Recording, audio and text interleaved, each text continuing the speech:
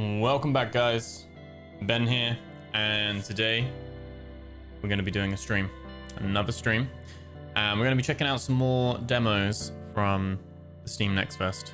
So last time, the one on Thursday, which the VOD will be on YouTube for that as well, if you want to catch up with it there, we did more of a horror focused one, but this time we've got a couple of like kind of actiony kind of survival ones to look at, a few to kind of have a look at, which again, the VOD, for anyone who's watching this as a VOD later on, there'll be like chapters down below where you'll be able to like jump around to the games that you want to check out.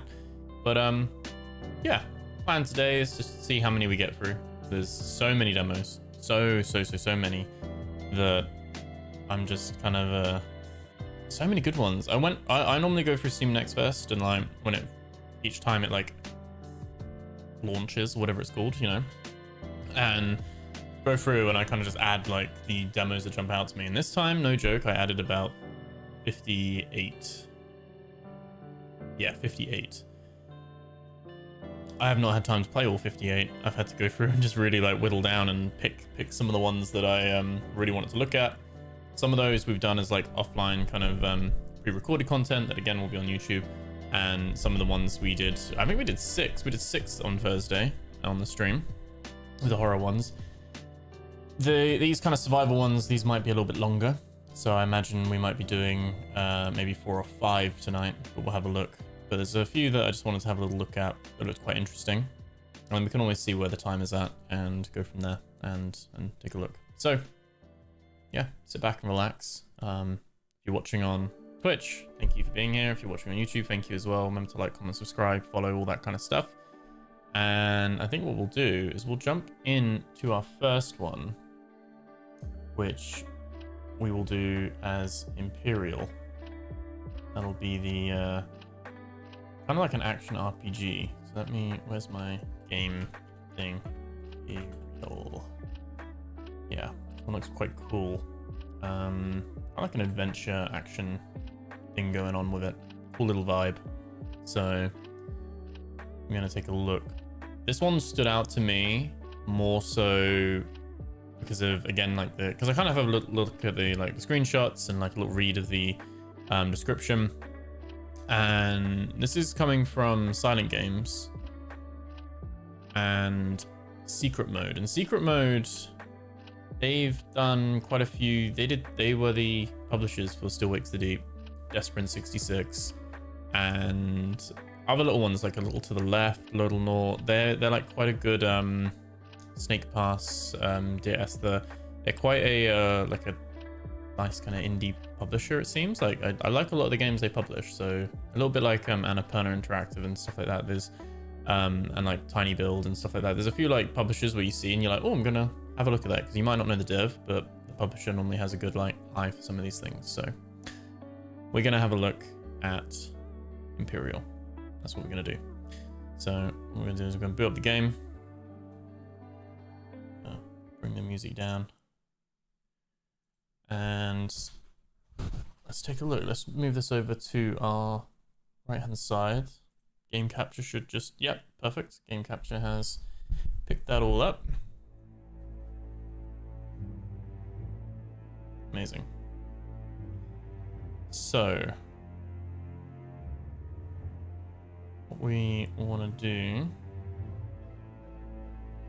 I think that's all good in terms of the mix. So it's all good. So I'm just gonna, first time booting up, so I'm just gonna double check all the stuff. So you are able to like minimize it all, hide all the numbers and stuff like that if you want to. And 4K, I think we want dynamic resolution on? Probably not. Although it is a demo, so I might just say like, well look, can't hit 60, try and knock it down to 75, but we'll do that. We'll turn motion blur off. Not normally a fan of that. Playing everything high. It's already doing 75% 3D resolution anyway.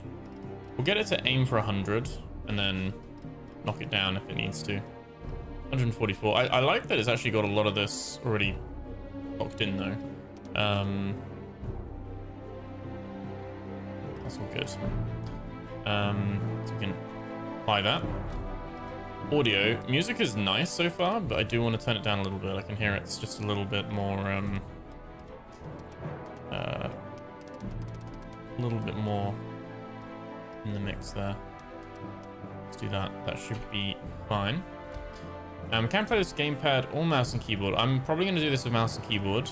It is like a third person one, so it would be a good candidate for me to do third person, but got ability slots to see. Ooh, maybe actually. Let me just have a look. Gamepad wise. Does it show us that? There we go. I think actually this might be a more comfy one to do on controller. That's the vibe I'm getting. So, what we'll do... yeah. We'll plug in the controller. I say plug in, I have the Xbox Elite 2 wireless controller, but I'm lazy and I've misplaced the USB like sync thing for it. So I can like manually Bluetooth it, but I just haven't. So I just haven't. So that is what that is. So if we open up the Steam bit, we'll do our little intro of what it's about for anyone jumping in right now. So Empyreal is a complex, challenging, feature-rich action RPG in a far-flung corner of the galaxy. An expedition arrives on a hitherto unexplored planet to find a colossal monolith built by a lost civilization. Enter inside the monolith and face the automatons that yet remain. And this is just coming soon. There's no like expected date or anything. I'd assume it's this year. There's the demo. You get to dive into the cartogram system. Small selection of hand-authored levels housed inside 2 of the monoliths, 4 themed quadrants. And there's a few different weapons we'll be able to start with and stuff like that. We get full access to the game's hub. I don't know if this is a roguelite though. Is it roguelite? I don't know. But apparently there's hours of content in this demo. So we'll see. Let's have a little look and check it out, see what it's like.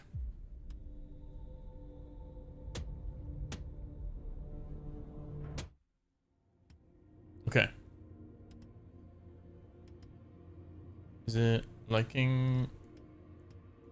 Oh, it's not liking menus though on... Oh, there we go. There we go. Now it is. So it seems like we can create our character likeness. So male and female. The female one.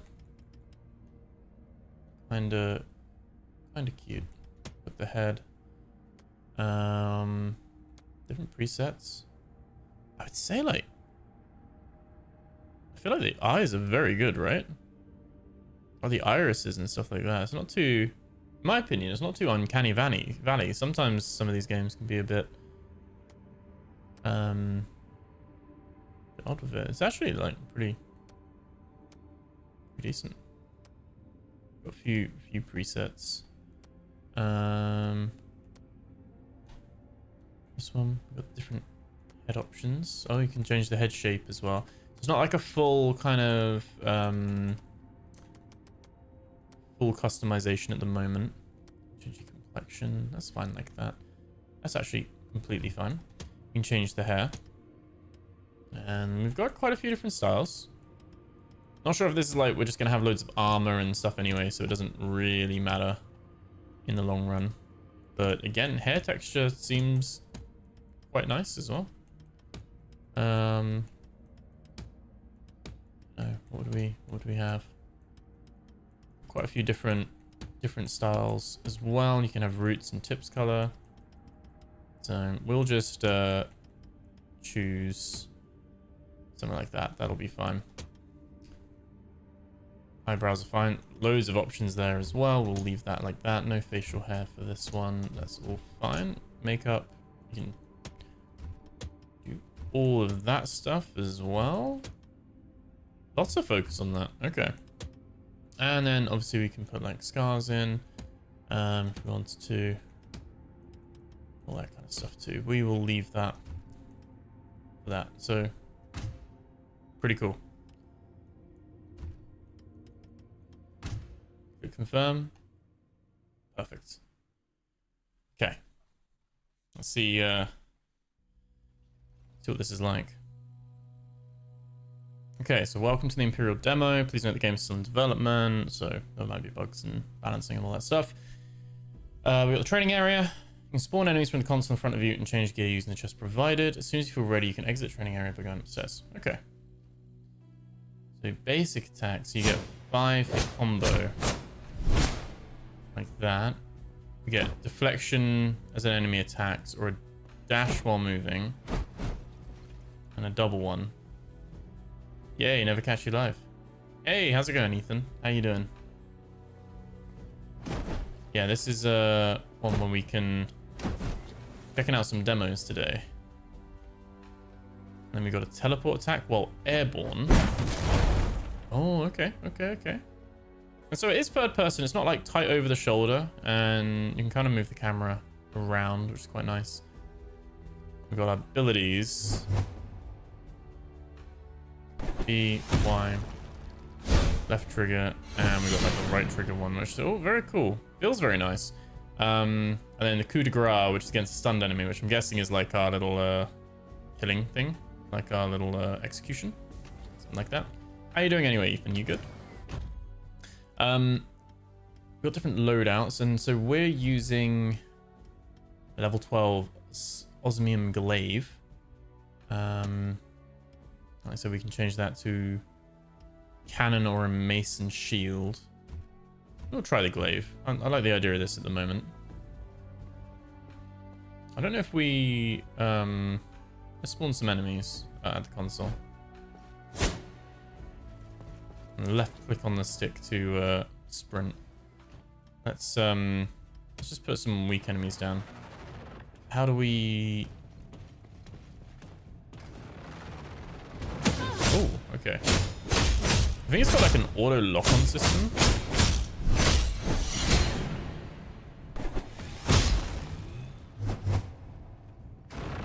Oh, I dodged that though. That's cool. Had a little bullet time there, a little slow-mo bullet time as we dodged that, which is quite cool. I don't know if it says anywhere what our abilities does. It seems like the demo's just given us like all this level 12 items, which is quite nice. Then we've got riposte.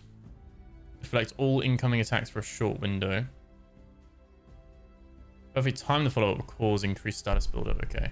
Got the smash, the feint. And if we actually use the feint correctly, we get a little dummy that like kind of stays behind, which is quite cool. Energy wave and elemental devastation. I mean, that's quite cool. Let's head up the stairs. My main thing right now would be that we can't seem to like lock on to a character maybe. And I guess our consumables. We have shield restore on up, damage boost on right, barrier, and shield restore on left. So I'm guessing we're kind of meant to be using those as well. That's all good. Let's run up. Finish training. Let's give it a go. Let's see what it's like.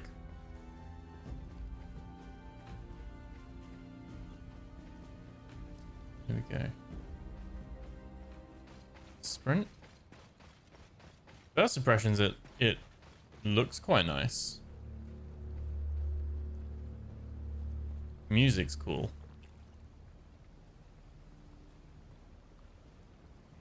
Some nice little ambient sounds there. Looks very still and serene out here.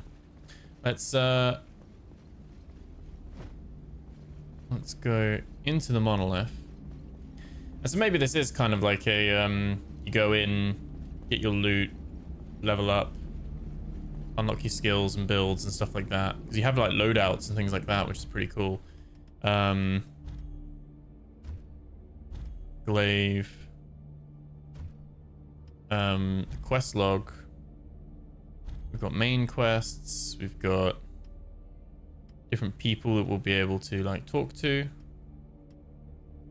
get different materials and things from them, I guess. Maybe it does have a bit of a roguelike spin on it, or maybe a bit more like Remnant, where you'll go out, do your bits, and come back to a hub area. I guess we're just gonna keep going. Yep, there we go.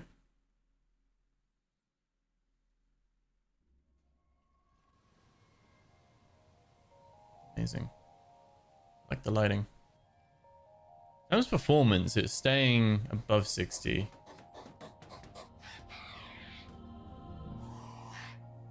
Kind of like little robot spirit things.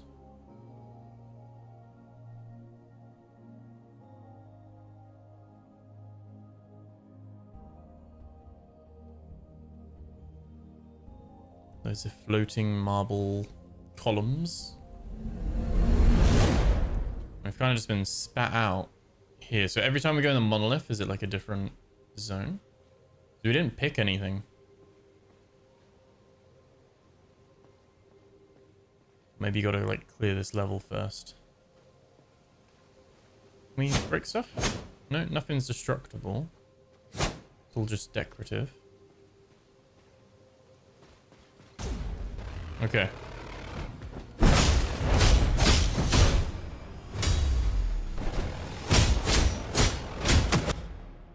Oh, recovering lost shields. You've taken damage. Okay. Oh, so that's just a shield on there. One of the quickest, most effective ways is to use a shield restore consumable. Which will be up, I think. But yeah, that's okay.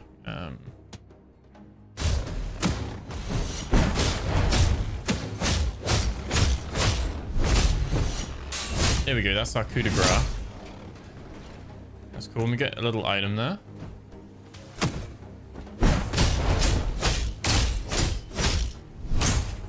Okay, so the little ones are actually okay. Got these little bits that we're picking up. Cracked injectors, pristine treasures. Also like a little blossom we could pick up there as well.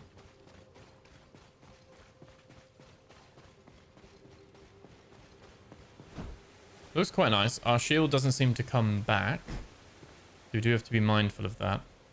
I mean, the biggest thing is that there's no... Let me just double check the controls. There's no... We've got backspin, power slide. We've got ability slots. Interact and jump. We do have an aim mode, but it doesn't really... Yeah, and there's no real, like... I guess that's our block that we got to get used to as well. Let's pop one of our little regens. And it does passive regen over time. I guess we're just going to have more... Oh, there we go.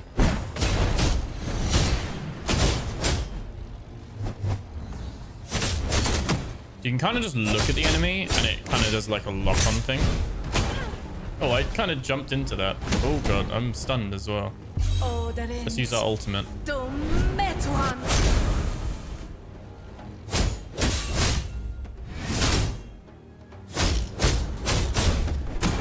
Oh god.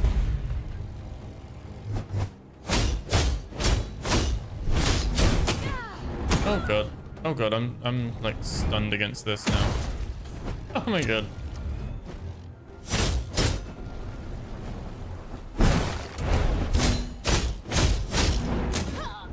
Oh god. Okay. Maybe not quite like a Souls-like, but I can't like do my dash while I'm...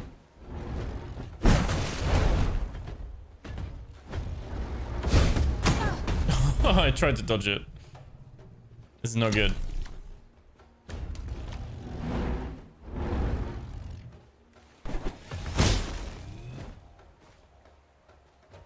We replenish our... Oh, good. Okay.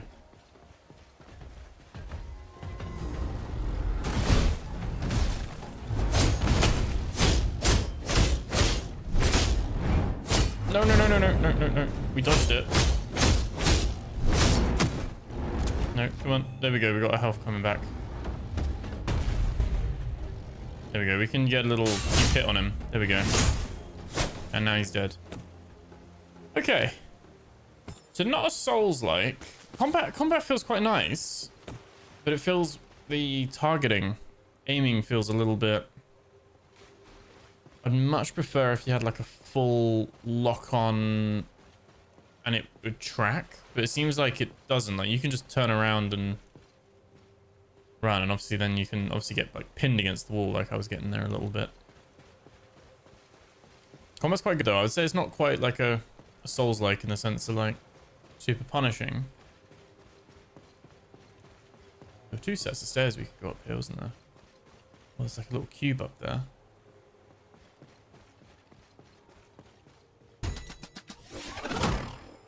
Okay, we've got some items. New tutorials for modification spheres. Oh, almost fell off then. And another chest as well. Oh, that rolled off onto the floor. That's okay, let's just see if there's anything else up here.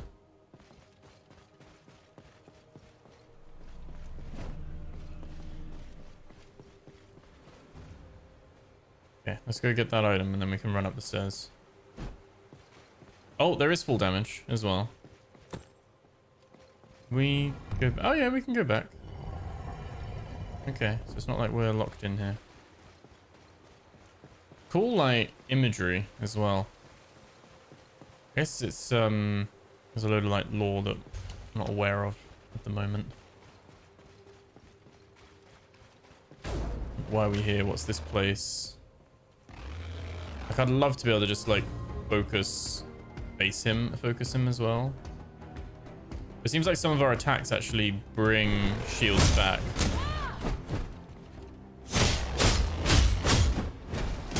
There we go, I deflected it. There we go. Did not deflect that one. There we go. So yeah, if you tap your LB at the right time.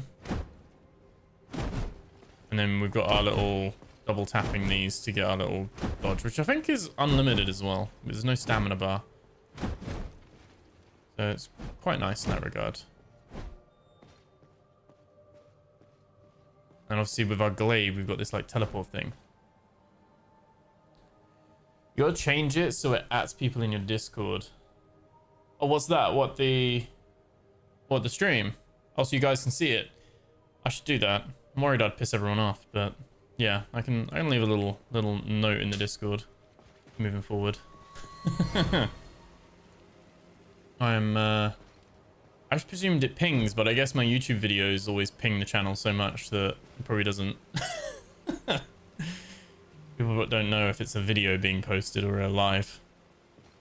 I'm guessing this is like a checkpoint kind of save, like a well system. But yeah, I would say this is a bit like is that something we can pick up down there, those flowers? I would say, as like a comparison, it's a bit like Star Wars Jedi Survivor, and I say that in a way of like it's got some like combat's kind of a little bit Soulsy, but it's not like super difficult. It's much more action RPG. You stream twice a year, bro. It ain't annoying everybody. That is true. This is the second stream of the year, so oh, there's like a thing there as well. I don't know if we want to... oh, that gives them a shield. Oh, I'm taking damage in there. Get me out. Oh my god. It's like spamming me? What? What?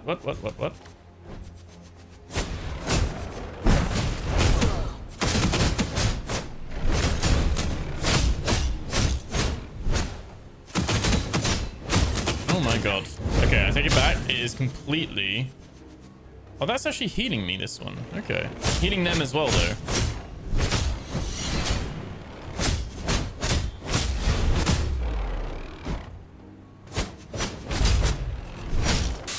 There we go. Let's get him. There we go. Okay, and that just breaks at the end of that. It's fine. Oh. Yeah, some of these like attacks are brutal. Oh no. Whoops. So we removed a reset charge, which is what those things are at the bottom left. So that we have 10 of those. 10 reset charge. That was a skill issue.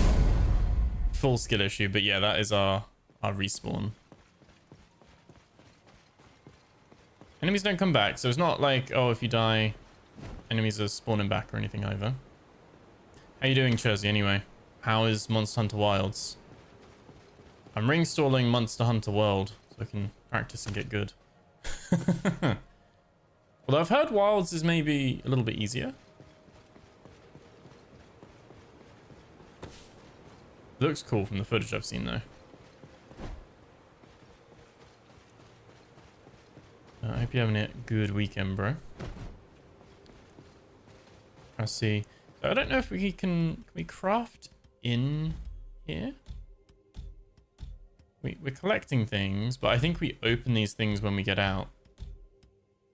These are all our treasures and our loot. But it's all like, yeah, unusable. You need to expert to like temper it, I guess. Game's awesome. I just suck at Monster Hunter games. Oh. But if you suck at Monster Hunter games, Jesus. There's no hope for me. Okay, there's like a little secret room here, I think. Yeah, look at that. Never been good, never will be good at them, but it's cool hitting big monsters with a horn while playing music from it. Oh, have you gone like a little bard route, have you? Have they added new weapons, or is it like a lot of the weapons from the previous one? Like, is the insect glaive and stuff like that in there? I saw you can like, you've got like a little rope thing now, like so you can like grapple like items and stuff like that. That seems quite cool. Nothing new. Okay. Yeah, doing pretty good. How you been? Yeah, I've been good, man. Good. Little wander around shops earlier today. Had a little look around, get some fresh air, and checking out some demos on Steam. So many. I was saying I always go through the demos at the beginning when Steam NextFest comes out, and I add like the ones that interest me, and there's like 50. I was like, I actually don't have time to run through 50 different demos. So, but there have been a few that have been really, really good. So many games. So many games.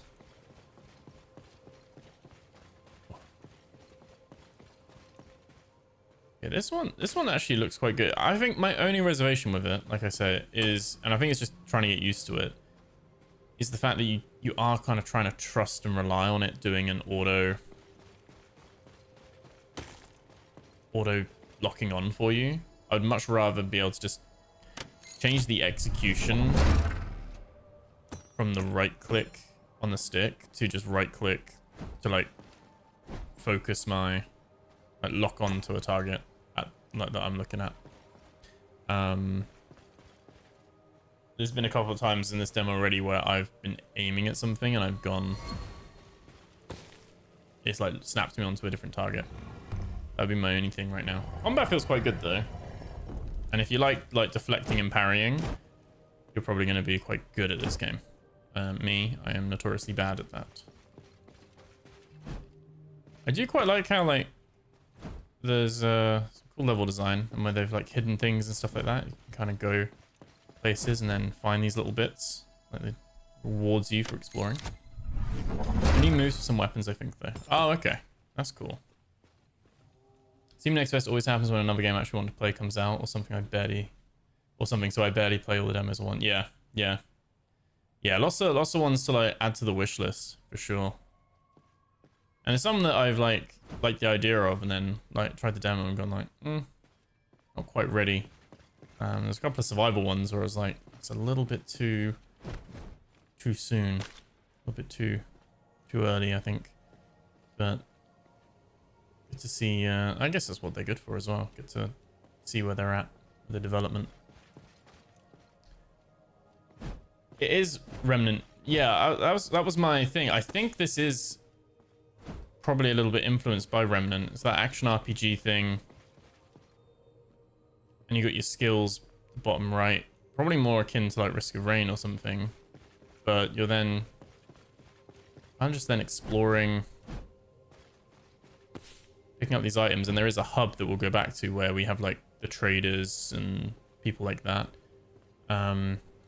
Character creator was quite cool. You've got some 3 different weapons. You got this glaive. It was like a cannon, and I think it was a shield and mace, I think. So it seems like you just push forward and enemies will spawn like this. Yeah, the enemies will spawn. Oh god, they can hit you though.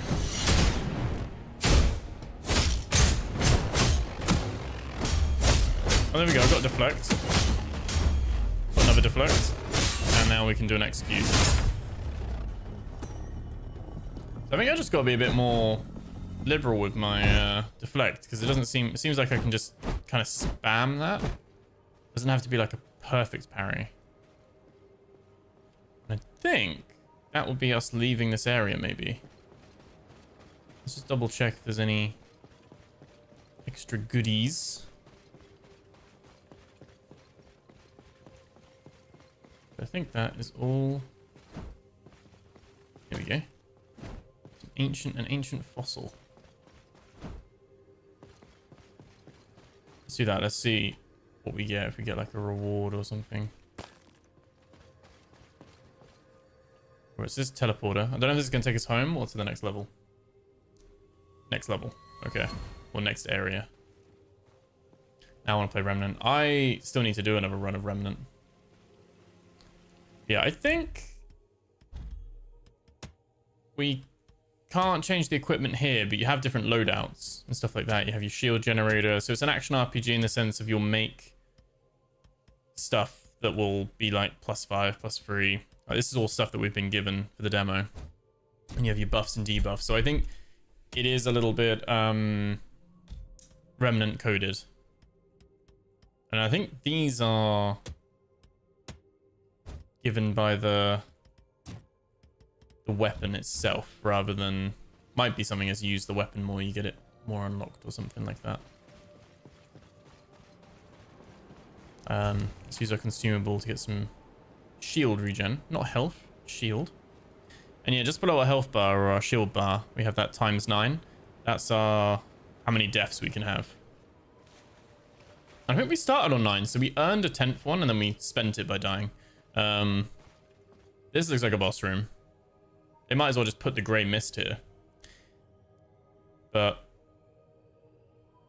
those kind of like creatures look very like Remnant-y, don't they? Like the wide heads. Let's see. Let's see me suffer.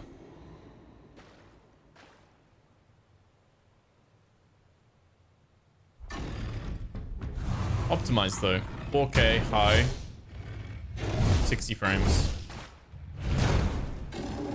Oh god.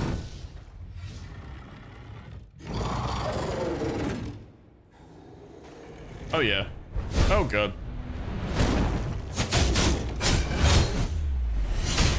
Nice when you pull off the dodge. You get like the John Woo bullet time. Nope, not that time though. Oh, the stun is brutal though.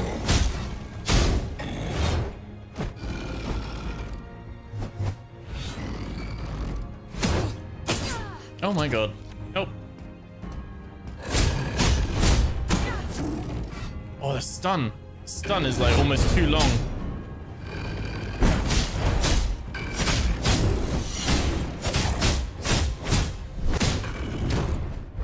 Oh, good. Let's move away. I'm gonna use my ultimate.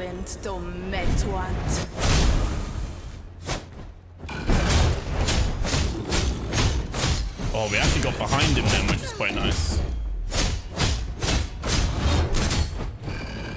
Nope, no. Oh, the old switcheroo.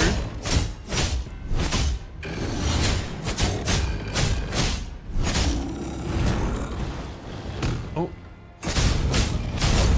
There we go. We actually did alright there. Because we timed that little backflip well. It left a little decoy as well, which is quite cool.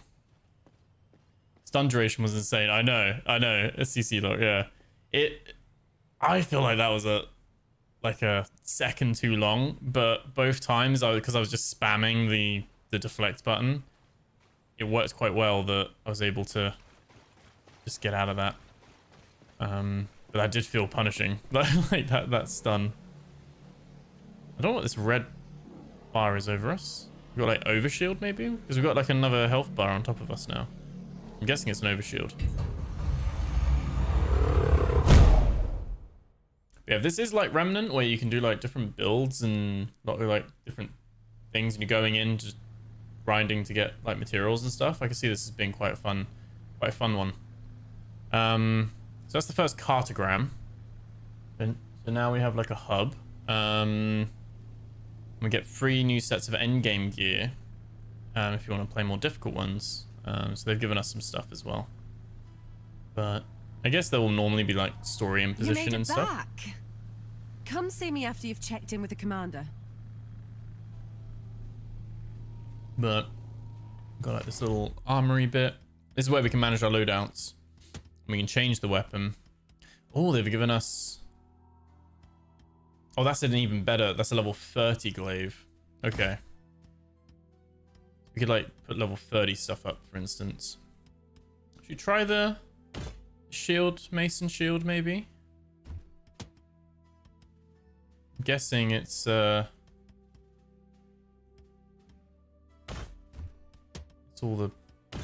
that stuff. So that one gives vigor, stability. That one gives agility. What do I have at the moment? I have vigor and stability.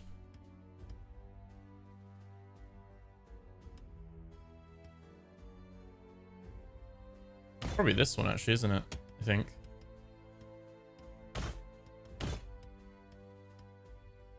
It's hard to tell what. That's the Immortal Storm of the Empire. Hard to tell what. That's the Immortal Storm of the Empire as well. Depth and silence is our like item, basically.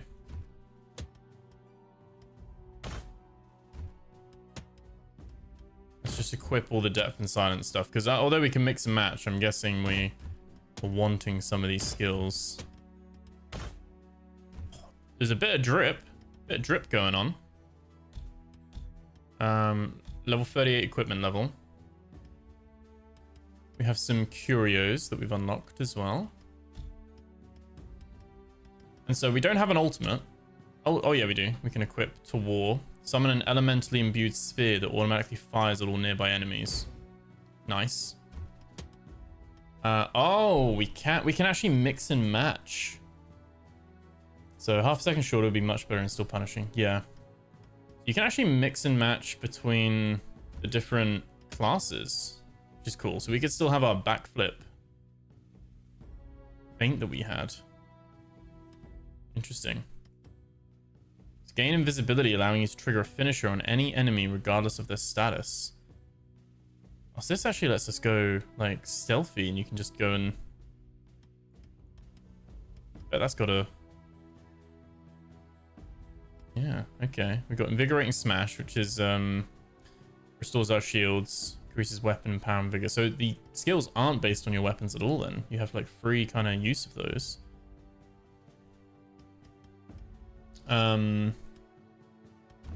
That's fine. Invigorating Smash. Drain Essence. Left trigger. It generates an aura around you that absorbs the energy from defeated enemies to restore your shield.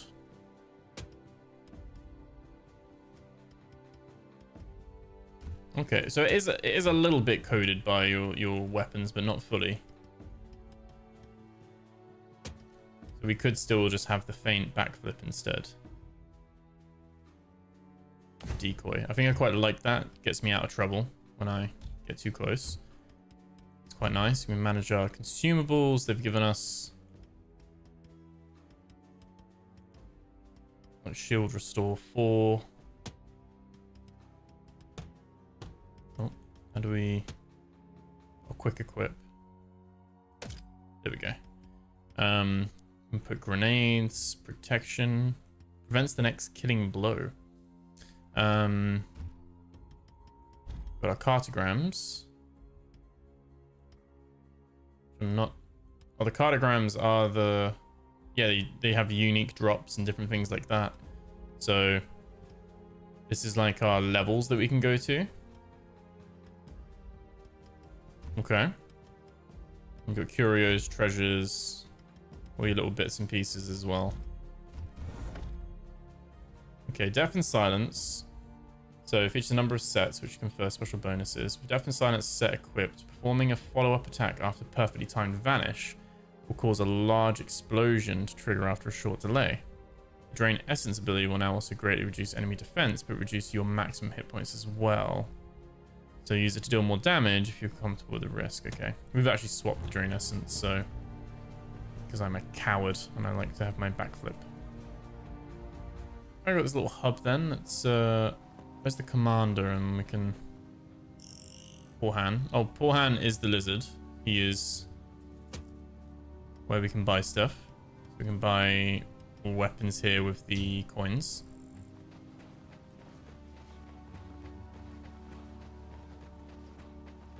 Is the commander here? What is it now? Anyone told you were kind of a dick? I've been called worse by better. Yeah, that's a fair response, to be fair. In the mess hall. Did you not think to check there yourself? I suppose you'll be on your way then. Here, to help you get started. Okay, get 2,500 silver. Oh, you want more? Let's see. Oh, yes. This will do nicely here. For you. Unidentified car. Okay. These are more... He's like our map man. We have an armory here as well. As far as I'm aware as well, this is single player. I don't think. I'll double check, but I don't think it's plans for multiplayer. No, it's just single player. That would be cool in the future if they did have something like, if it is a bit more like Remnant, that you could do like a co-op thing. But I think with the amount of enemies that spawn, I think it's a bit more designed. Who are you? You shouldn't have come here. Designed for single player at the moment. It's very dangerous here.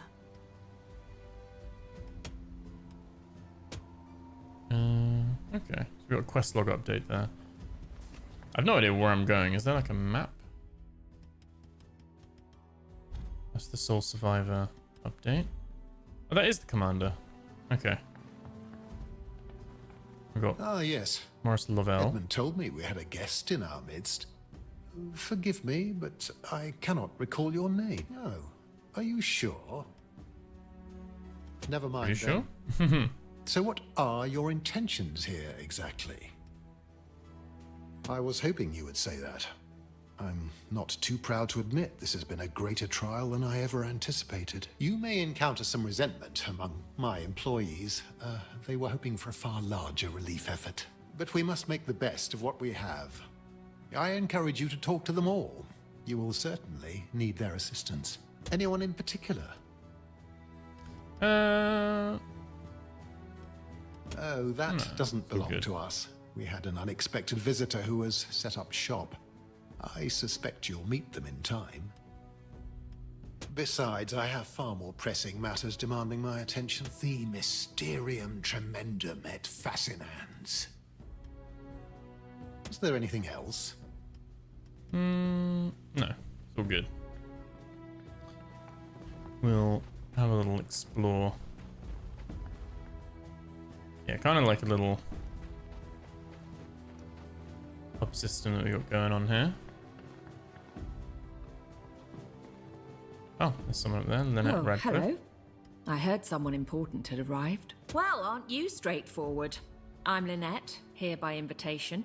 I'm just a civilian after all. An archaeologist, actually. As you can probably tell, you look armed to the teeth.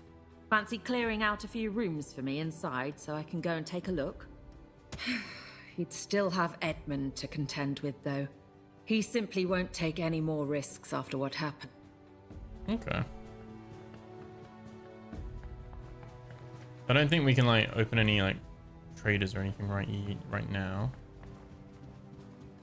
Was wondering when you'd Got quite a few different ones though. Hi, I've seen you around. You're making quite the impression. We've not had a visitor since Emissary Dryden arrived. Now, what can I interest you in today? Very astute. Okay, so he's It's the guy tough we can... keeping supply lines running this far out, but I wasn't always a mere shop. War can be a terrible thing. And I've seen more than my fair share. You must have led quite the sheltered existence if you think that was the end of it. Okay, so we got the shop. And we can unlock.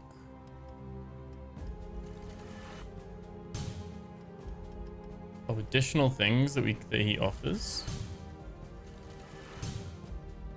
Okay, so you can change the things that he allows you to re-roll a secondary stat on the armor piece. Uses 50% of an existing primary stat. Okay, so you can kind of like tailor your rolls as well then. Be able to like drop gear and doesn't quite have the stats you want. You can get the stuff to re-roll certain things. Probably got the weapon guy over here. How do? Scrap man? The bloody cheek. This is the workshop. And what's that supposed to mean? Aye. Lovely. Now then. So this lets us make and buy some of this stuff. This is the stuff we found as well. So this is unidentifiable. So we can identify all. Silver. And then it gets a law, like a roll, a random roll then. You can compare with what you're currently wearing as well. Also, we put on higher level stuff, so yeah. That's pretty cool. I think what we'll do is we'll try and go back into the monolith, wherever that is. Where would the monolith be?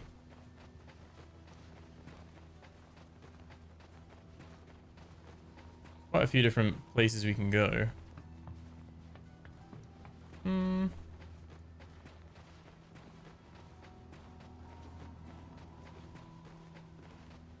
really know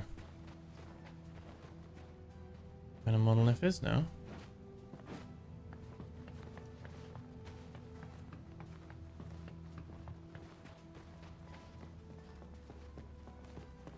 We've got like a little... There's that training area again.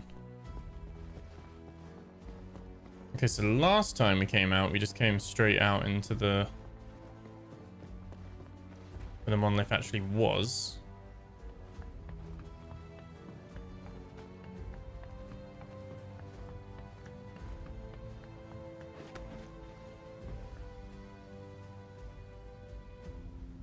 Not 100% sure where we go. Probably talk to her now that we talked to the guy in the middle. I'm glad to see you safe. Isn't it just? The level of engineering on display is extraordinary. Sorry if I got a little carried away. How unusual. Oh my god! This cartogram is much too dangerous to attempt right now. He's trying to get you killed. Amusement. I suggest you talk to Mr. Lavelle immediately. I doubt he'll be pleased to learn Edmund tried to get our absolute... Oh, she's actually taking it from of us. all people should It's know okay. It does better. look like a Halo 3 map, yeah. So we can just... Oh, so this one is impossible apparently. Let's try a level 42 physical antechamber. I'm just go in. Like, I'm not worried about talking to everyone and doing all that stuff because it is just a demo, but kind of want to just see what this playstyle looks like. Then we can jump on to the next game. But I like this one. We've got 47,000 health now. We had 9,200 last time.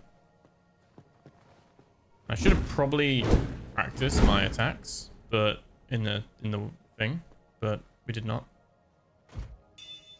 Oh, we have like a thing. I should probably have checked how we fight. Depth and silence.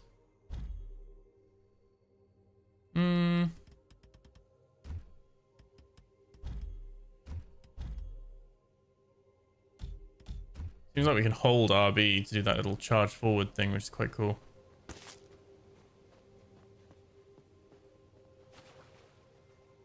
But yeah, it looks really nice. Got this kind of weird mix of like overgrowth with old temple structures. And a little, like, you can see like little boxes we can open. Let's go grab that. Let's go up these stairs.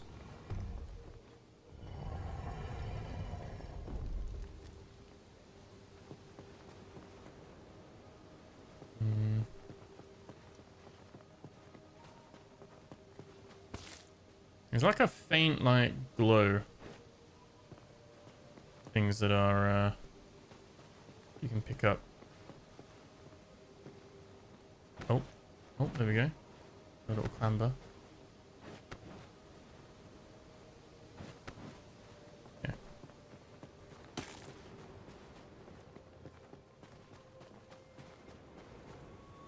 There's a save thing. Let's go down this way.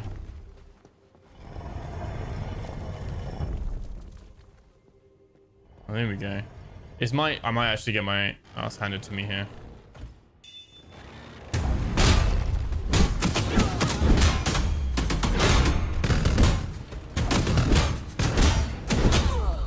Oh my god. Oh my god. Okay, so it's not terrible, but I am...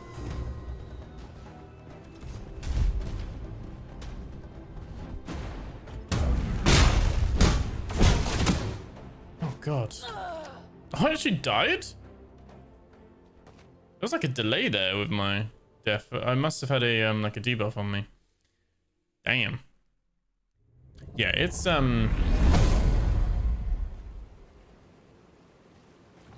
tougher. That playstyle for sure. I should have probably used the vanish.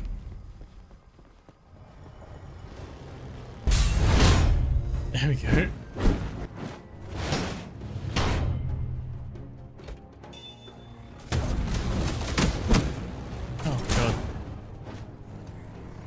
Oh god. Oh, the stun again. I'm just gonna die again. No.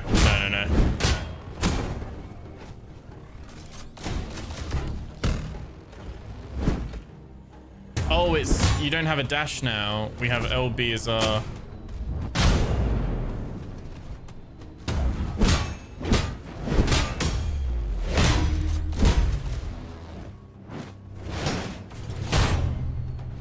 Cool idea though. Did you see that with the hammering in the shield?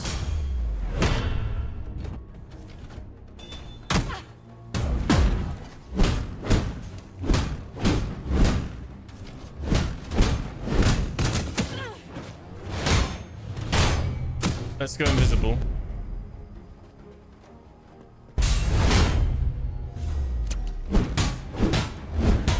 Yeah, actually, like, enemies actually heal. You want to like...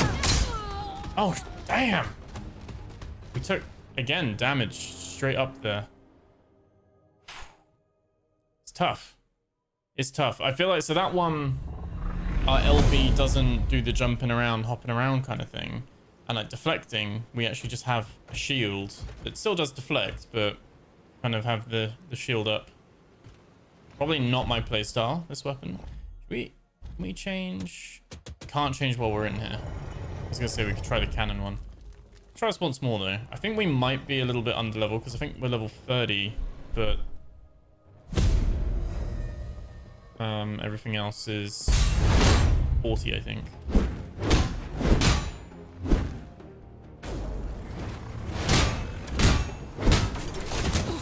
Oh my god.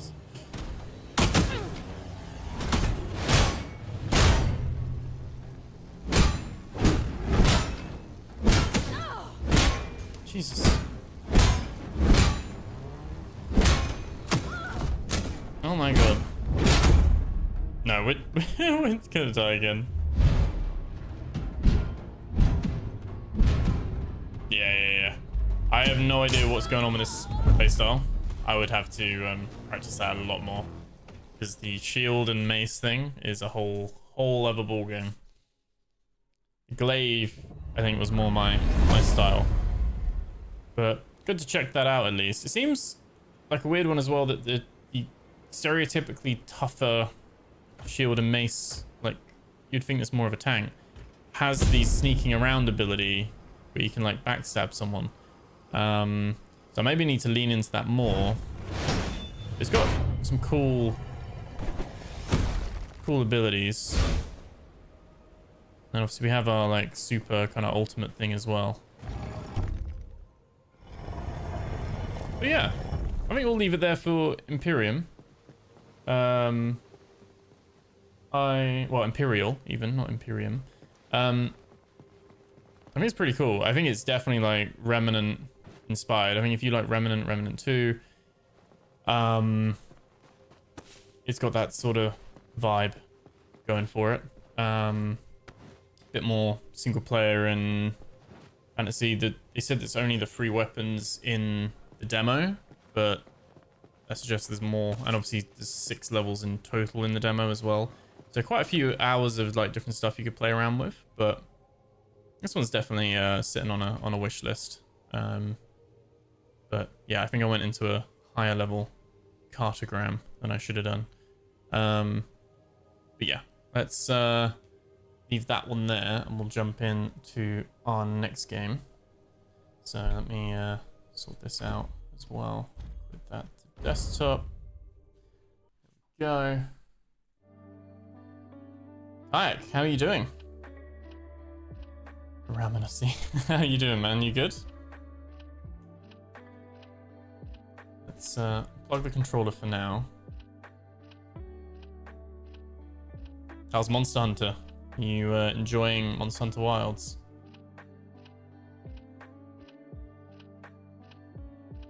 Our next one we're going to look at, Chernobylite 2 Exclusion Zone. So that's going to be our next one. Which I've never played Chernobylite. Seems like it was like an alternative to Stalker. And so this is like probably one where when you're done with Stalker 2, Chernobylite 2 might be a good option, maybe. So we'll check it out and see what it's like. Let me just see this here.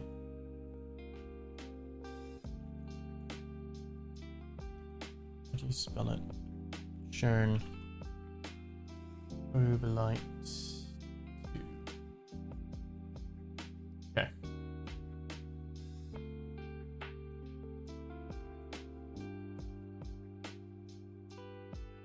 Do that. It's amazing. You woke up 4 AM, someone. Sorry, so you're on the Monster Hunter. Yeah, nice. Yeah, you're a big fan of Monster Hunter as well, aren't you? I still need to like play Worlds, I feel.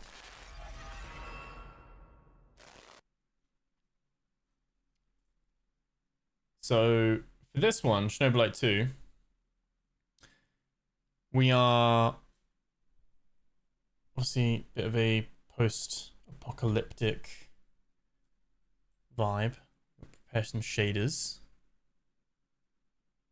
And that do its thing. Is it going to do the game capture? There we go. So while it's doing that, we're going to explore the mysterious open world of the Chernobyl Exclusion Zone in this post-apocalyptic action RPG adventure. Craft your story by facing sinister hazards and monsters, survive furious encounters with the help of your crafted weaponry, develop skills, gather teammates, and supported factions. And this one's actually coming out 6th of March. This one's actually coming out next week in 5 days. So I'd expect this to be pretty polished. Hey, Xchel, how you doing? Yeah, this one's like coming out like next week. So this one should be pretty cool. I own the first one, but I've never played it. But it's been on the list, and then I looked at it when I was doing my games in March kind of video for YouTube. I was like, I'm pretty sure I've got this one. And yeah, so I might have a look at the first one, but it gives me kind of Fallout and Stalker vibes, but I saw you could go third person and stuff, so there's a few different like things coming on. It will be releasing into early access, but like I said, the demo is out on Steam, so you can check that out, see if it runs on your system. It's an action RPG, free exploration, realistic open world, challenging combat, unique crafting, team and base management, and non-linear storytelling. So got a whole load of different stuff going on, really. It can seem like we're gonna have like abilities and stuff as well. So we're gonna mouse and keyboard this one, and let's just do a quick setup. Also, you can change first person.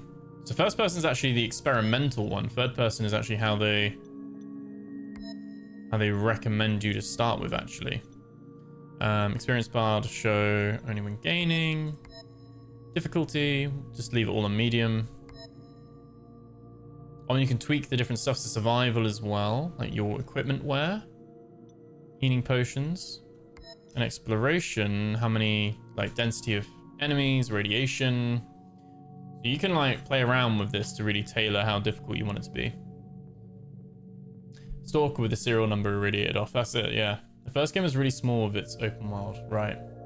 Might have been like, because it's a small studio, they've made Chernobyl, and they made Chernobylite, and a game called Get Even, and this is their third game. So they're not a huge studio in that regard.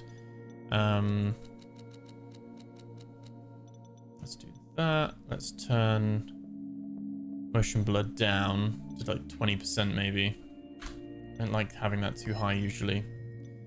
We'll go ultra quality. I would normally do frame gen, but frame gen doesn't normally like it when I'm streaming, because I think frame generation uses, I might be wrong, but I think it uses the NvMe portion, which is obviously what I stream with.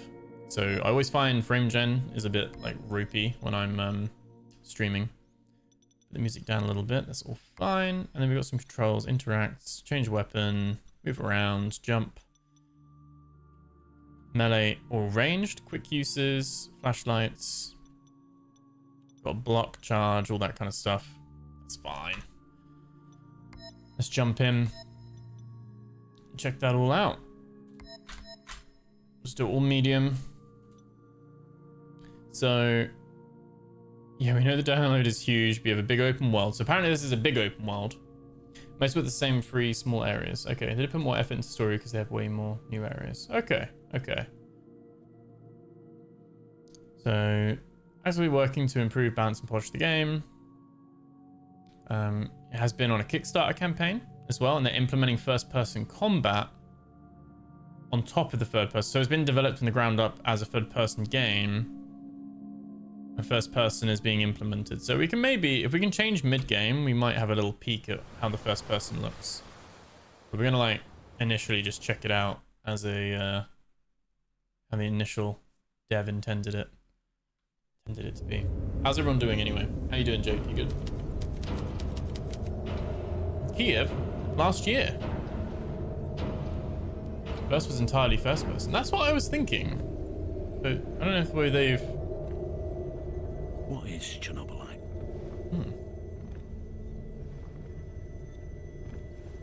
I don't know if this picks up where the first one left off. A highly radioactive crystal? An infinite energy source? An alien parasite? God?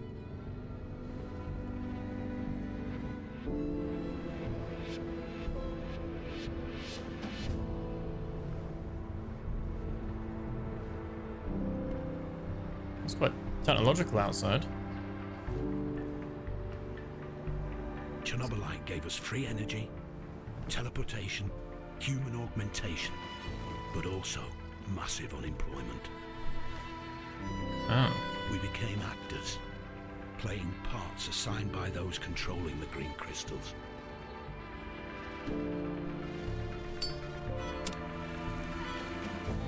The cutscene's first person though. Even former thugs like me need to fit in to survive.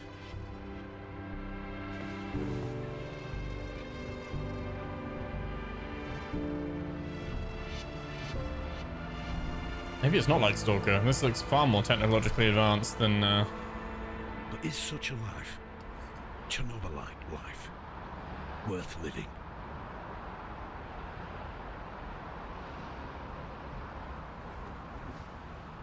Looks more like a Deus Ex kind of futuristic style kind of thing.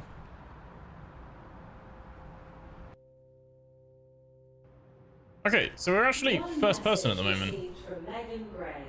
You may view and respond to it at any time on your smart display. Is it first person while we're in these sections, but third person outside? Maybe it's having a little bit of an identity crisis in that regard of like what it needs to be. I did pick third person, didn't I? Combat perspective is third person. Oi, love. Know you're busy, so I'll keep it short. Hey, best of luck on your first day at work. Dress sharp, make a good impression, and remember, whatever happens, this blasted Chernobylite won't be the end of us. Little princess adores you. I love you too. We'll get through this together. Stay strong. Okay. End of message. Would you like to leave a reply? Recording started.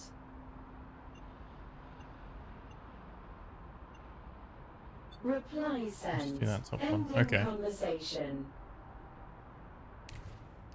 Don't know if it's quite like a choices matter kind of thing. We've got like our compass bearing. Changes the proper outfit before going to the Chernobyl zone. Okay, so I guess we've got a job.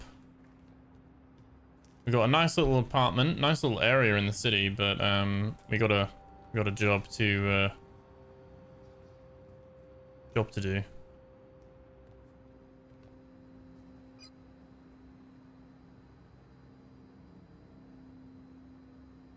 Maybe it's only the risky jobs that can still be done. Search our wardrobe. We can loot all of those. Press I. We can. Oh wait, yeah, we can equip those. Equip the boots.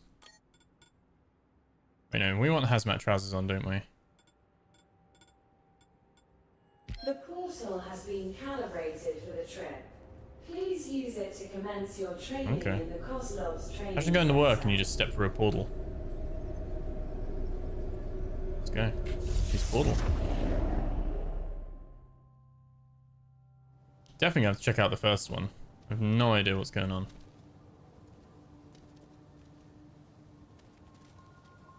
Welcome to NAR's training ground. Identify yourself, recruit. State your age, previous occupation, residency, and marital status. I'm 38. I'm worked as a security consultant in London. My current residency is in Kiev. I'm married with a child, and look, is this really necessary? Surely you know all that already. No sweat, Gray. It's just for the red tape. Bureaucrats, right? Right. What's next in my schedule? Sergeant Koslov is supervising training on the central square.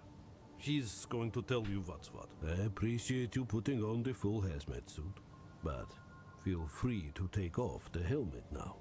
It's safe around here. I'll go find Sergeant Koslov. Good luck. Okay. It's still first person.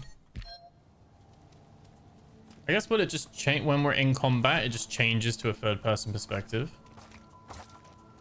I think I would rather it commit to being just fully first person. I guess we'll have to see what it says. Okay, upper right corner displays our objective over here. Okay.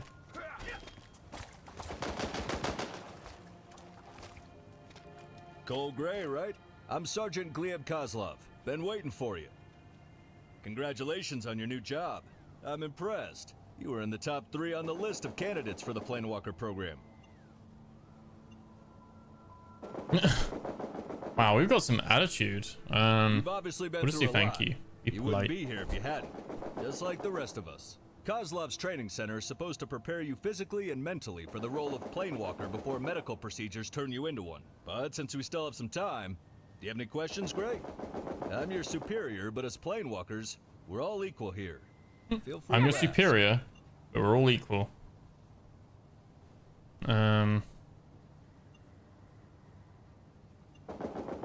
Good. No more It's questions. time for you to familiarize yourself with different fighting techniques and choose which one suits you best. Well, can I use them all? As you were told during the recruitment process, there are a few classes of planewalkers, like Eliminators, strong and skilled at melee combat. Okay. Emissaries, agile, fast, and dodgy types, with a good eye and shooter's Probably do the stable shooting. arm. Or scientists, who use their intellect and knowledge. They're trained to use Chernobylite-modified advanced weapons. Like a You are mage. here to train and eventually decide what class you want the genetic modifications to turn you into. Our trainers are here to show you the ropes. Get back to me when you decide what kind of planewalker you want to be. Okay. You hit like a girl.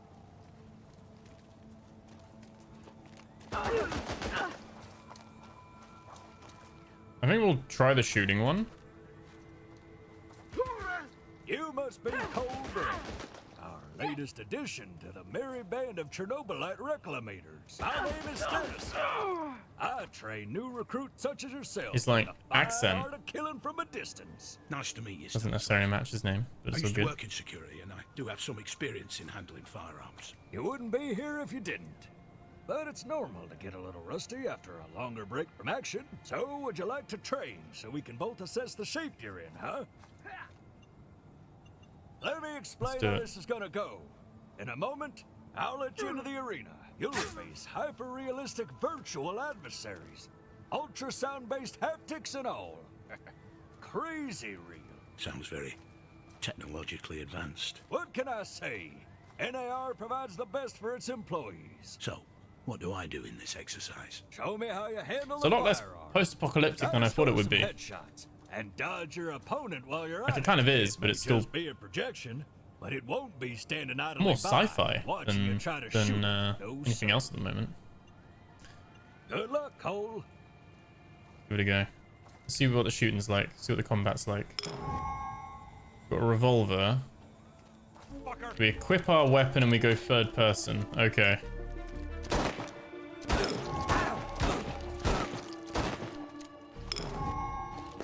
Oh god. Okay.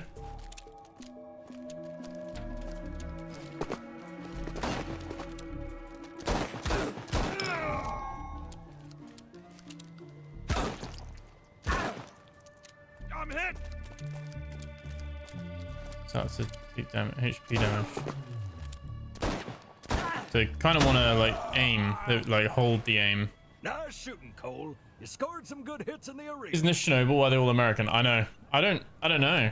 I'm not sure. Just keep in mind that confidence and arrogance are not the same thing, huh? Do you have any observations? And we're that like could British. benefit my training? You We're from managed to London. hit some headshots and stun your opponent. That's good. Anything else? Not really. Anything else? You're quite adept at dodging, which is a great way of avoiding damage to your health. Understood. How did I do overall? You're a natural. Well done. Would you like to try that again? No. No problem. That's fine. I'll be. Let's do that. So we press Q to equip our weapon, and that'll switch us into third person. Stupid bastard. Are you ready for the final stage of becoming a player? Yes, we are. Splendid. Our medical unit will take care of your transmutation. Ugly thing, but we all have to get through it. But before that, you need to decide if you feel better as an eliminator, emissary, or a scientist. Or maybe you want Oh, something you can do an in-between. You This can is merge important, them. because the MAD team will make sure that the genetic modification target the skills specific for your preferred class. You said it only happens once. So the decisions will be final. Usually, no. However, a handful of the planewalkers experience an unusual phenomenon just where they were demo. able to connect with their counterparts from another dimension, gaining their skills. The phenomenon Last game was remains also largely English, but with Russian unexplained. VAs. We still try. Yeah, I don't know what happened at the end of the first one or not, kind of thing. But I guess these have got Russian names, or you know, that kind of, they've got like that kind of name, but they've all got like American accents or stuff like that, I guess. So I don't know. Yeah, it might just be the English VAs, maybe. I don't know. Already made up my mind. Welcome to the ranks of elite warriors. I have no doubt you'll accomplish incredible things.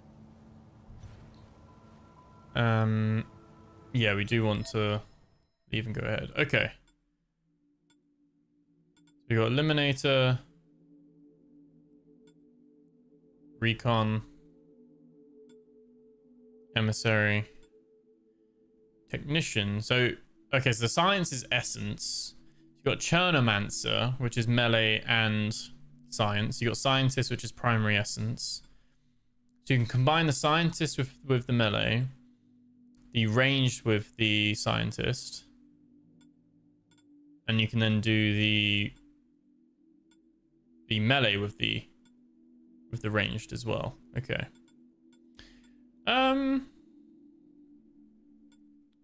So can reduce damage from any source by 1 player level. Has some camouflage. Default value is 50%. Applies more stamina when you hit a weak spot. From lowered to 20% from 50%. The stat attribute requirement penalty. Convert damage taken to health to essence. Okay. Maybe we do recon, melee and ranged. Got a bit of stealth on us. We can sneak around. You can kind of see my camera's a little bit behind the cunning, which is the top right skill. But we've got strength, survivability, cunning, psyche, perception, and intellect. You can kind of see the difference. So it's a little bit like like an RPG in like Baldur's Gate or something like that, if you think about it in that way. You got your different skills with your different damage multipliers. So the recon, we have some strength, we have good perception, decent cunning, survivability. I like the look of that one. Oh, so Nar is the military faction from the first game, and that's our enemy for most of it. Okay, so maybe we're like on the flip side of it this time around. Okay. What the fuck? Hello? That's it, Mr. Black. Relax. Oh. Breathe. You're back with us. Minor confusion as expected. Black? I think you're mistaking me with someone else. Oh, have they like done the wrong thing with us?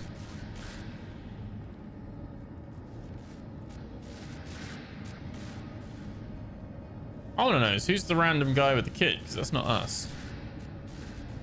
Not what our character looks like. Like AI generated, maybe.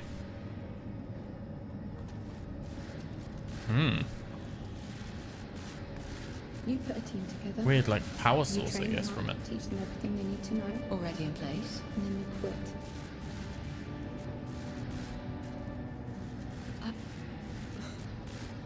Excuse me? You quit. When I leave here today, I don't want to see you again. I don't want to even hear your name. My father's technology will progress under my guidance, but you will have absolutely nothing to do with it. Oh. It's so much more than Pandora. It allows us to step into the realm of human memories and thoughts. Into the real world. Ariadna can recreate this echo in a fractal VR simulation. There's nothing outlandish about it. Look, I get it. I do. It's your life's work.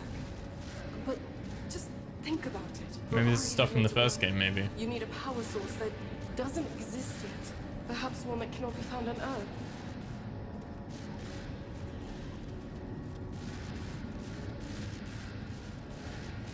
They want to know precisely what to expect. New types of weapons, medicine, a new means of transportation. All of the above and more. You can tell your precious investors that the millions they're pouring into our project will come back to them as billions. What is Chernobylite? Giant tree. I am God. Tiana. Okay. Use the portal. World 113F, 6 months later. So we like moving between like dimensions and different worlds and stuff like that. Chernobylite.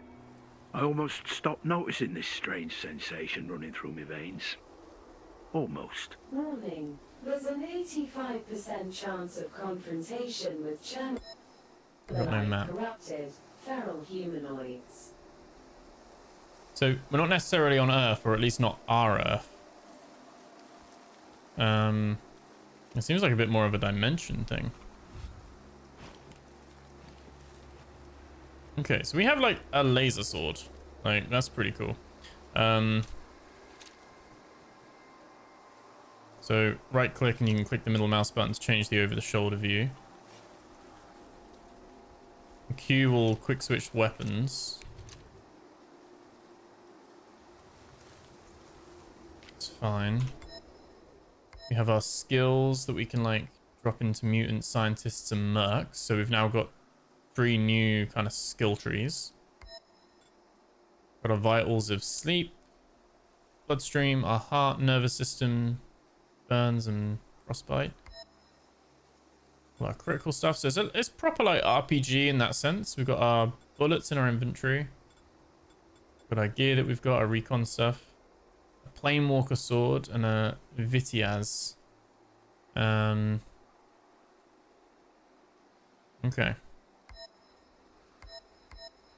And then we've got reputation with the mutants, the scientists, and the mercs as well. Okay. Oh, so you can actually roll in first person. You can actually fully explore in first person too. The second you bring the sword out, you go third person. Shall we see what it's like?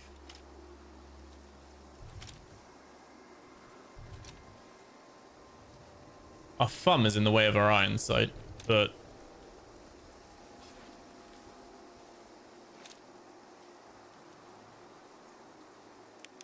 oh, ease flashlight. Okay.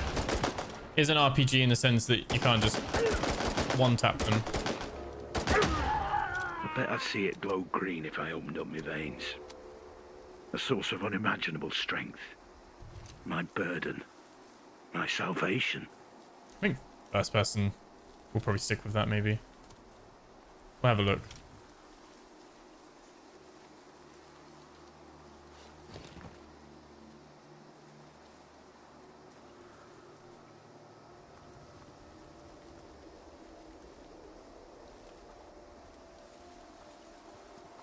Get him!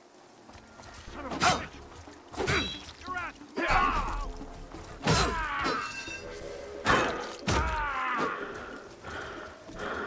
Okay, we have stamina. I've been traveling through parallel worlds for 6 months now. Yeah, parallel worlds, okay. Real.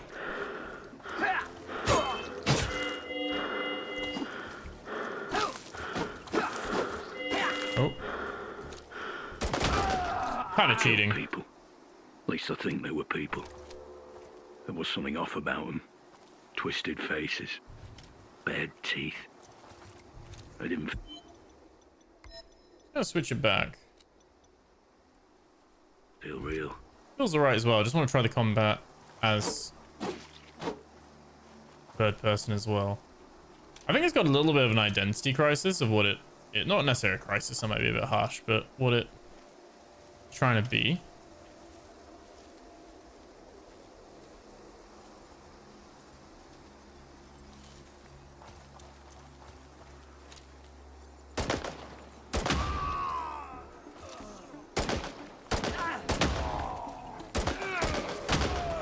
I still don't know what Chernobylite is, how it affects everything, and how it affects me.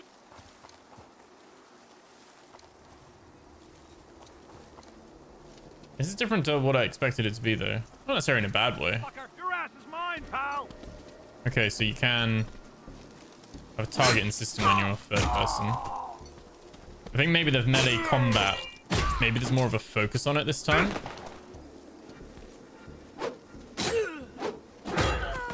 Sometimes not knowing is bliss.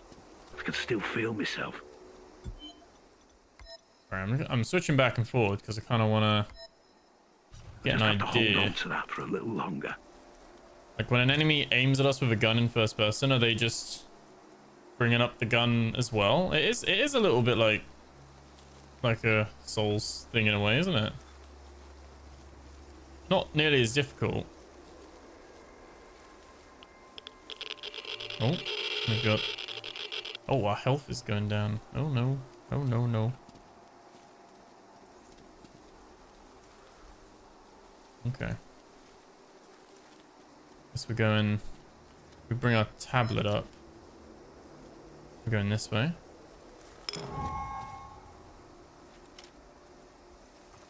Point the tablet at the Chernobylite to scan it. Chernobylite deposits are suitable for extraction. Sending the data to Harvester. Gray, I need to hear your report. We're going to other worlds to take their Chernobylite back to our world so that we can use it on our world, basically.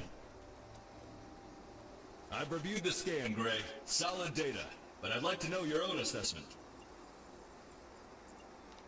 Okay, so RPG wise, we've got like stuff where we can't say it if we don't have the right stats.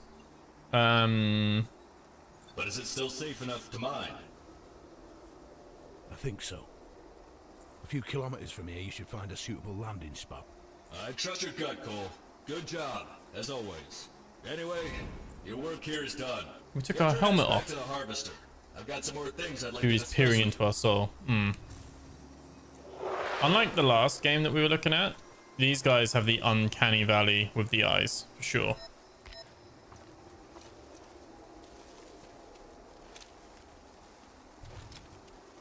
You know, is there like things to explore?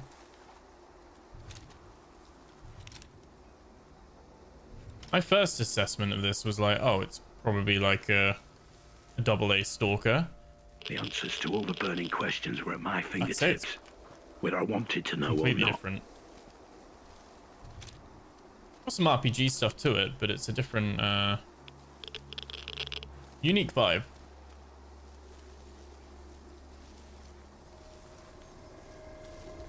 I'm intrigued to check out the first one.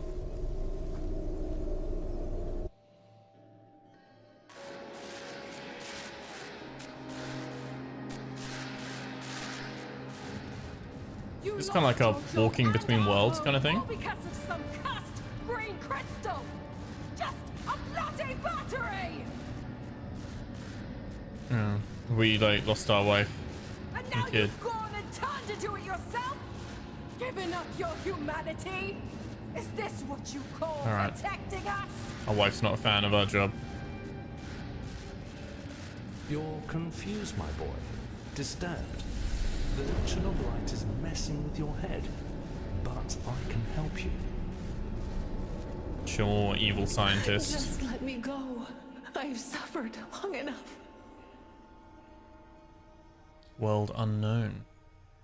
Yeah, a lot more sci-fi than the kind of gritty post-apocalyptic like Chernobyl. Welcome on board the Harvester, Planewalker Cole Gray. Take your time to settle in. Once you're ready, Sergeant Kozlov would like a word. Okay, I've got a giant like spaceship.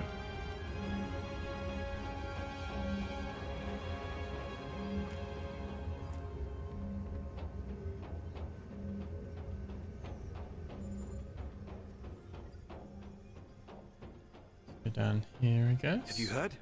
Tristan was put on probation for stealing Chernobylite. What? How much did she steal? Only a small piece from what I understand. What would she even do with raw material? Highly radioactive. Is that a fox? She took it to a jeweler to make a ring for her boyfriend. Wow. Hello. Here you are, the unit's mascot. Who put you in this travel kennel? Did you bite Gleb again?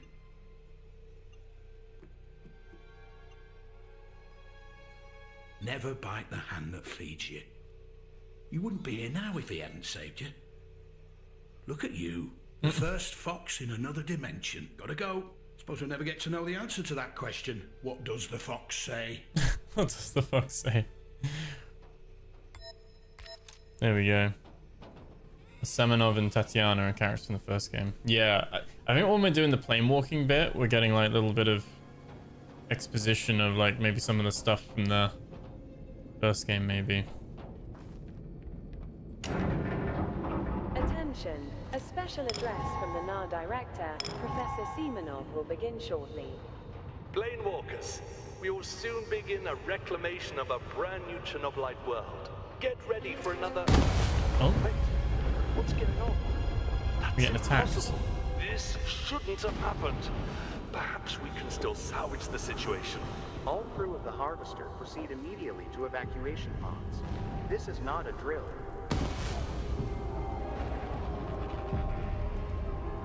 Just lying down on the job.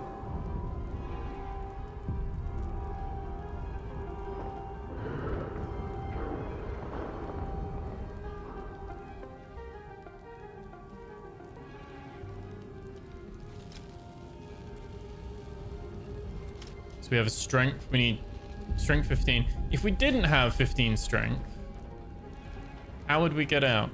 That's what I'm curious about. Would we have a different manner of getting out? Or we like hack something maybe? Oh, cunning as well. Cunning to climb through. It's a shame you don't actually see the animation of climbing through, but yeah. In the first game it shows the character's memories and that's how you learn a lot of the backstory. Right.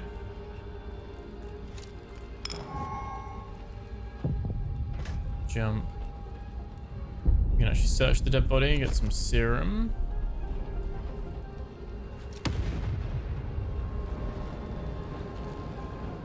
Are they alive? I'm guessing not.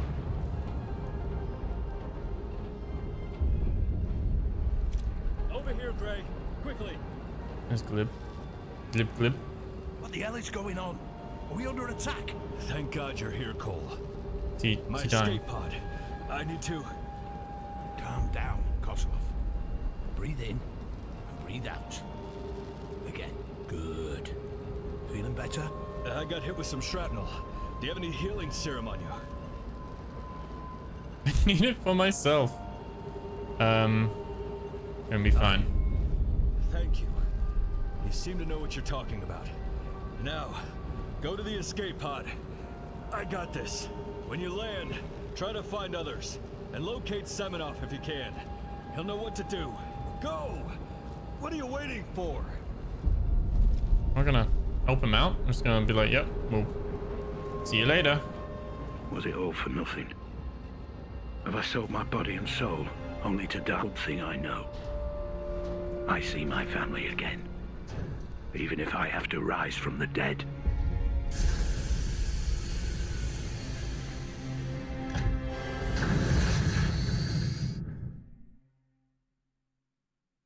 Interesting. I mean, they should have just committed to a first or third person thing. It's a little bit distracting me, personally. So I'm kind of like, oh, should I be seeing this in first person, third person? Door malfunction. Backup power fail. Manual override fail.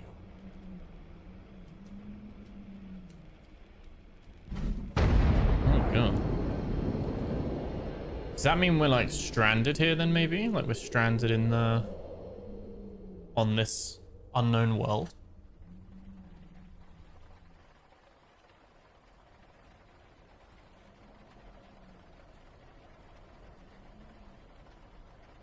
Oh, we've got like...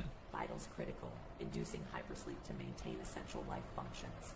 It's like the Chernobylite eating on our skin, isn't it? Ew.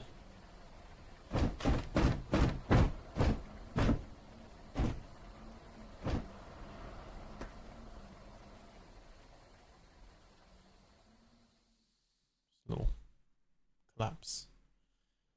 Hypersleep cycle completed.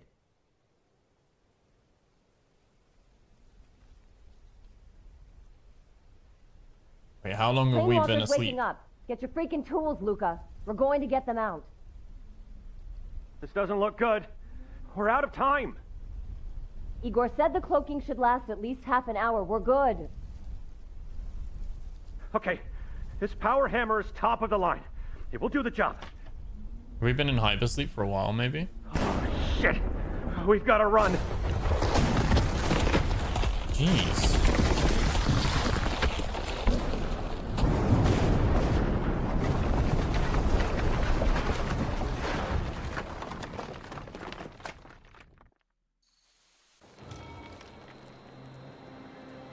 Also, we're in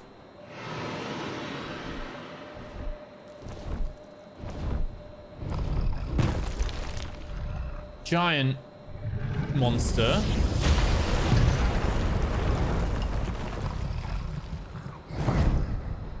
Like dragons in Skyrim, but instead they're like Chernobylite bug creatures. Emergency life support. Now it opens. Vitals are holding steady. The surrounding environment is not safe. Vacate it immediately and seek shelter. A chest that we can search. Some money, okay.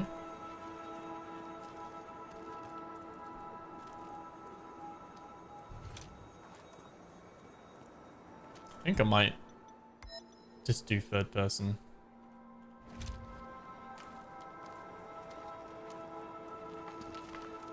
Wait, because it's not really a cover shooter either, you know?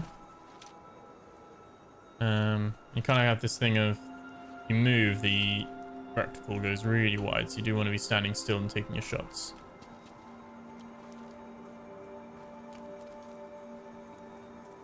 Predatory biological entities detected. Remain vigilant. Especially if we're going to be fighting really agile monsters, third person might be better. Just the rolling motion. Oh no, we frozen. Oh no, I think the demo failed. No! Whoops. Demo has had a crash there. It encountered an error. RIP. Got Eurojanked. It does have that flavor of Eurojank, for sure. I'm going to load it back up and just see where we, like, presumably it's saved. So we can do a little bit more. Because I didn't save, so...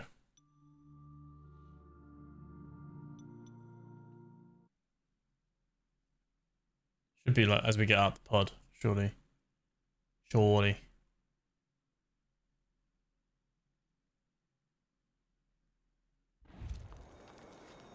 Yeah, oh, purple, oh, textures, oh.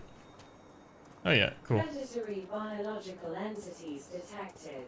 Remain vigilant. The sprinting's a little bit weird. First person masks a lot of the, like, the issues with the what's that? C to crouch. If you attack an enemy with your melee weapon from behind, you'll perform a self-attack. Okay. Yeah, masks a lot of the like animation jankiness.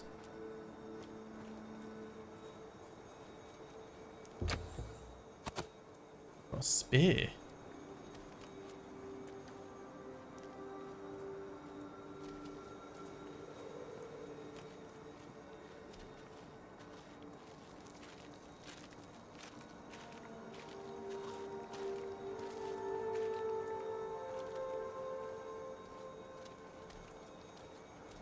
Just attack. Guessing I pressed the wrong button there. I mean, we killed him, but it wasn't an instant hit. I thought I heard someone else's footsteps.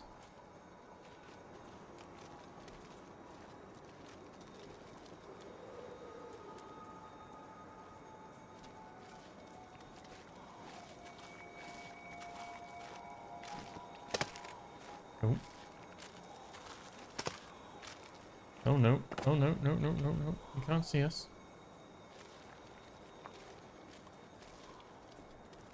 Okay. Whee. Oh, he blocked me. Alright. There we go.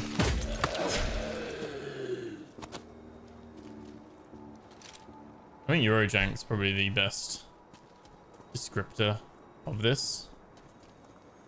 Like,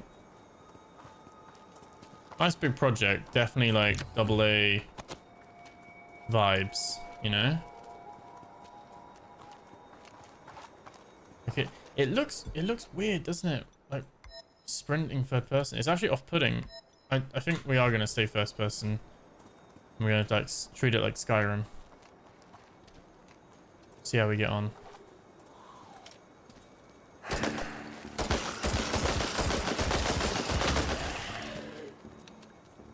Probably just shoot our way out through things.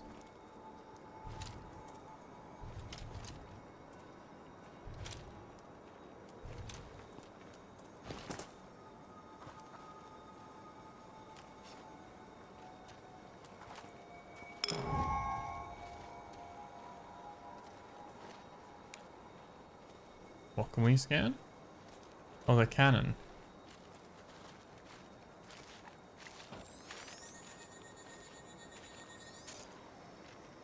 Okay, so we can actually hack this.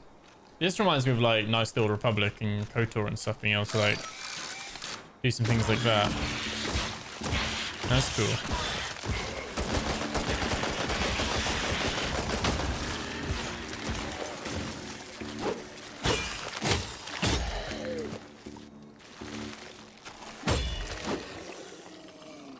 Okay.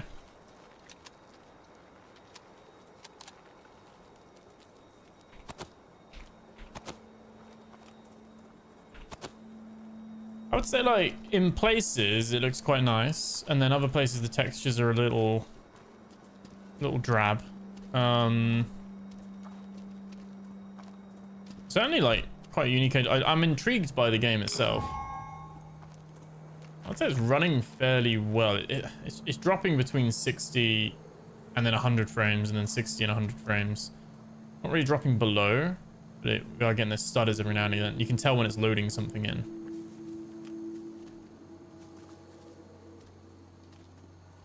But it's possible as well my enjoyment might be higher of this if I knew about the first game a bit more.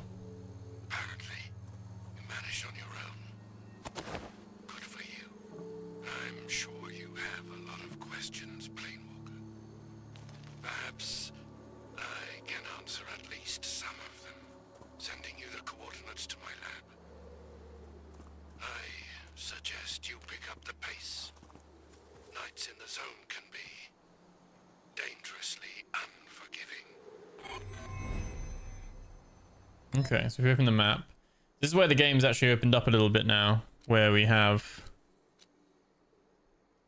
our actual map and quite a big area to explore, it seems.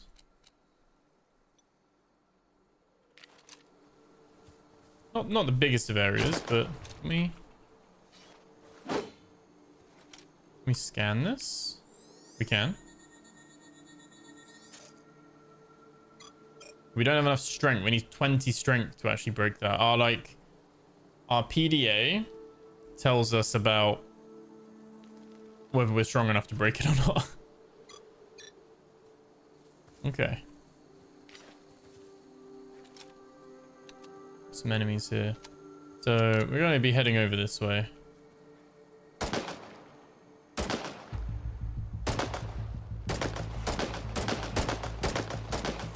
What in the hit registration? Okay.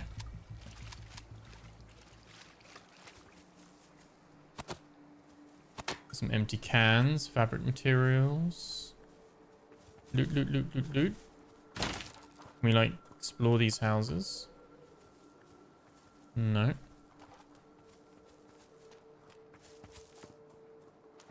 See, there's like enemies in the distance.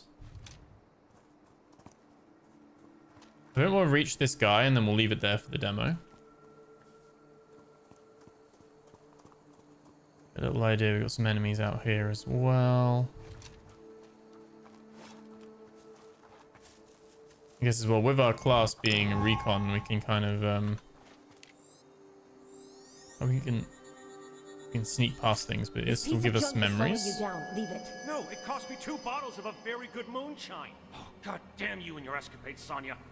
What about your deal with the old man? We tried. The rest is up to him. Now run before the Chernobylite fallout catches up with us. Okay. And there is Lucas' sword. Okay. Let's open our inventory. Is the sword... The spear is... Can we compare? Yeah, C to compare. So it has... Lucas' sword is... way better. It has a higher stamina cost. Okay. Okay. Let's, yeah,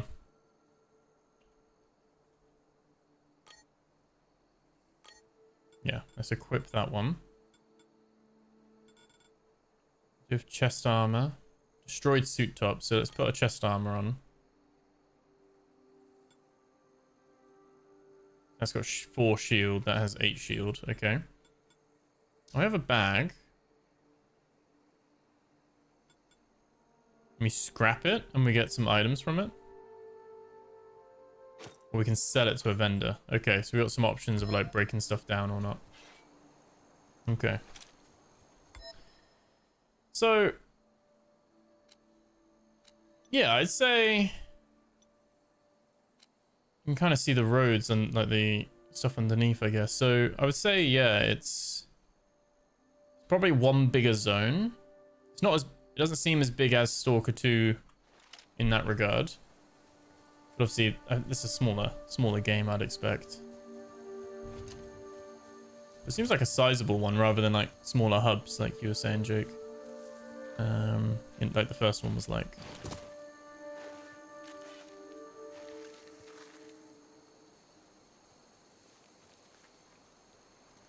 How good our camouflage is. Ooh. Oh, not very.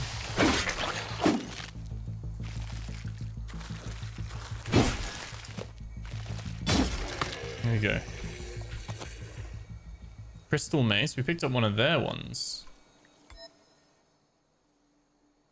It's high stamina cost as well. Weapons do have durability as well, which is good to know. The helicopter over here. Oh, let's can we scan this? No, but this is a big old...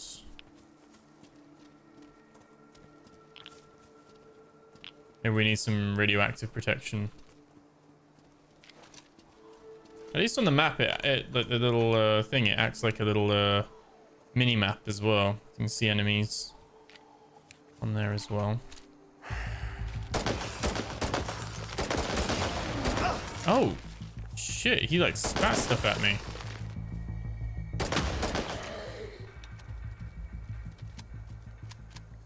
Okay. Yeah, I'm thinking gunplay is probably the way at the moment. Can we break this down at all or scan it? Also, if we had enough psyche, we could destabilize it, but we don't.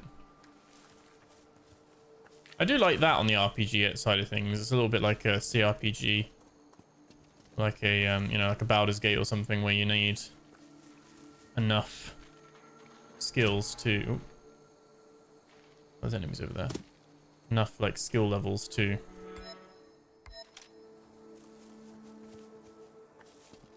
approach things in certain ways.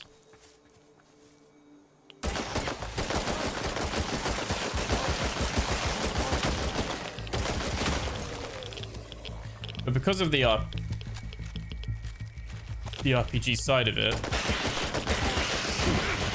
oh my god. What? Oh god. Just the first person aspect of it, maybe.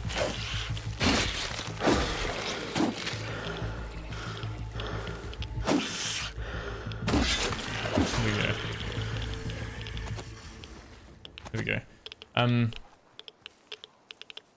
Let's get out of this. Oh yeah, it's fully radiated again.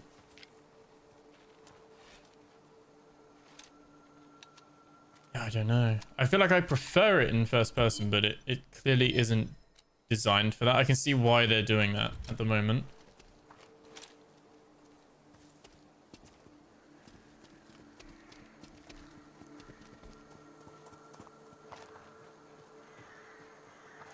Just looks a little bit more janky in third person.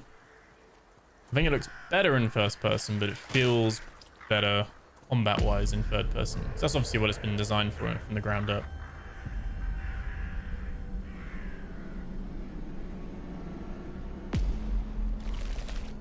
Oh. Little bunker boss.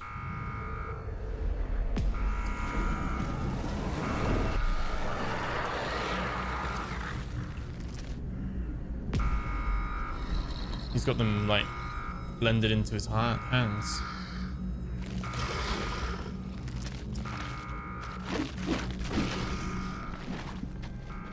Dual-sworded Churner host.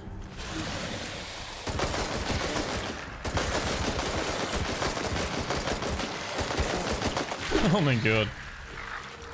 Yeah, 100% glad that I...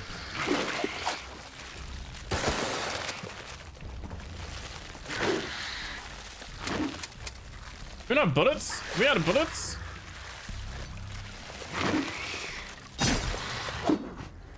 We've got like an invisible... Not an invisible field, but a field where we've got to stay within that. This is Cherno Soul Stone.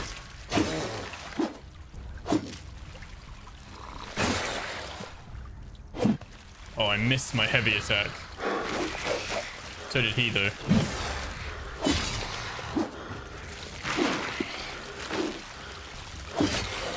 Oh, stamina management, though. Oh. It is a little bit choppy.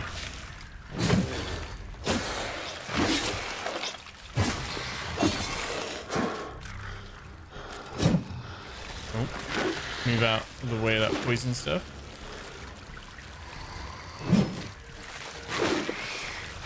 Oh god, okay.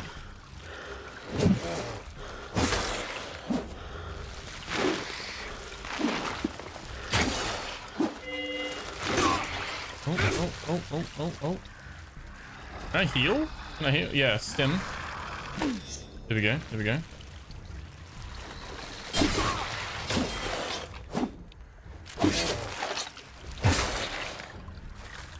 I don't know what the bottom bar is. It's like his break or something like that, maybe? Maybe he takes more damage when he's at max, but there we go. Interesting. Kind of like a mini little bus there for us to fight. Oh!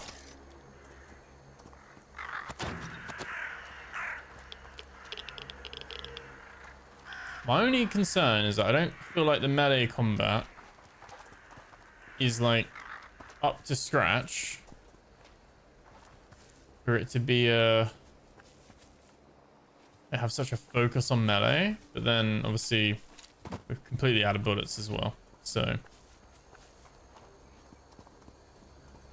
let's put a flashlight on. Is anyone there? Show yourself! I promise not to faint. We say I promise not to faint. We don't have a key or enough strength. 24 strength. I guess you can come back to do these things though.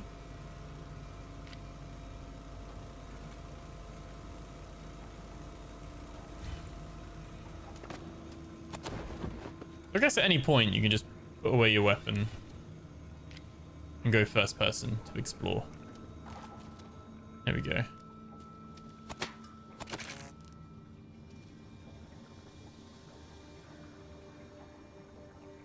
Good evening, stranger. The fact that you haven't attacked me on sight is a promising start to this conversation. He's infected. The flight or fight response in my brain has already been triggered by a cocktail of cortisol, adrenaline, and noradrenaline. By what cocktail? Stress hormones. I wish I could do something, but I'm currently too shaken to fight my own sympathetic system. But don't mind that. Panic attacks usually don't kill people. About 99% of the time. I'm Leonid, by the way. And who are you, stranger? I'm Cole Gray. What are you doing here exactly? I was on my way to see someone and got attacked by some brutes. Took refuge in this old warehouse. The barricade behind me should sustain at least 500 kilograms of pressure. It's safe for now.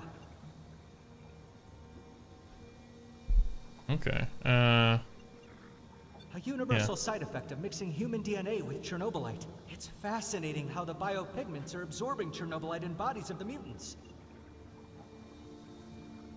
We'll do brutes. Mutants like me who became corrupted and turned into a horde of violent and mostly mindless thugs. Corrupted by Chernobylite. Oh, so they like taking too much of it, maybe. The green treasure has become our curse. Of course, I mean it in a figurative sense. Curses aren't real. I'm on an important mission. I'm trying to recover a blueprint that will allow me to create a cure for Chernobylite poisoning. Yes, a disease which culminates in the Chernobylite taking control and transforming the body. Every mutant suffers from it. Standard medications for this condition only slow down its progression. I would prefer to keep control over my mind. His hand looks a bit manky, you know. Affirmative. There's a 99.9% probability that we both want to meet the same person. The medical blueprint I need is hidden somewhere in Igor's base. Since you're headed that way, can you get the blueprint and bring it to me? Affirmative. Material gains are an expected way of kind of like individuals like you. I will make sure that your efforts are rewarded. Right. So, what's the plan? I stashed some means for personal defense in one of the crates behind you. I won't be needing them after all, but they'll increase your chances of survival. Oh, that's the key for the chest. The key. Retrieve them and come back to me. Okay. So it's kind of like an indie Fallout, and like if Stalker and Fallout were like merged together and then a bit more indie sprinkled in. It's kind of where this one sits. Right, so we open up the PDA, scan the chest, and now we can use the rusty key. Shotgun, though. That is very welcome. And a tough gas pipe. Lower stamina cost. But it does lower damage as well. Durability's gone down, though. I guess we'll put the shotgun in for now because we just don't have any stuff there, and we actually don't have enough intellect to wear the face mask, so its functionality will be limited. So you can still wear it, but you get a 50% stat, like stats are lowered by 50%. Cool way of doing it, actually. So you can still wear it, but you just don't get the maximum effect out of it. Hiking boots are better than the boots we've got, so we can put those on. And I guess these are junk. Can we... Oh, you can't break these ones down. You scrap these, but you can't scrap old materials. Okay. Probably, I imagine you'll be able to sell them, though, or something like that. We have skill point XP cost is 1,000, so we can actually buy a skill point.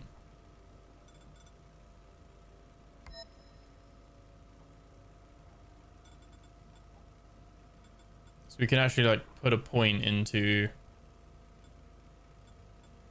intellect or perception or strength and stuff like that.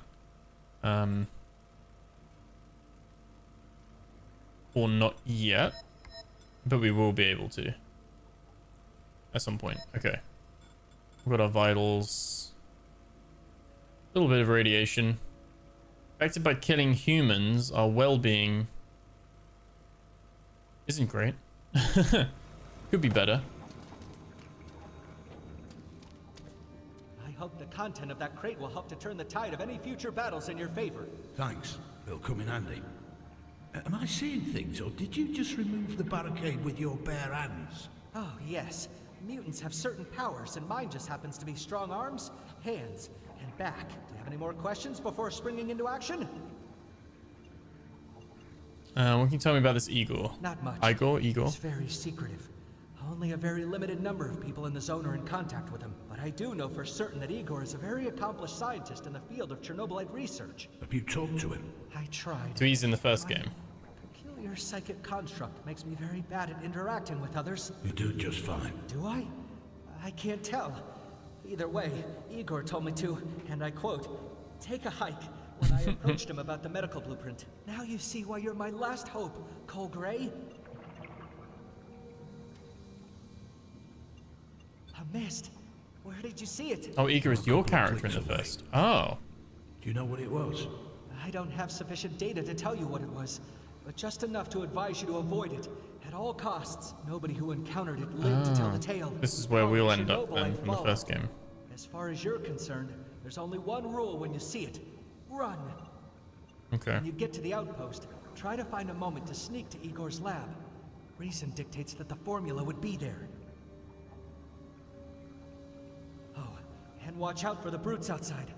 They may be mad, but what they lack in brains, they make up for in brute strength. I see.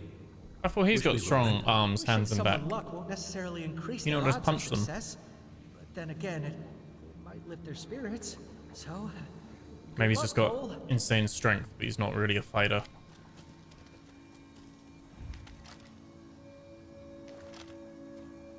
We have a shotgun. We have our blade still. Let's see what our... Bring it on! Oh, God. Oh, she talks. She's a human.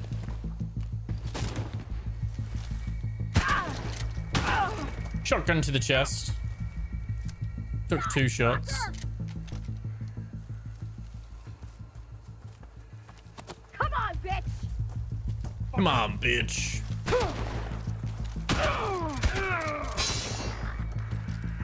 Probably don't want to burn through all these ammo, but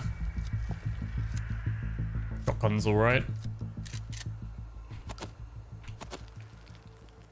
The only problem with when guns do damage scaling on your skill level, like perception, like which is common in like RPGs, because it means some guns don't feel that powerful. Oh, this is an invisible wall. This is just... It's just a boundary? I guess so.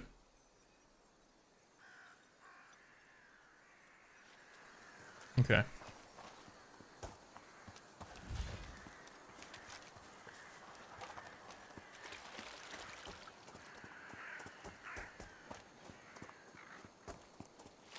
I'd quite like to have like a sniper rifle or like a bolt action or something. That would be quite nice. Can we activate these turrets like last time? Or was that like a one-time thing? Seems like a one-time thing.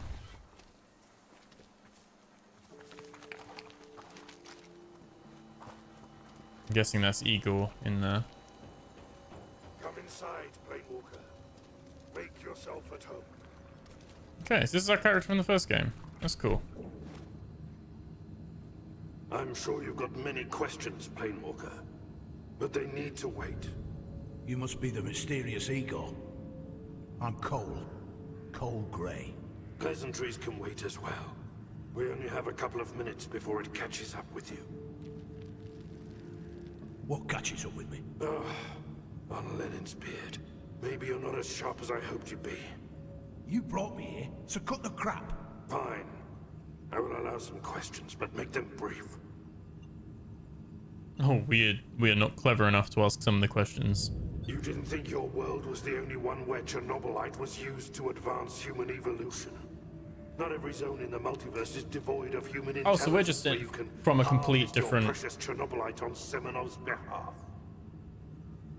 Yeah, we're just You're familiar with Semenov? Complete different Only too dimension. well. In this reality, he was an insane and wicked man. Was? What happened to him? Semenov got what was coming to him. Let's leave it at that. I got like some Marvel multiverse thing going I on. want to offer you shelter and some guidance. Help you find other planewalkers if they're still alive. And get you back to your world. It won't happen until we figure out how to bring down the dome that turned the zone into one big prison. And you will help me with that. But we've wasted enough time. We need to make sure that this place is secure.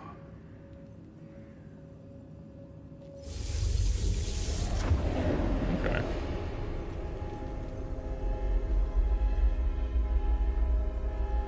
That doesn't sound good. Enemy at the gate? Quickly.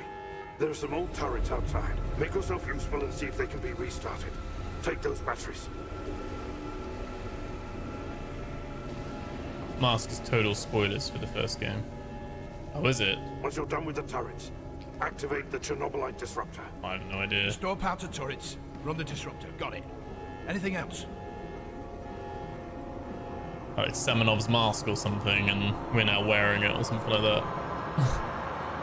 You have to keep the entities at bay while I maintain the electrical grid. If the lights go out, we're done for. You'll be on your own, but you can do it. Go, now. Okay. Have we got the batteries already?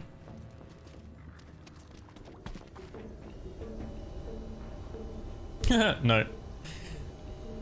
No, it's frozen. God damn it. Okay, well, that's as good a time as any to leave that one there. I mean, that was alright. It was a complete different vibe to what I was feeling going into it. And definitely like the Eurojank AA vibe to it. It was pretty cool. I'll probably play the first one first and then see how this one, because this one's in early access when it comes out on the 6th of March, and then see what it's like. In terms of the first game, it's a complete edition, which came out in 2021. And that looks a lot more, I guess, all first person, a lot more like dark and stalkery kind of thing. That's quite very positively reviewed.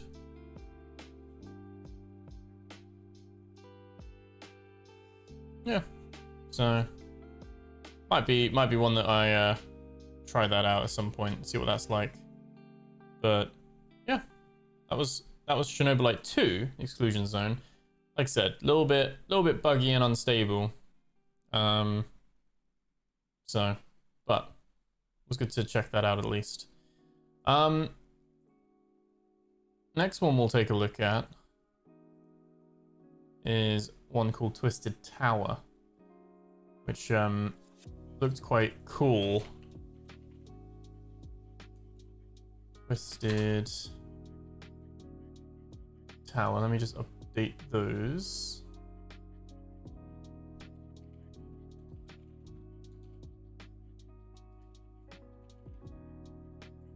While we do that, save and done. And we'll see what this one's like as well. So this one is a bit more of a shooter in an abandoned theme park with puzzles and traps. Looked quite cool. Was coming from 3D Realms. Let's switch this back over. So just before we go fully into it, I'll just double check. Let's light the music down a little bit. Some keybinds. All that stuff is good. All good. So, blast your way through an abandoned theme park, crawling with fairy tale mascots, twisted puzzles, and deadly traps. Cover the dark secrets of your past as you race to the top to win the prize and the love of your life. 3D Realms is the publisher, and they've done quite a lot. Ghost Runner. It's probably one of their bigger ones that's on Steam. And then obviously the developer, Atmos Games. This is yeah, they've done a couple of smaller ones. They did Neversong?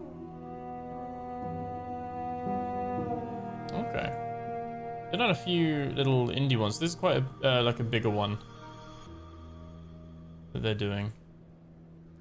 And the demo itself is quite positively reviewed so far, because obviously some demos you can actually like review those now on Steam.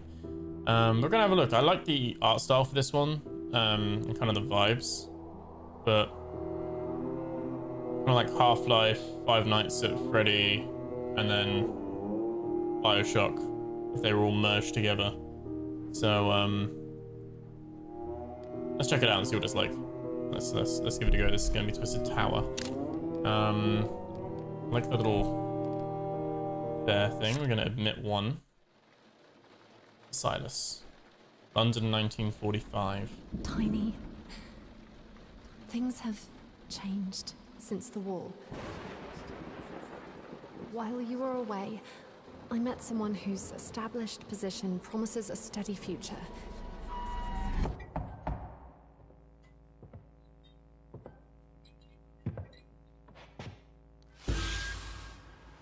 Bring treasure beyond measure.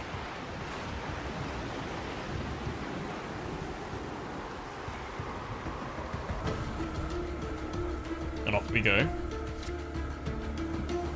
Very BioShock like vibe to begin with.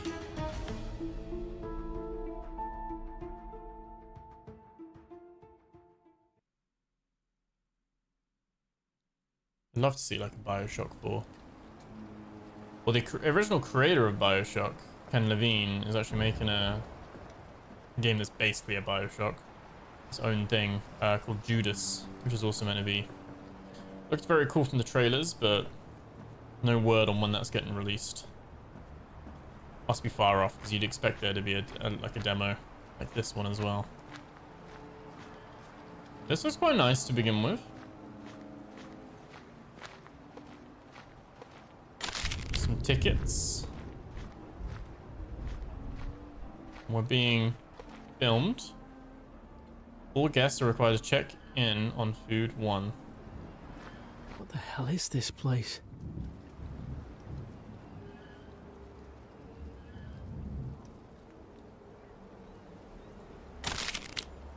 And we're getting tickets.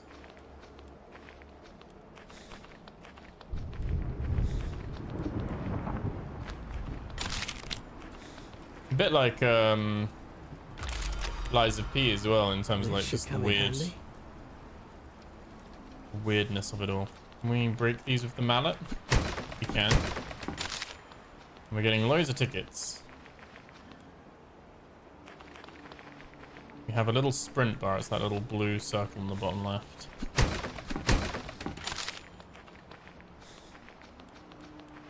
We've got ice cream cones that we can pick up, apparently.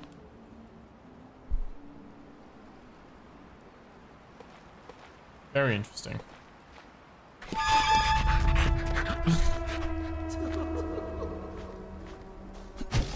Not weird at all. Mr. Twister welcomes you. Climb to the top, brave and clever, claim the treasure, yours forever.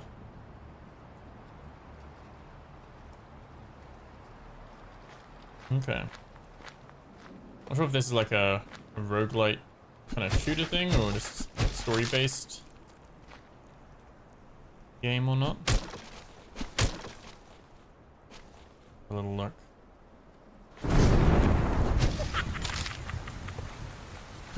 We are getting tickets in the pumpkins.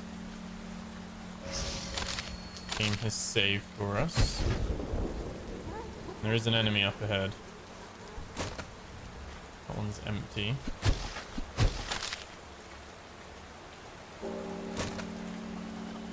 And they're kind of moving. They are not dead. Yeah. Can't block.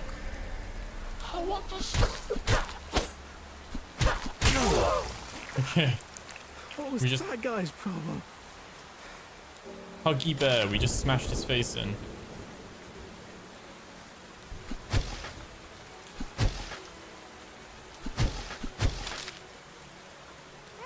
Try sprint and crouch for some slick sliding action. Okay.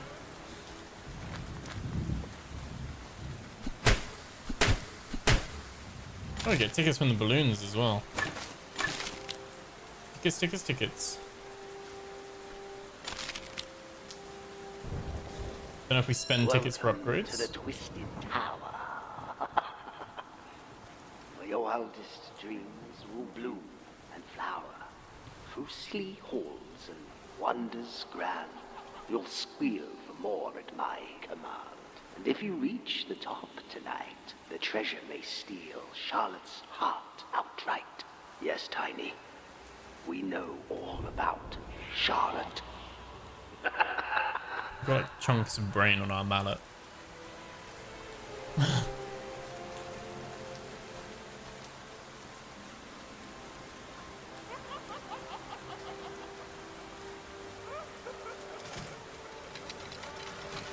Very, very bizarre. Like the vibe it's going for though. Like I said, very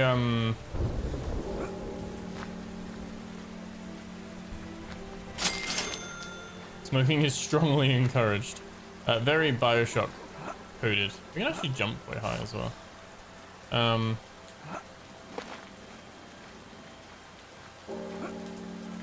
Okay.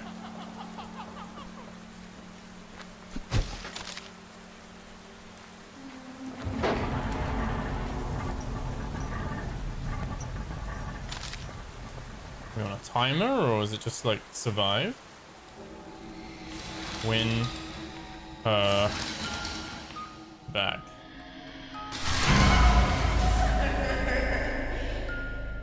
I mean, she kind of didn't. She was leaving us. Oh.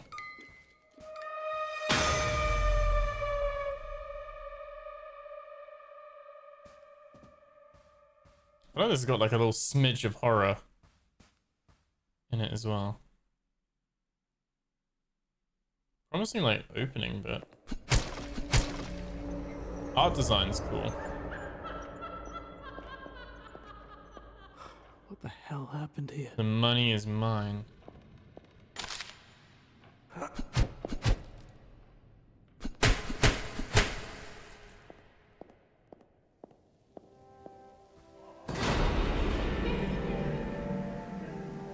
Okay. There's some stuff back here. 100 tickets.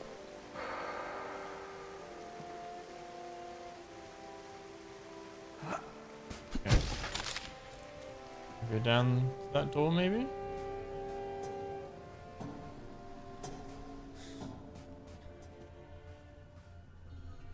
Okay, the real boy station. What's going on? Well, that's locked. Okay, so we've got Lightspeed Land, Clown Casino, Welcome Center. We're in the lobby and we've got Mermaid Palace as well. Okay. The penthouse.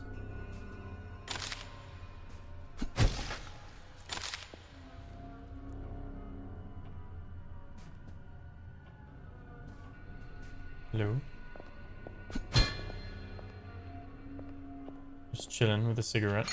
Wish upon a star. We can upgrade our right secondary price. fire for free. Are you sure about that, chap? Find out for a thunderous whack, dealing instant double damage to your foes. Okay. You're pulling all the right strings. We can do damage as well. We don't have anything else we can upgrade, but Are you sure about that? spider damage as well. Pleasure doing business, big guy.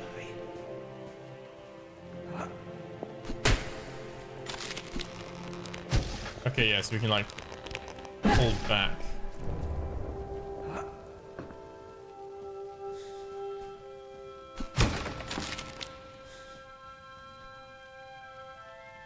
There's cigarettes everywhere. Yeah, I mean, this is a twisted snack. You'll see it next to your health bar.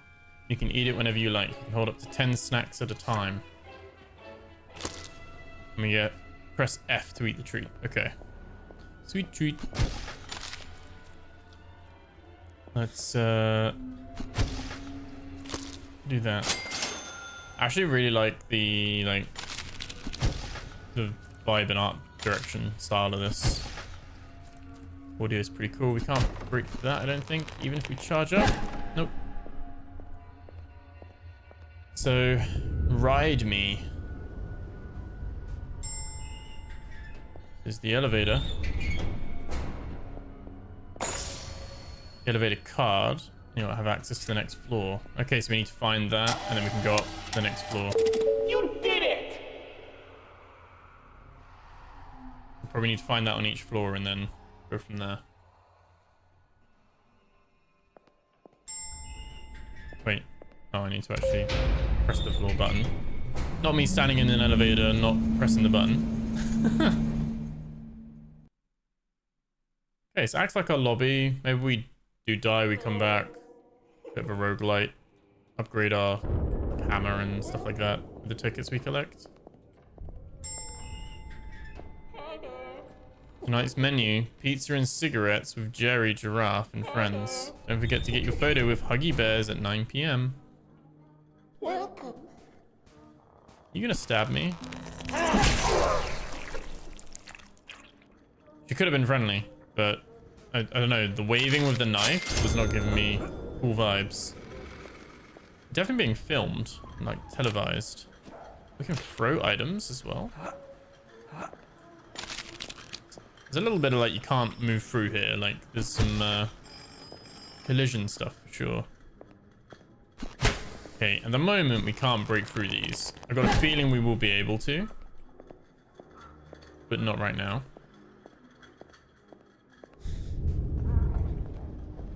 A pram.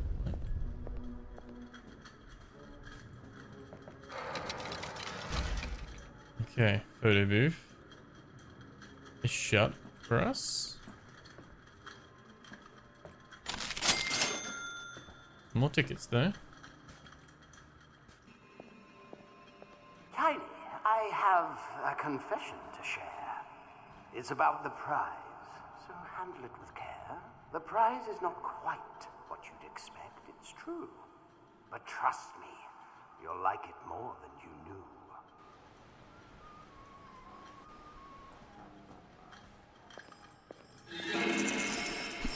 That's an enemy? You can actually throw those bits though, that's cool.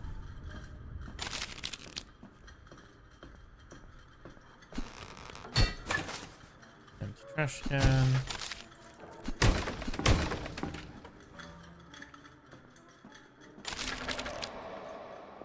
This is a secret area apparently. Jonathan?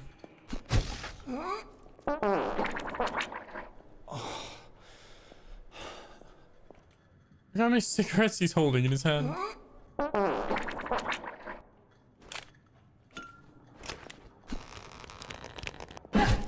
can't kill him. No idea why he's like shitting his pants, but okay. Oh, a gun. Misfire. Is this a toy? Guess we'll find out.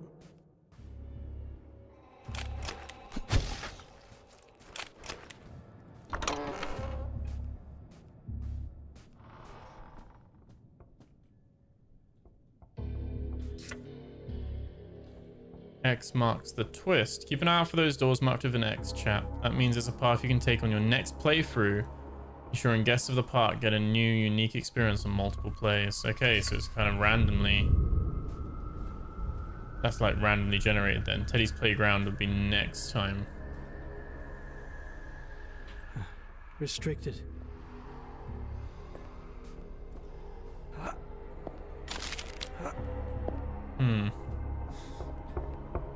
Also can't get in there yet.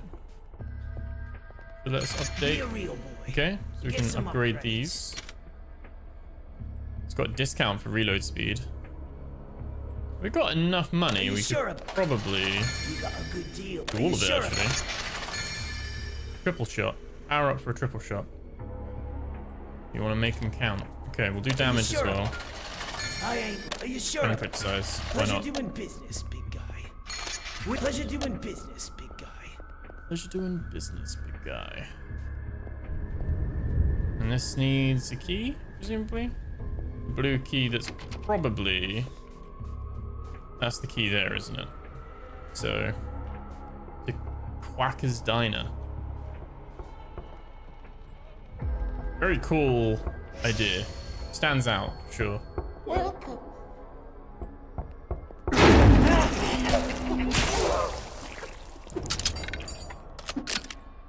Nice little reload animation.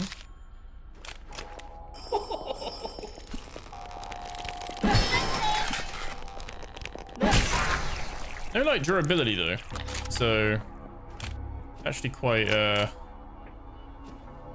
the moment not too bad difficulty wise.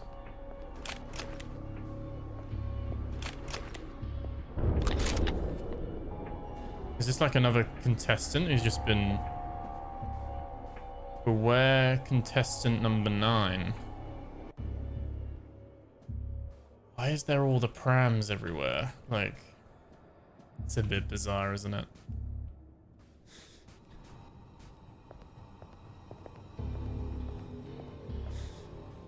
Okay.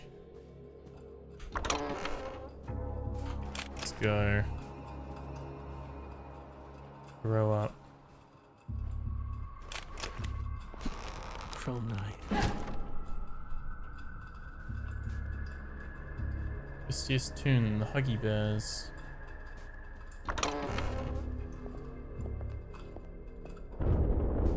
Tickets. Okay. Cool vibes with this one so far.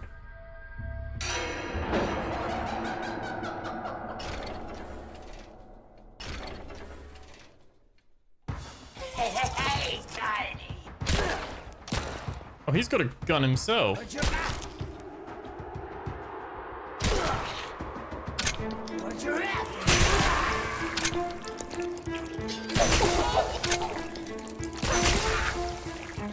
Okay. Right click kind of nicely charges up to 3 shots.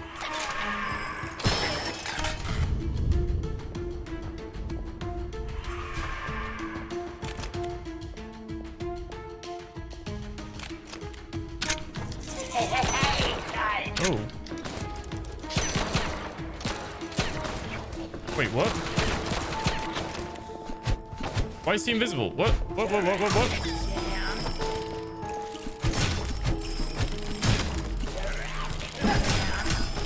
Okay, never mind. Sweet treat. Why can't I hit them? What? Is it bugged? I think it's bugged.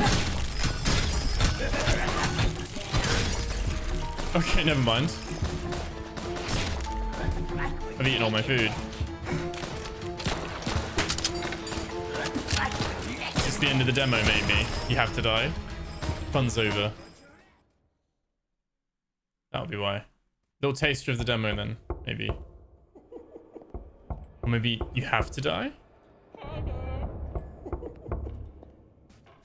Or did it just bug on me there? Very confused. Let's see if it happens again.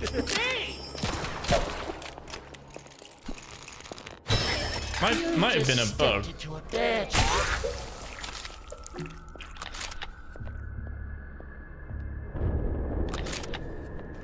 Okay, so it's not like a...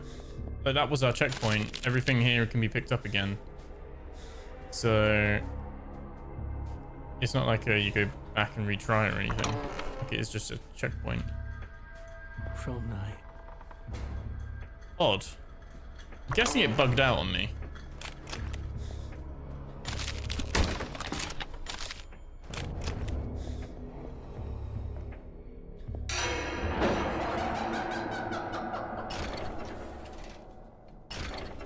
Let's try it again. Oh.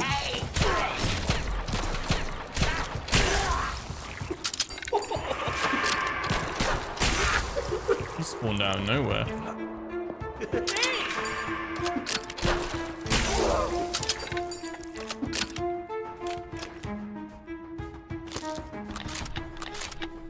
Some sweet treats.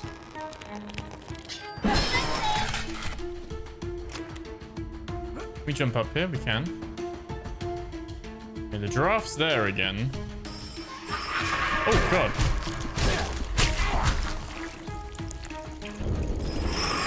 Oh, they can teleport. Okay, they can like jump.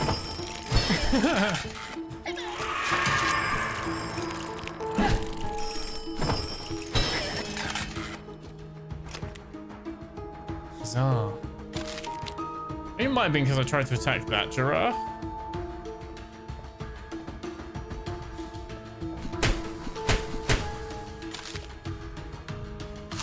Let's heal.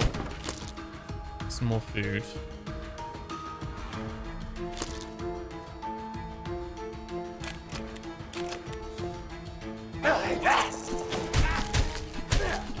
It was literally just an unlucky bug last time.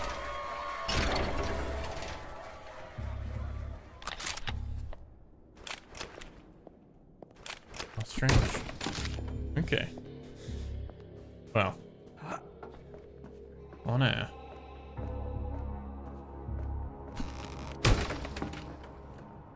Flip the room.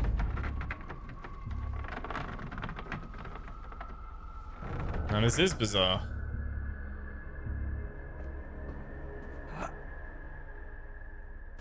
What?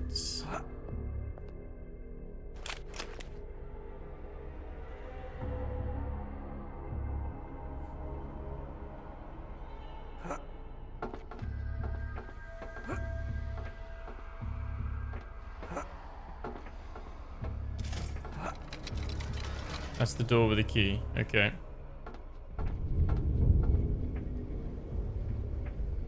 Hand's kind of moving.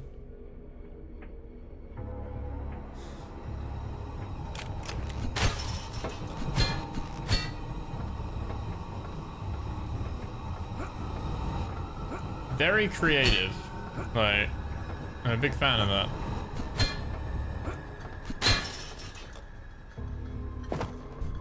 There we go.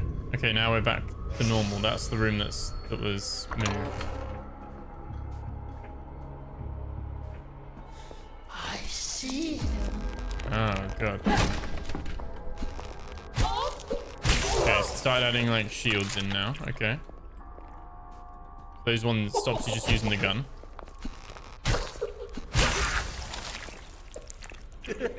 Who came up with this as an idea for a game though?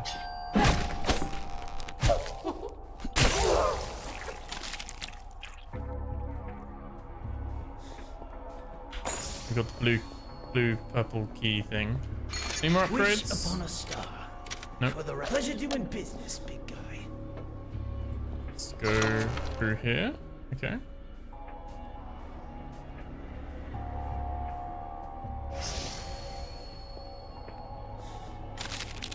Game saved, at least.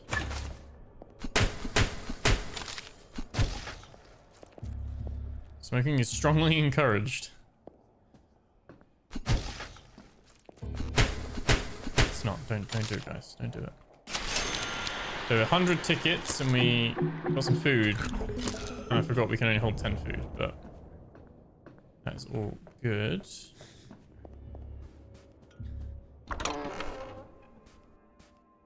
And if we needed more bullets, we can pay to open that. We are good for bullets.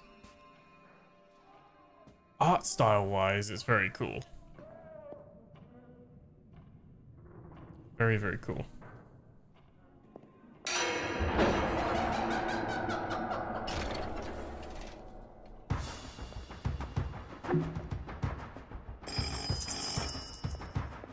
Where?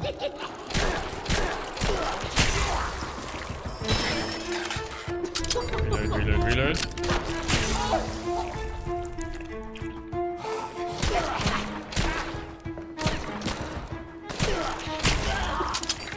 Can't really aim down sight, so you're just hip firing. Oh my god.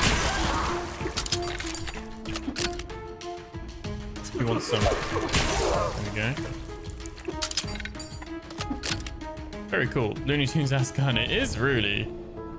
It's very like BioShock. We Happy Few, like that kind of weird, kind of dystopian style.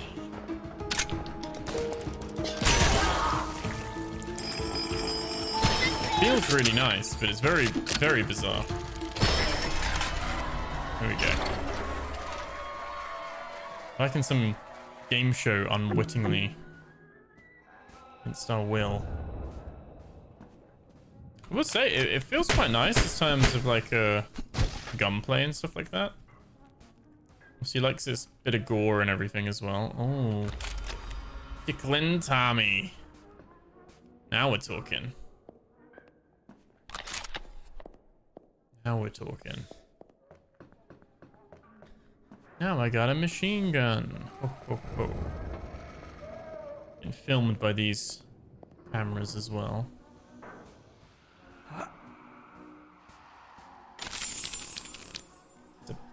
big box of tickets.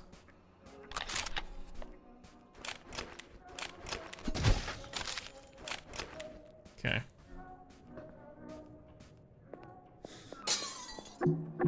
I guess because yeah, we got too much food. We can only hold 10 bits of food.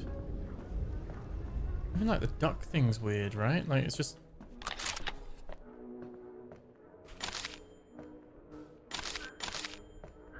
Those little tickets, right? Okay, let's go through here.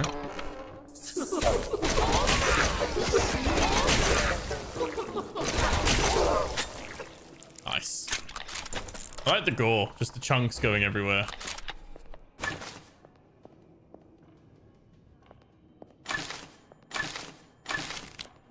We're opening the cupboards and getting tickets. Wondering what we were picking up at first. Oh, there's some ammo as well. Okay. Can we open these cupboards as well? Nice. Looks like it goes sprung if you smack it. Yeah, it's very much like... Oh my god. What a shotgun! I wouldn't class this as a horror game, but it definitely has its little jump scare moments. Top notch. So now we can rotate the stairs so we can access another area now.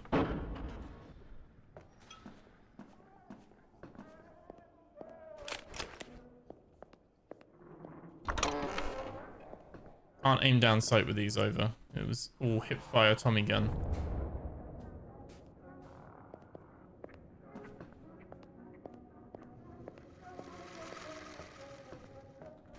Can we break these? We can. Then we can throw them. Although when I think you can like get maybe a little stun out of them maybe. Sure. Some stuff there as well. Oh, okay. Like a little mimic in a box there. Can we open that? No, it's not like a shortcut or anything.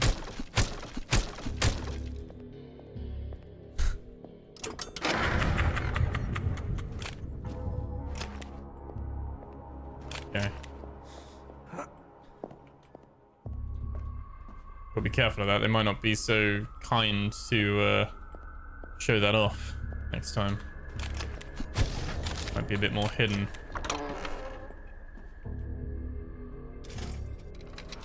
Okay, that's the exit. That's that door open. There's the shotgun duck.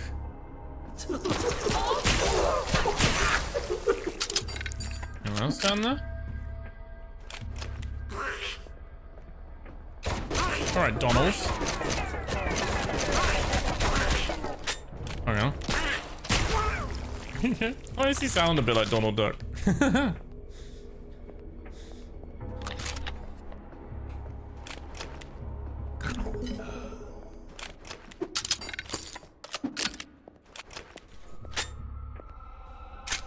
we go back and upgrade while we're here quick?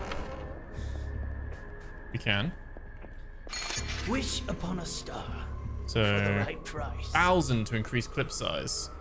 Are you sure about that? We can do the secondary fire, enter bullet time, and become invincible. But you'll use a bunch of bullets to make it count. Okay. You got a good. Are you sure about that? Let's do damage, and let's do clip size as well. We'll do reload speed. Business, big guy. Later, we'll get some more tickets. I'm liking this so far. It's quirky. Have you tried the roasted duck? Like I said, it seems to suggest that multiple runs will give you different rooms, but I don't think it's a roguelite in the sense of like, I think you play through it as like a story. It's okay to be a weak fraud. Probably Tiny Martin. Probably us. The shade this tower's throwing at us.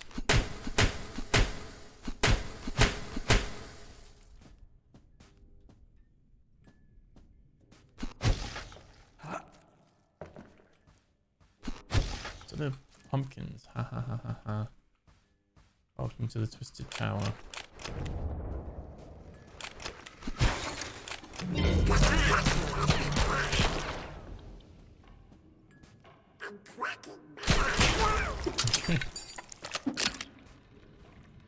It's like hard to take it seriously. There's like the childish side of it, but then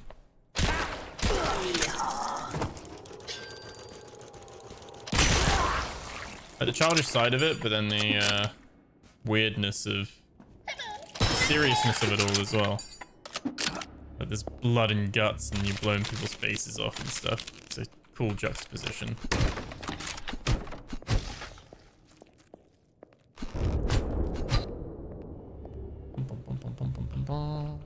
Anything around here? Okay. Oh no. Let's open that. Let's gamble. Oh. So for 30 tickets, we got 75 tickets. That's a nice little gamble we did there. Just see what was down here quick. Anything in here? Yep, barrel. Oh, nice. Okay. We all reloaded. Bigger clip is 30. Gives us 10 extra bullets. Weapons are kind of like toys as well, aren't they? Like 1945 is the year, but it's then like little dart gun kind of things.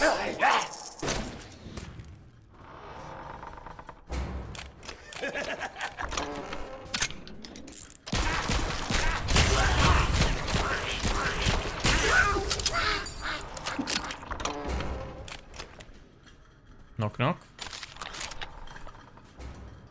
Oh no, I don't want the spider.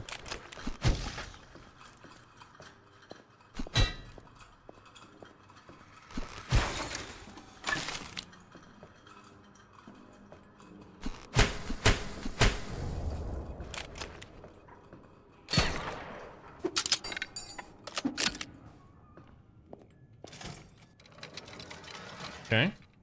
Photo booth is now open. And there's the elevator.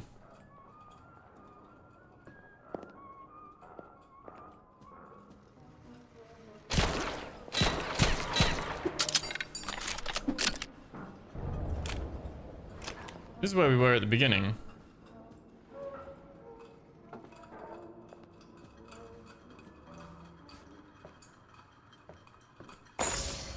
Twisted token. It's time to get your first twisted toy. Use this token in the main lobby on floor 0 to collect your gift from your host, Mr. Twister. Okay.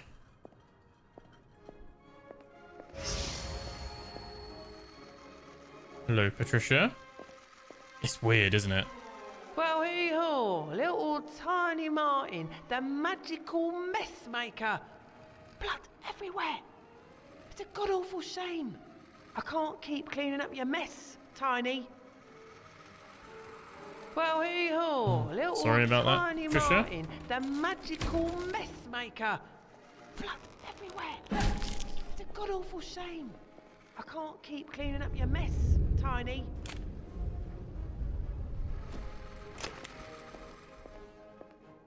Trying cubes. So random. And obviously we've got our bit, which we can now upload the reload speed, so everything's all upgraded.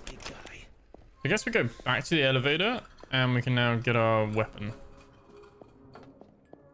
We go back down to floor 0. Because we didn't find a new floor key. Big fan of this. Like, I think it's quite cool with the whole kind of different floors, probably working your way through the story up to the top. Find your girlfriend, I guess.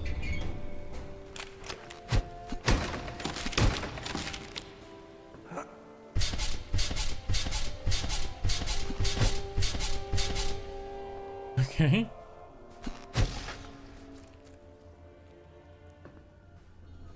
Definitely got maybe a little bit of Metroidvania about it as well. You know, as you unlock different twisted items and weapons and stuff like that, you can progress to different areas.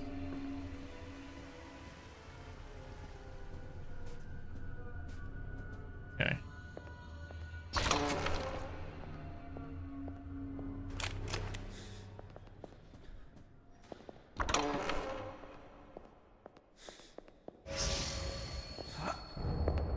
I don't trust it.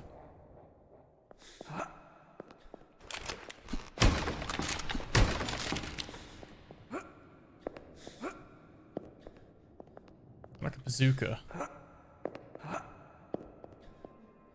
An RPG. I'll unlock those, okay.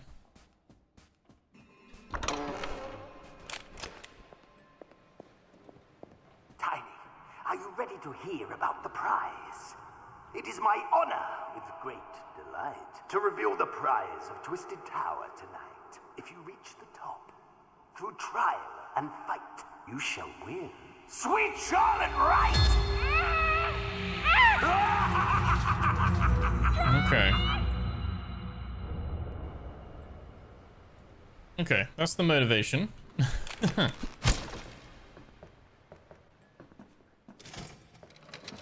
Let's open that, okay.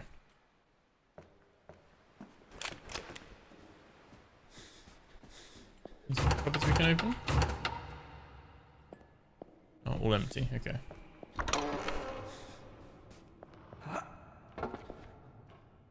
Oh, is it like a grappling tool, actually? Harpoon. Grapple across the room. With the middle mouse button. Okay. Cool, way of adding extra traversal.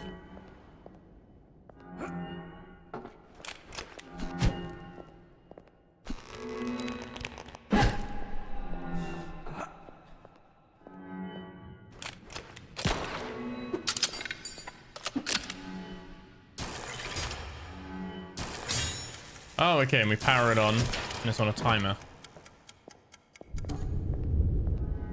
Nice.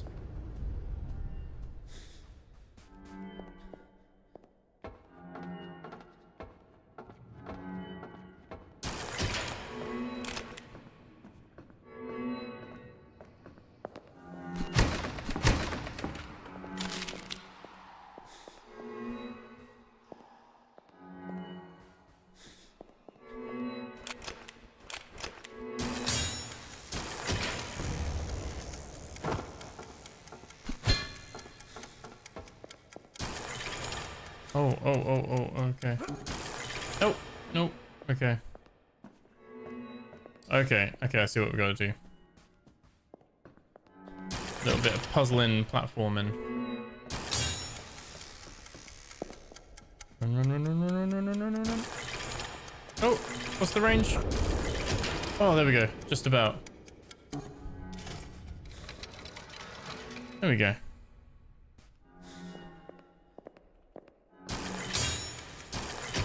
You just need to get an idea of the range of it, but it's pretty cool. There's our next elevator card as well.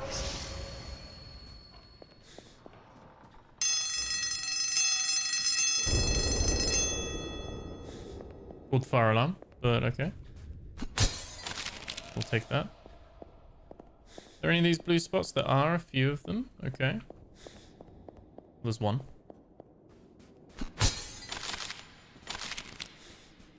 Take that. We'll take that. Okay. Yeah, very cool game. Unique with its like presentation and art style. Fan of that. Can we upgrade the... the best deals. No, it doesn't need to be updated. It's fine. Upgraded even.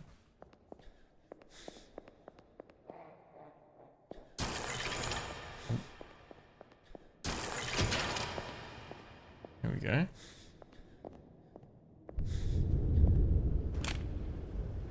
Old Diplomata. And this one's like a purple one. So that's like our next thing that we unlock.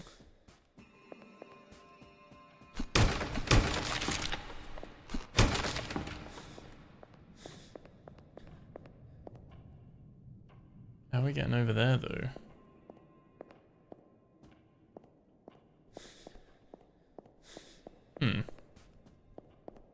Oh, I guess we just go to the elevator now, don't we? That's our next, like, spot.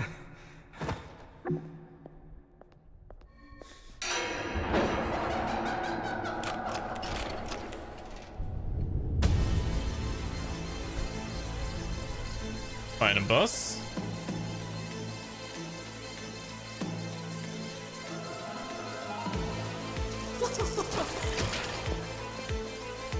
Where is she? Oh god, okay. You just stepped into a bear trap.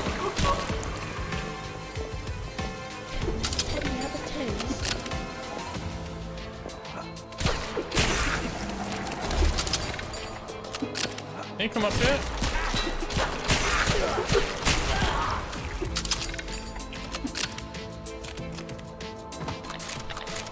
Not a boss then, just enemies.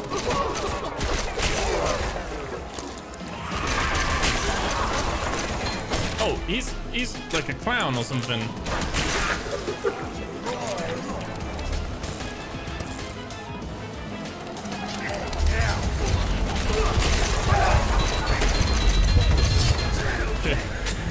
Waste all the bullets pretty much.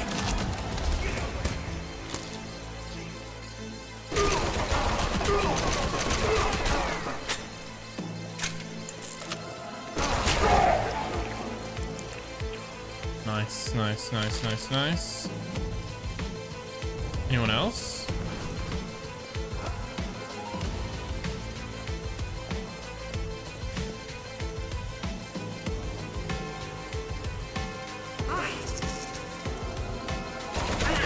Of course it's a duck.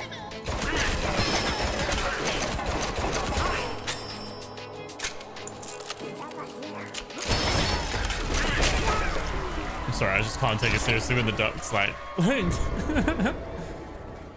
the Daffy Duck stuff. Like, oh, it's cool.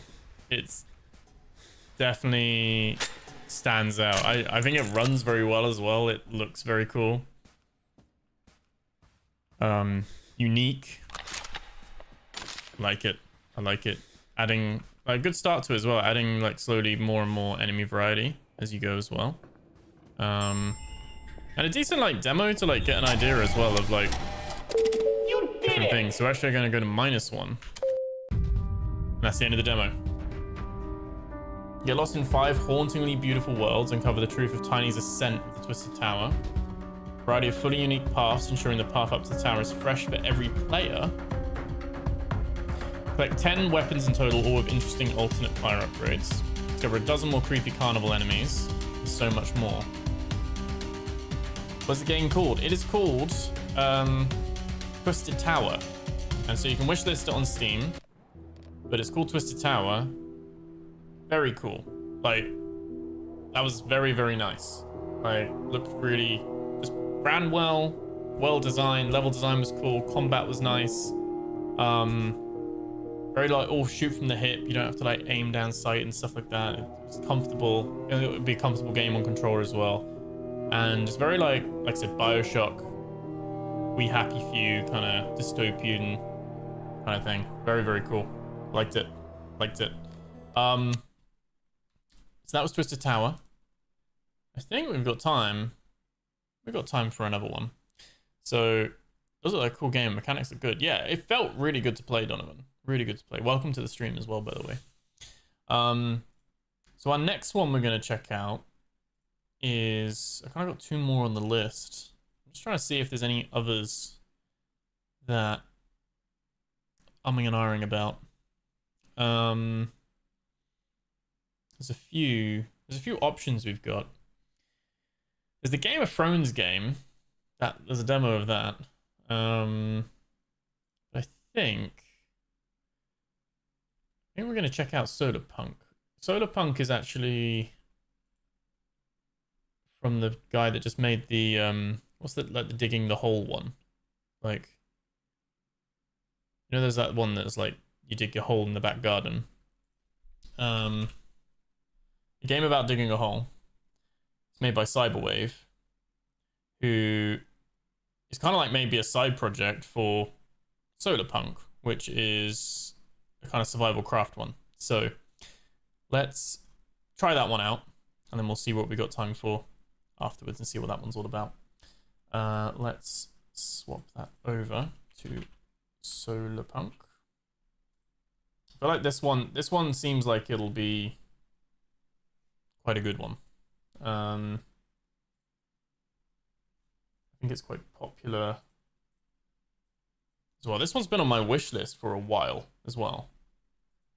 Don't know if I saw this, if it was like at a like one of the Xbox showcases or like a showcase from ages ago. But let's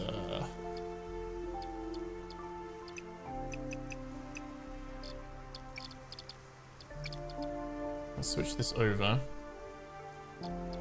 Just double check.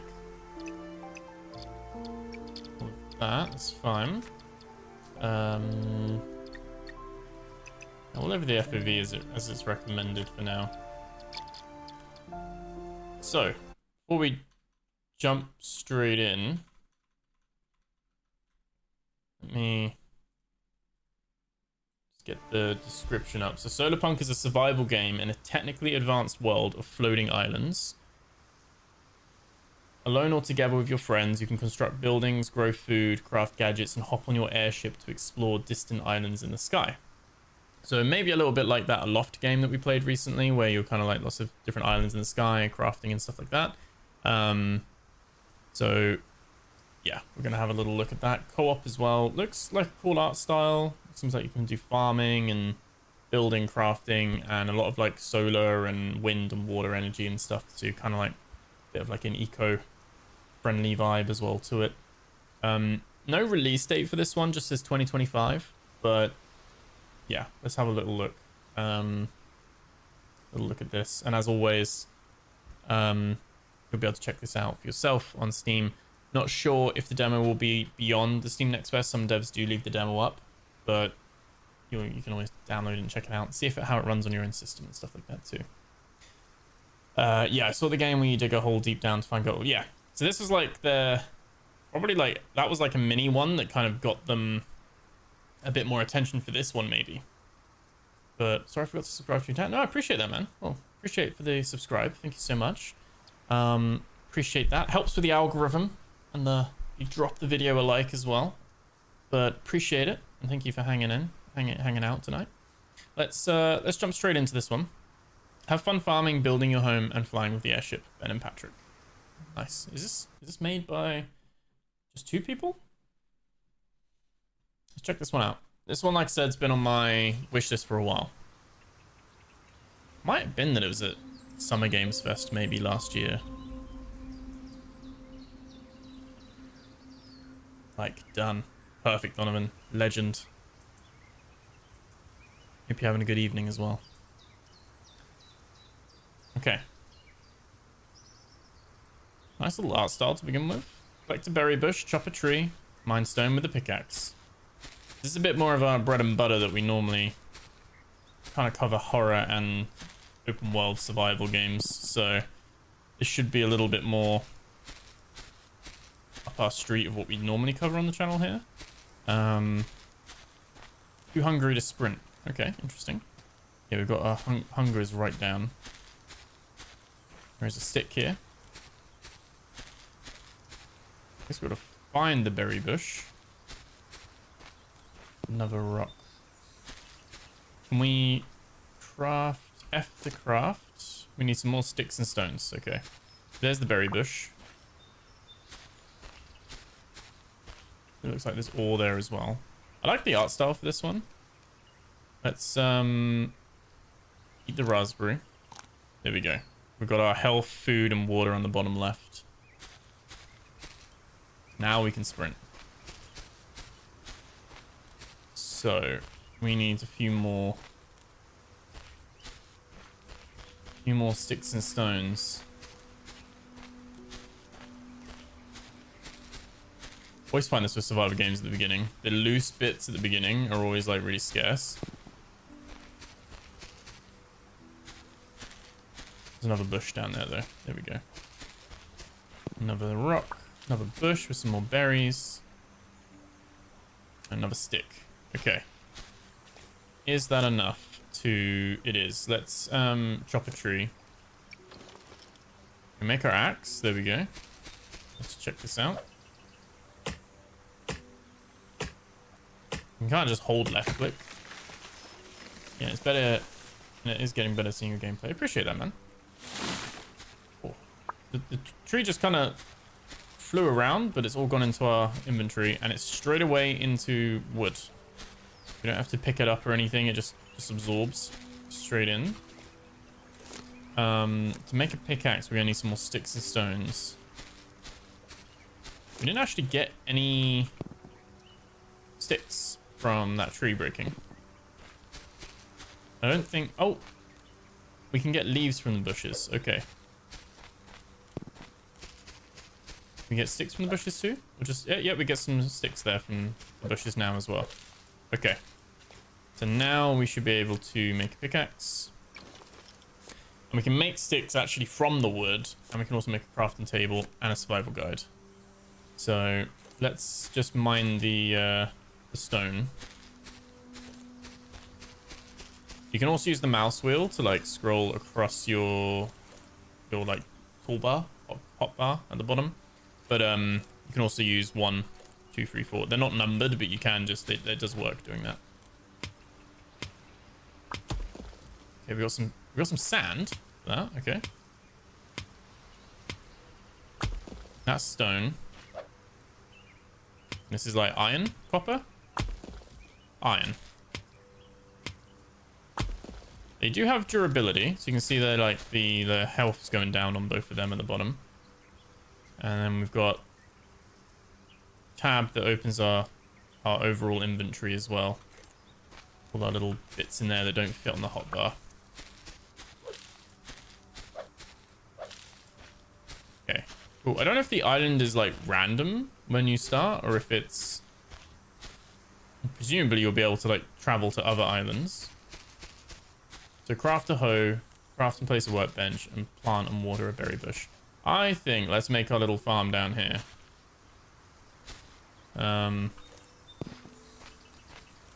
we're right near the water then as well. Pick up some cotton. There we go. Yeah, let's do that. So let's here I think we will make our crafting table. Is there a carry-away system? Doesn't seem to be. Doesn't seem to be. So it seems to be slot-based rather than weight-based, which is good. So it will depend how big the stacks are, like how much... Let's drop down another tree. Can we hold more than 10 pieces of wood? Might be like you can hold 10 of each item or 20 of each item. So leaves are on 10. Have a look. So that's gonna just blink in. No, that went up to 15. So yeah, I imagine it's like there's a slot-based level to it. It doesn't take too long to like knock stuff down either, which is quite nice. There we go, 23. So no, okay, that's still going. So let's make our crafting table. And that's gone into our inventory. Same with the survival guide as well. And we'll build the hoe. Get some sticks, and we'll make a build hammer. So we just made one of everything so far. So if I swap these round, survival guide, we will chuck that there for now. That's fine. All right, so let's put our crafting table here. Survival guides. You can also put that on here, apparently. That's cool. Save a bit of space. So survival guide gives us a little idea of like a little tutorial book, basically. And I feel like you get like 7 or so planks of wood for the tree. It's quite nice as well. I feel like some survival games can be a bit stingy with how much they give you. So now we're crafting from the bench. We can now see we can get a water can, research table, maybe a bit like raft, where you can then unlock new recipes, new blueprints. We can make cloth from the cotton. We can make more seeds from the cotton and the raspberry, and obviously we can get wheat seeds as well. We can have animals, apparently. Not yet, but that will be there. Furniture, and then you can just see everything you can craft as well. Okay. So we're going to plant and water a berry bush. So let's get our hoe and it makes like a little square. I think let's put a little farm here maybe. We hold left click. You kind of make like a little square block. Is that like that? That's fine. A little 3x3. And then it's perfect because we've actually got 3 berry seeds. We are now going to need to get a watering can as well. And fill up with right click. A little bit like Stardew Valley in that regard. We've got the little water well here, and then we can hold left click until it goes darker. And presumably higher tier watering cans will hold more water. Because that probably holds 5. It probably waters a plot of 5. Build and place a research table. What do we need for that? Cloth. So we can craft some cloth. We're going to need some more. So we're going to have to go look for some more cotton. I don't know if there's much like combat. I don't know if it's like very much like a nice chill. Like I think it's probably a very chill one. There's some cotton up there that we can probably get. In terms of like skills, there's no map. There's no journal at the moment. It doesn't seem to be. I was gonna say hotkeys. The G hotkey just opens up the wish list like it says in the top left. Q drops your item. Okay. But this looks like the only menu, and then you have key items. In fact, I don't even know how you would invite people to play, because you can do this co-op, but maybe just in the demo that's not available. So it doesn't seem like there's a skill tree. Which my question would be then for people that like a bit more progression, which I personally do quite like. I like having a bit of progression, like something to like aim towards, other than just blueprints. But I quite like raft because you've got stuff that you want to go towards and aim towards and things like that. So maybe that'll open up as we get further in. Or it might be that it's just a completely chill crafting experience. Have a little look. I'm going to try and see if we can get that cotton over there as well.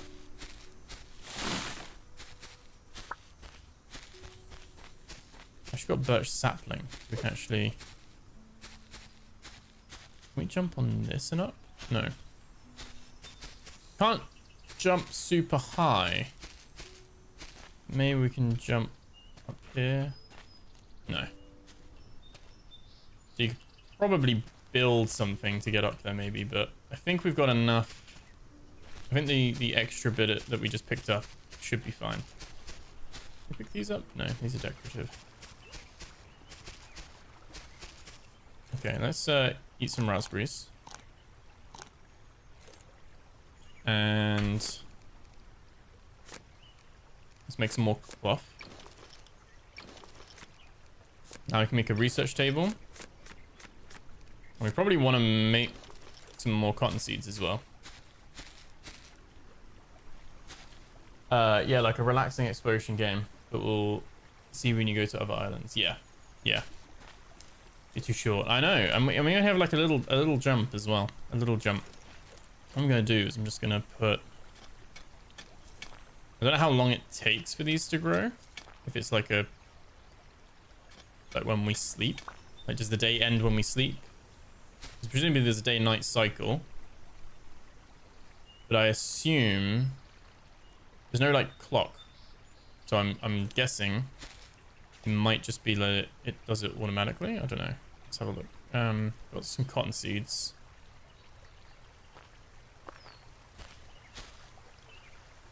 Oh wait, did the sun just get covered by the cloud? Oh, now it's raining. That's cool. And our crops are automatically watered, which is very nice. Saving us having to do that ourselves. Where are we going? Research bench. Let's put that there. So yeah, so okay, this is very much like inspired by Raft, where you put in items to unlock blueprints. So So we actually need more cloth. We need more cloth for the bed. But we can do the beehive, chest, the well, and the rain collector. And let's actually see if we can build that rain collector while it's raining. We need wood, stone, and sticks. Let's get to work. Try and get that. Oh. Try and get that in. Let me just alt tab quick and close Steam window there. There we go. So wood there. Let's get some stone.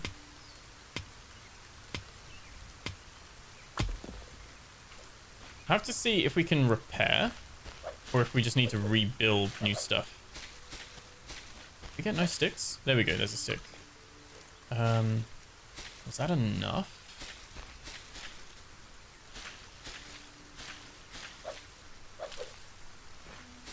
It's like random. There's a stick on the floor though. I think stuff does come back, like it regenerates. Cool. Right, let's see if we can put the rain collector down. Let's do that. So we can just maybe put that here as well. Lovely. Let's see that. See that filling up. Build and place a bed, so we still need some more cotton. Beehive is now there, just needs more wood. That's fine. And then unlock tier 2, we need loads more cloth. Okay, loads more cloth.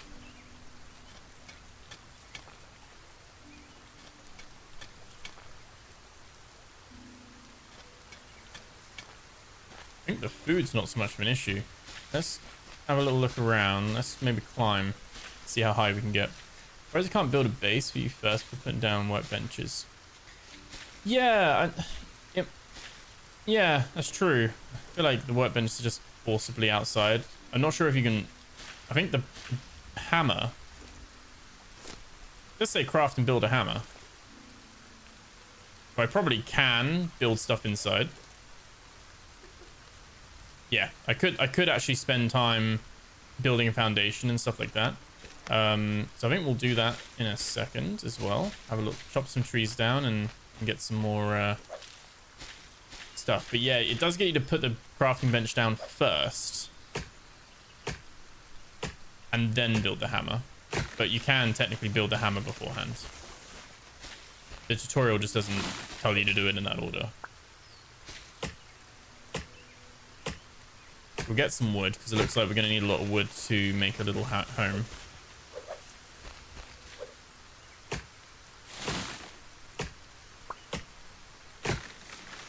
There we go.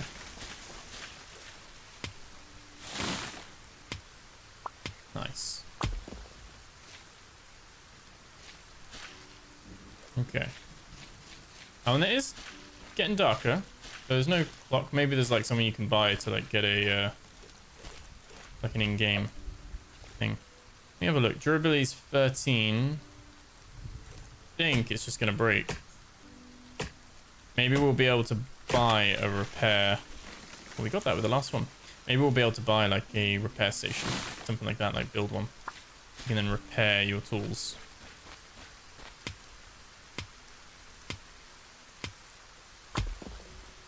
Yeah, I kind of want to.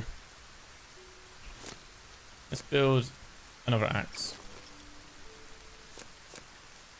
I kind of want to build a little house first. So I'm thinking, can we lift these up? We can drink from here. Get our first. There we go. Available in the full game is this glass and brick. So we've just got wooden stuff to begin with. It does seem like a cool way of doing it. So let's start with the foundation. Hold T and move the mouse to change the height. And R and move the mouse to rotate. Simple enough.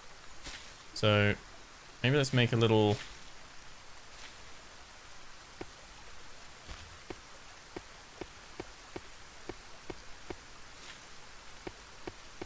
platform. Spending all my wood on the foundation. That's the base layout for it. Let's go chop some more trees. Oh, the bushes are growing. That's good. That's good. Did I have more cotton to put in? I don't think I did. And I guess, can trees be planted anywhere? Can we just plant these? We can. You can just plant more trees that we can chop down later. So, good sustainability. You can't put a tree too close to another. Or too steep. Stopped raining now. But yeah, it is nighttime. The clouds are going. I guess the clouds are quite important because I think a lot of our power will be from solar. So maybe that will impact our like solar efficiency. Not sure though. Just guessing with that.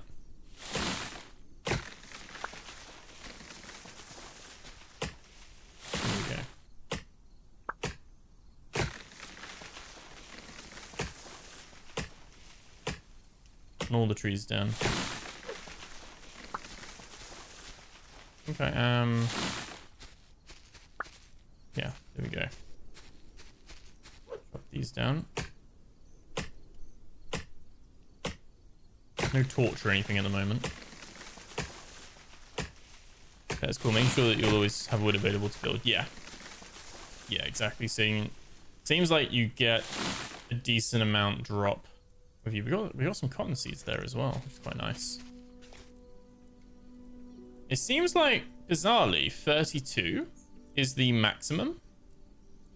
So you can hold 32 as a maximum storage. Interesting.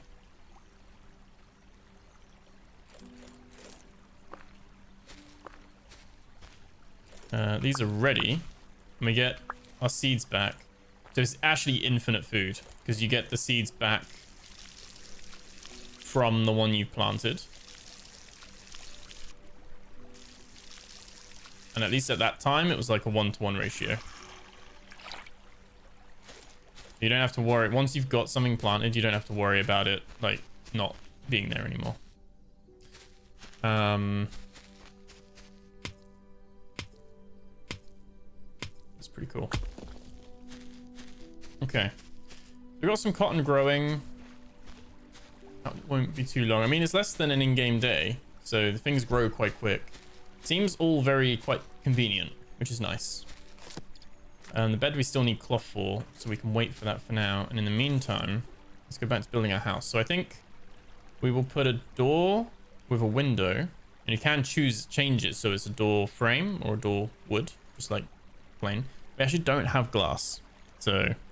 We do have sand, but we don't have glass, so I imagine we'll have something where we can smelt it or something. Let's, I think we'll make a little house here for now. Oh, I don't know. I feel like I should have started here. Can I pick things up? That's the... Can we chop things down? Oh, we can demolish with right click. How much did that cost us? Ooh. Okay. So you get only 50% of your stuff back. So it's not a full... There is a bit of a punishment. It costs 2 to put down, but only 1... You only get 1 back. So that's fair enough. But I know some games do it where you have... You get like all your resources back. What I was thinking is that this would be like a nice little... Oh, it actually... Is it... Oh, it gets stuck with that. Oh no, there we go.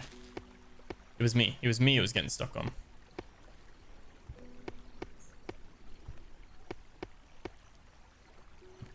Oh, it must touch the ground.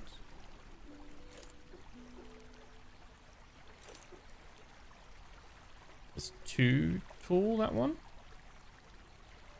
Foundation too low.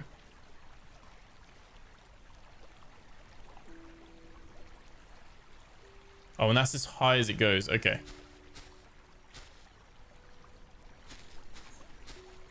Okay, but you can't snap it at a lower height, which is a little bit frustrating. That's a little bit frustrating. So can we put stairs down? Can we attach stairs to the outside of it? We can't. I'm wasting a lot of wood here, but it's good to see. The sunrise is nice though. It's good to get an idea of what it looks like. So if anything, we want it a little bit lower. We're wasting a lot of wood, but trees are infinite, so not too bad. So we probably want like that as our clearance.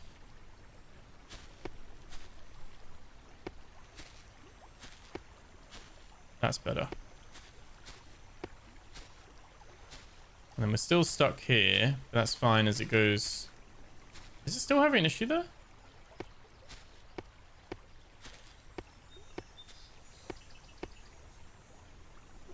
Yes. So I guess the stairs won't work while it is on that lower bit.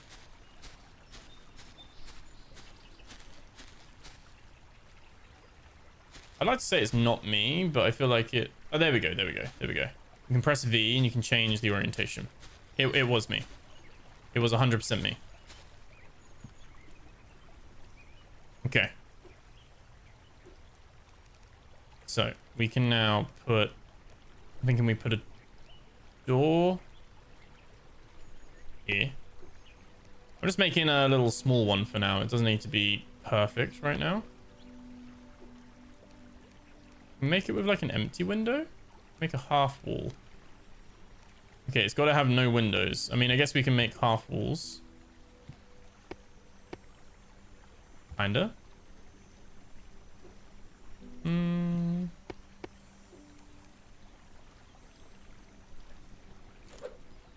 Get rid of these.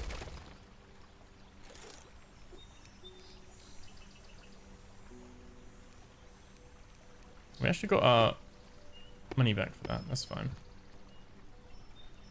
Alright, let's chop another tree down. This was raft. I'll be panicking for food and water. Yeah, it's a lot more friendly than raft is for sure. There's our cotton.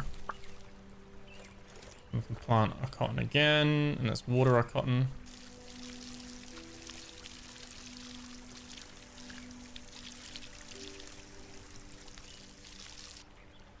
Okay. That's all we can. So we can make loads of cloth now. We can actually make the bed, but I just want to finish the little house quickly. Although to be fair, the next bit might teach us how to unlock a furnace or something so we can make glass.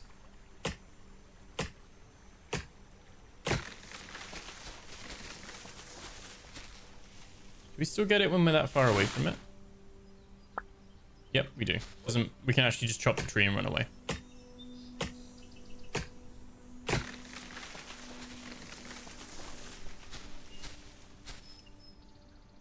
Oh my god, that was risky. Actually took a bit of fall damage there. So we do have a health bar, so other than fall damage and maybe obviously when you're thirsty or hungry you lose health. Might be combat, not 100% sure, but at the moment it looks very chill. Let's go back to our wall. Put that there. Hello there. And then Space Age Mermaid just followed. Thank you. Thank you for the follow. Welcome in.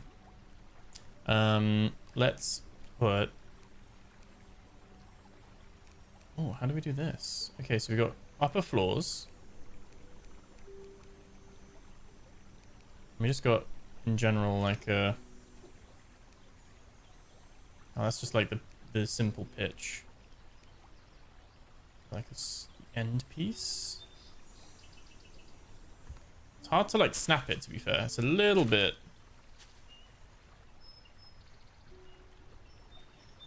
What am I snapping it to?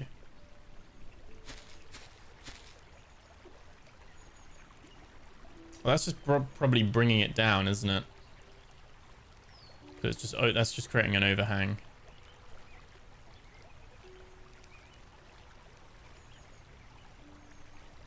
And so that's making the roof there.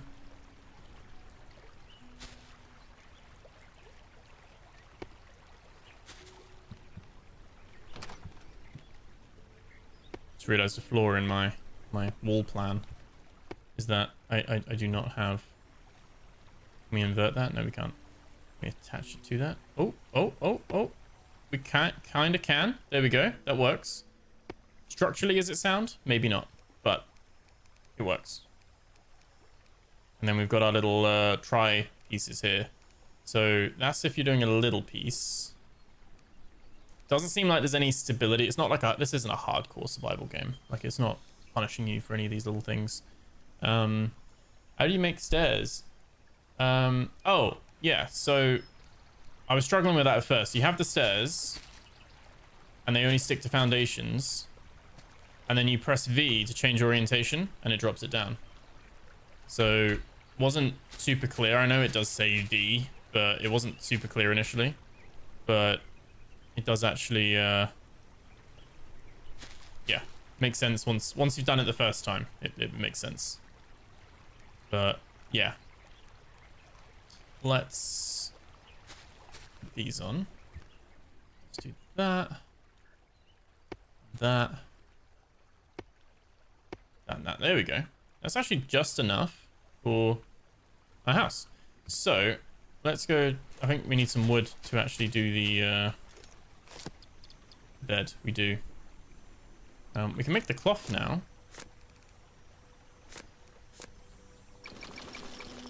Which is fine. That just needs more water. There's our trees growing. We're going to need a new one. So things don't take too long. Things don't take too long to, like, even from trees growing to the farming stuff as well. It's not here to be like an inconvenient, harsh survival game. It's very easy just to, like, make new stuff.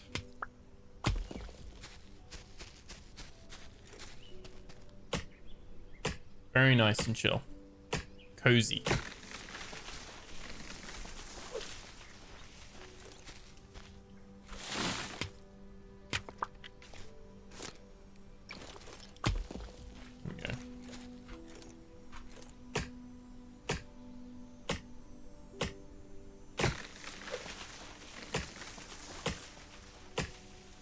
Do is I'm just gonna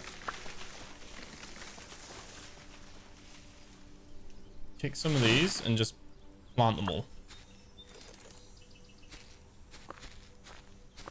just so we got loads of trees that we'll be able to chop down later.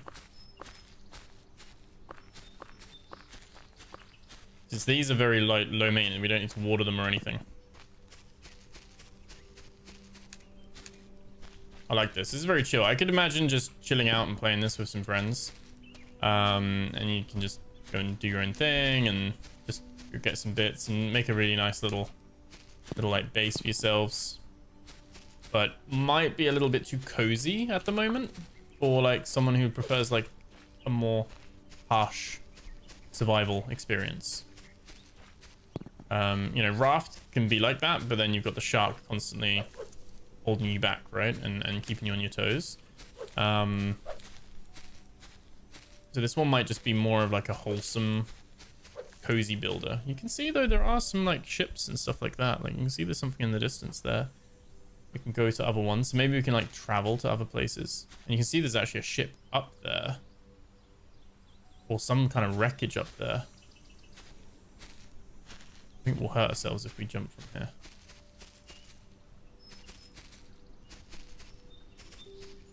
Let's carry on with our... Notice how our health regened as well from when we fell earlier. Things grow quickly as well, yeah. So what's your preference when it comes to survival games? Oh, I don't know. I like having a bit of direction or something to aim for. So I do like how Raft handles it, where you've got a bit of a North Star of like, go here, and you can take your time to get there. You can kind of build and do your own thing. Games like The Forest and stuff where they're kind of like hardcore, no, it's hardcore survival, but Forest, Green Hell, where you're like constantly worrying about death can be a little bit stressful. But again, I like those in moderation. I guess I like a mix. Ones where it's completely like just sandbox, just completely cozy. I do quite like to like just chill and play those, especially this is giving me those vibes.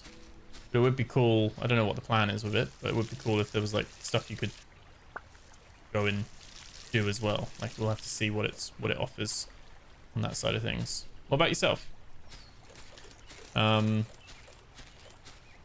I'd probably say I like a mix of when the building's quite nice and straightforward and it respects your time, but then there is a little bit of like a world threat or some enemies that you've got to fight and things like that. A little bit of combat just to like spice it up a little bit. And so for me, one of my favorite survival games is actually a game called Icarus. I don't know if you've played that or heard of that. Because it's kind of like the real world sci-fi stuff, and it's a beautiful looking game. Has its bugs and issues, but they're constantly adding to it. But it has its like predators and stuff like that. Not so much enemies, but it has bosses and stuff. But it's not like mercenaries. It's like the wildlife and like alien enemies and like bugs and stuff like that. So I quite like that. I feel like it's got a really nice blend of building. And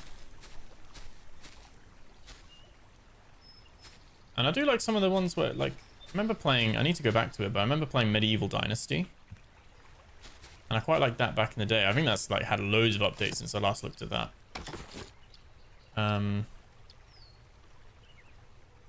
We need more cloth. More cloth. Let's do that. We are all good for cloth. We can make a chest, put some stuff in as well. We can make a well. Get water. Your watering can. Cannot be drunk though. Okay. I like playing zombie games and those polygon games like Surrounded. Surrounded is on my like list to play and check out like a first impressions of it, because I sometimes do that with some like survival games I haven't come across before. Surrounded's on my list. I heard some good things about it, and I've heard of Icarus. There's been constant update. Yeah, that game gets an update every week. I think it's every week. They do like a weekly patch. It might be something small, but it's pretty cool. Let's build the well. And then I'm an idiot, aren't I? There we go. Let's build that. Sticks.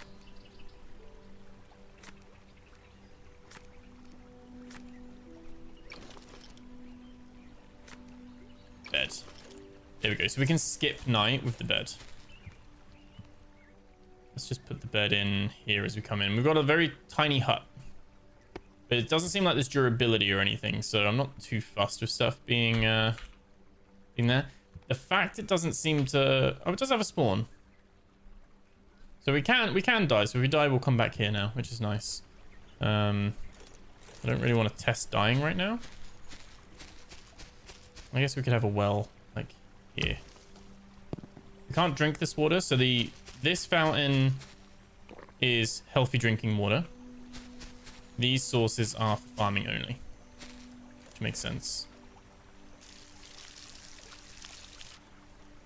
But it kind of means if you want to build your farm in a place that's not right next to a lake, like I did, or a pond. A lake's generous, isn't it? Then you can build a well, and you can get your water there as well, which is quite cool. Oh, Surrounded's a single dev. Wow, just one guy making it. I find those so impressive, like when there's just one person making it. I did really like I played did a little let's play series on the YouTube channel of Mist Survival, like a zombie survival kind of one, and I really enjoyed that, and that's had some updates since as well, so that's on my list to take another look at as well. There's another game on my list, Surrounded, I think it's called. No, not Surrounded. Surrounded's the one you just told me. Infected. The Infected. I was just like, oh, the Surrounded. That's the one you were just telling me about. Yeah, The Infected. There was another one. These Nights? Survive These Nights or something? Survive the Night? Something like that. Let me just check Steam. Survive the nights. And no one survived. I've got loads of like zombie survival. I've got like a collection on Steam, which is just like games to when I eventually get round to them, because there's constantly new games coming out that I like to feature on the channel. Games that I try and have a little let's play of, or a mini kind of let's play of them. And then obviously old games that I haven't come across before. So I'm like, oh, we'll check these out and see what they're like. I think we're just waiting for more cotton. We might have a look, see if we can find any more, if any more cotton plants have spawned. They're daisies. I'll have to check out Surrounded. I did like a different like style or viewpoint. I personally liked Project Zomboid. It's more of a top-down one, but it's very difficult. I feel like I'm just hardcore struggling in that game. And it's just very like, it's like the Escape from Tarkov of survival games. It feels like it's super like difficult. And there's a demo of, which is actually free to play at the moment, another survival zombie game called Vane, and that was really good. And that's good. Like I think a small team of devs, but they're constantly updating it. Really cool project. One thing I'd like to try is playing GTA 5 with the new zombie mod. It's awesome. Oh, I haven't seen that. I know there's like, I have Grand Theft Auto on like 5 on PC, but I don't think I've ever played it. I've played Grand Theft Auto 5, but it was back on Xbox when it came out. I've not really, I know loads of people do the modding and the RP scene and everything like that. I have not really experienced any of that on PC. I should probably boot up Grand Theft Auto 5 and check it out maybe. I'm familiar with modding other games. I haven't really obviously tried modding Grand Theft Auto, but I imagine it's probably quite accessible. A chicken! He's sleeping. We maybe need like a net or something to catch him, because we can't pick him up. We also can't kill him, which is fine. That's fine. But there is a chicken on the island, so that's pretty good. Oh, Vane's very good. Nice. I saw a dude play GTA 5 with 50 mods. Insane. Oh, wow. That is insane. I used to play a game called RimWorld, which is kind of like survival. I dip into that game every now and again, to be fair. I say used to, like, I'm never touching it again. RimWorld is a game where I probably, like, have a load of mods. Loads of quality of life mods and different versions of, like, gameplay stuff. Pretty cool. And every now and again, I'll just go deep, get lost deep into a bit of that. It's addictive. I have to like ration myself on it. I like those kind of games where you can just have a story, just build a story every time you play. Like it's kind of just what's going to happen this time. Let's try sleeping in the bed. Let's skip to morning. Oh, we actually get to lie down. That's cool.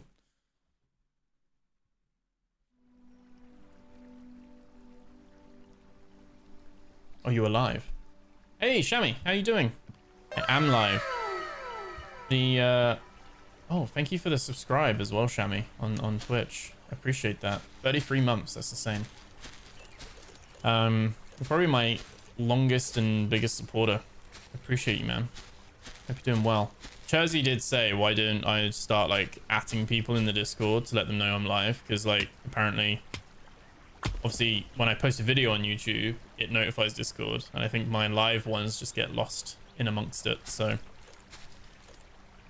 as I'm not streaming all the time, I might do a little live notification every now and again, maybe. Just if anyone's around, then they want to pop in. Because I feel like I feel like people miss it otherwise. But no, how you doing, Shammy? You all good? We were live on Thursday as well. We did a little horror one. Oh, you were sleeping on Thursday. That's cool. How you doing though? You good?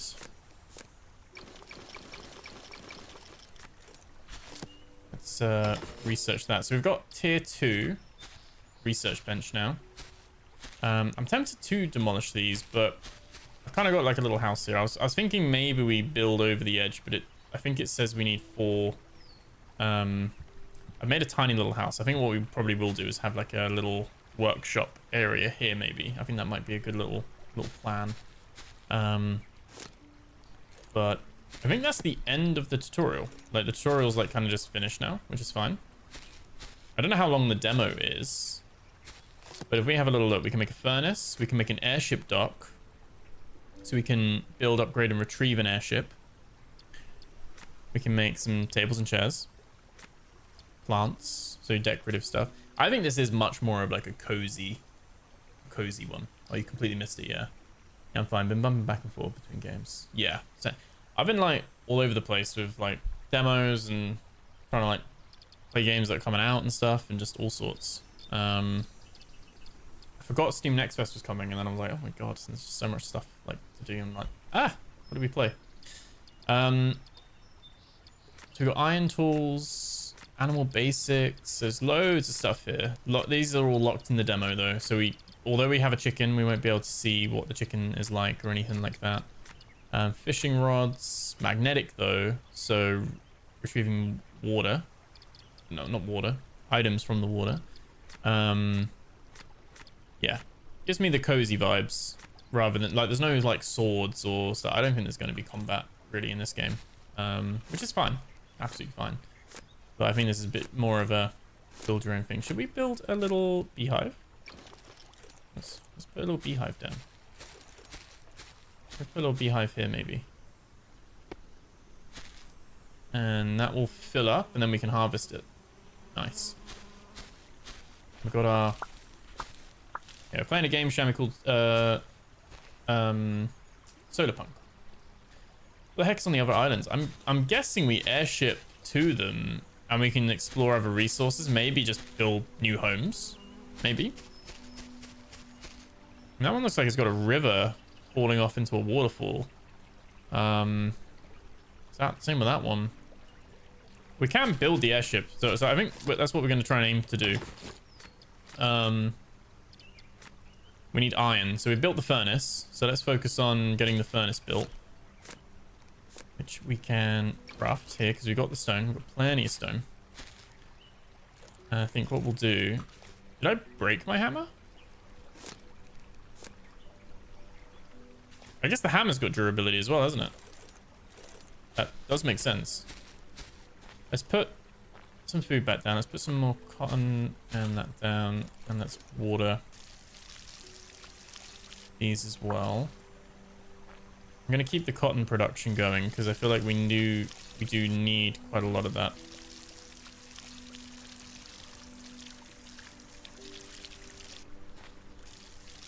Don't think it's faster doing that. I think it's better just to focus on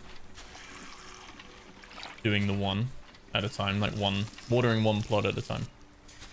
Tried Astro Colony. It's really good. Probably one you'd like. Oh, nice. I have to have a look at that. Is that one of the Steam NextFest demos as well?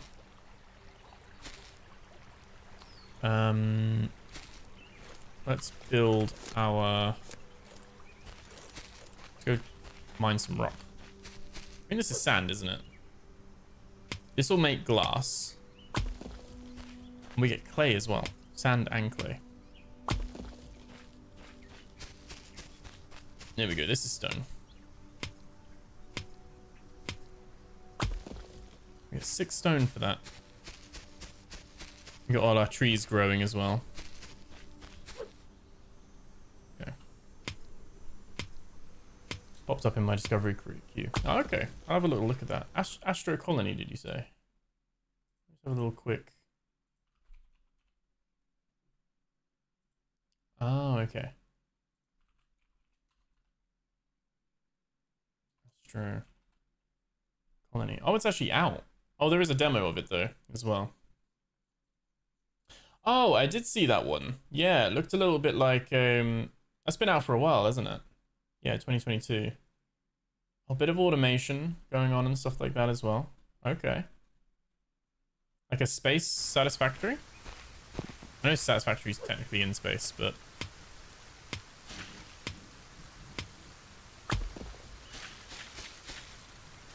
seems quite cool. Let's build the hammer again.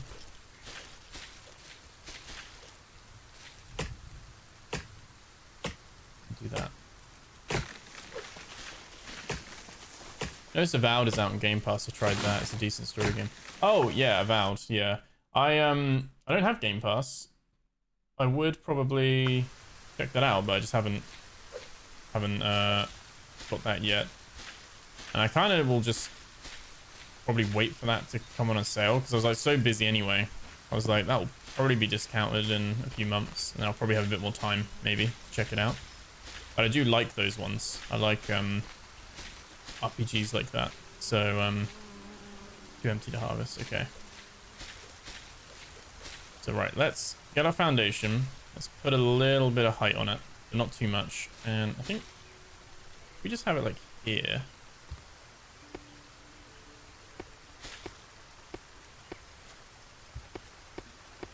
I think just rather than having one big building, we're just gonna have this as our little place where we'll put some stuff, and we can maybe just leave it without walls for now, because there's no real like downside. Like, things don't get wet. Yeah, a while building space on the platform and fly the platform around to planetoids and harvest the resources. Ah, okay.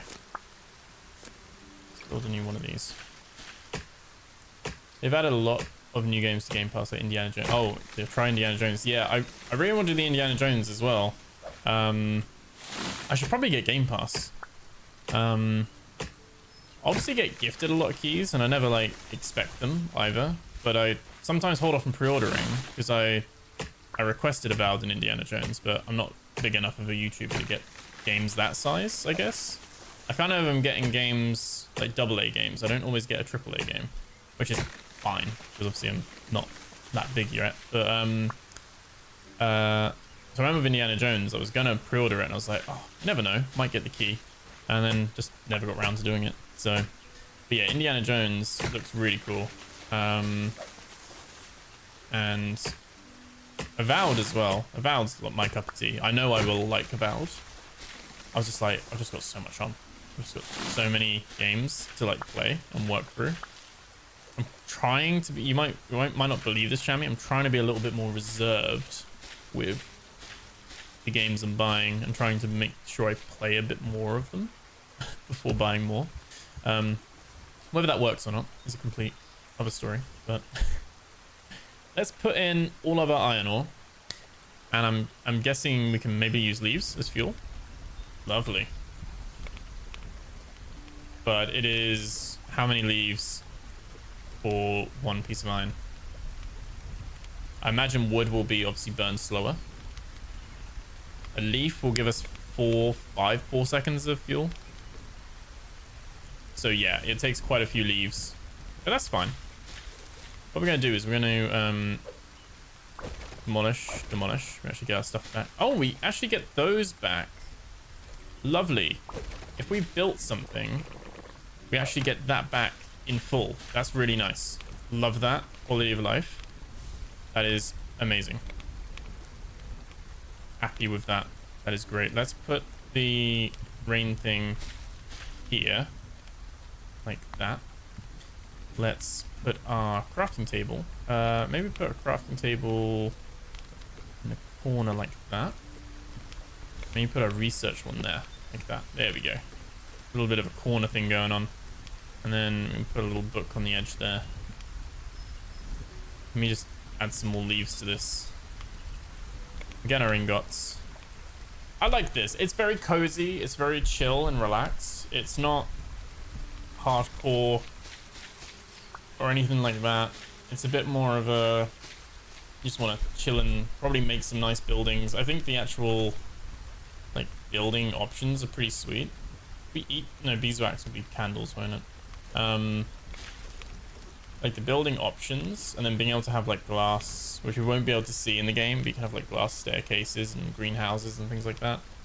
Brick with the clay obviously as well. But yeah, got some nice little like, you have like little detailings. Have like a railing there. Put like a little, you can have a little gate. Little pillars as well. Was the fencing locked? Oh, locked in the demo. You can have a fence gate. But that's it. Okay. So some stuff's not obviously here yet, which is fine. Let's take those iron bars. Put those leaves back in as a maximum. And then, oh, I moved everything over here, didn't I? So the airship dock, we need one piece of cloth. Let's get that. I watched all the Indiana Jones movies, but did not like the new movie. Harrison Ford is getting old. I haven't seen the new movie either. Is that the Dial of Destiny? Last one I saw was years ago. The Crystal Skull. Was that? Allowing Steam to drop below 200 games bought but not yet played. I'm on like 2,000 games not played and 2,500 I think games owned or something. I don't know. Yeah, I've still got a load of games that I need to work on. Hasn't helped with getting review copies and stuff like that at all, because my library just keeps filling up as well. And there's some games I like feature on the channel and I like really enjoy them. We need 20 pieces of iron, so we can keep this cooking. But obviously there's like, I've got to come back to them because I've got like other stuff to like put together, like content for and stuff. I'm trying to like have a fine line of like some games that I keep for me to like play and enjoy, so that I'm not tempted that everything I play has to be recorded, if that makes sense. And I'm still in two minds of whether I should, out of principle, like do the Final Fantasy XIV Dawn Trail expansion, because I feel like I've streamed everything else of Final Fantasy XIV in the past. But I'm also like, the content has kind of moved on a little bit from 14. Well, some people would probably like to watch that, but I don't know if I'm not really an MMO channel now either, am I? But I guess I'm still variety. Still like to mix it up with loads of different stuff, so we'll see. Hello, chicken. Like I said, we can't do anything with him in the game, but imagine like maybe you have a net like in Raft, or we can maybe just pick him up and then throw him in a pen and he becomes like our chicken. Maybe. But yeah, I like this. I think we'll build the airship. We'll let our like iron thing go, and then we'll call it there for the demo for this one, because I think we've got a good idea of what it's about. I might just put a chunk of planks in there. Yeah, there we go. One plank lasts 60 seconds. That's crazy. It's well different. Could always get some more stone and just build a second one as well.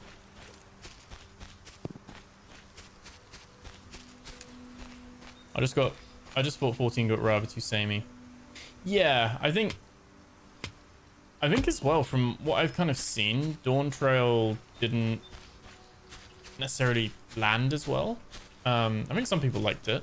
I think a lot of people didn't as well though. So, and I think at the moment, from what I've seen on Twitter, because obviously I still follow a lot of people that I used to like follow content-wise for 14 back in the day. It seems like it's been a bit of a stale spot, because I think it is the same. Like, you can predict the patches, can't you? 7.1, 7. Like, this is the Alliance raid, this is the Savage raids.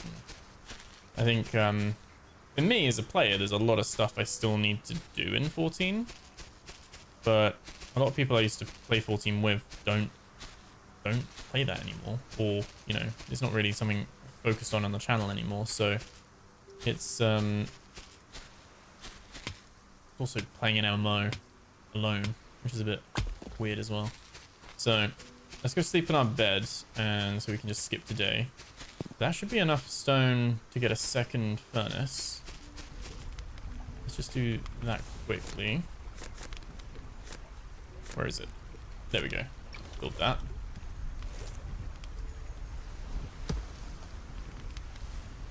We'll just chuck that in there as well. And we didn't actually get a load of iron, but chuck that there, that's fine. Can do half a stack, which is nice. Just right click and it splits the stack. Got some nice quality of life in here already, like, which is really cool to see. We need to eat some food. You can see food's not a problem. Almost trivialize the food in a way because there's no real reason to make other food. Like, I don't know if there is other food. I presume there will be, but like, you can just live off raspberries. Like, there's nothing. You can grow enough of them, and there's nothing to really make them like, that you really need them. You know what I mean? So I don't think I'm going to replant these because I think we're pretty much going to be done with building the airship and the demo. But when you sleep, the furnaces don't cook though. There's our 20 iron ingots. So now we just need 40 wood and some cloth, which the cloth, easy. And this should be absolutely fine as well. We're just going to chop all these trees down. I'm actually going to put that there.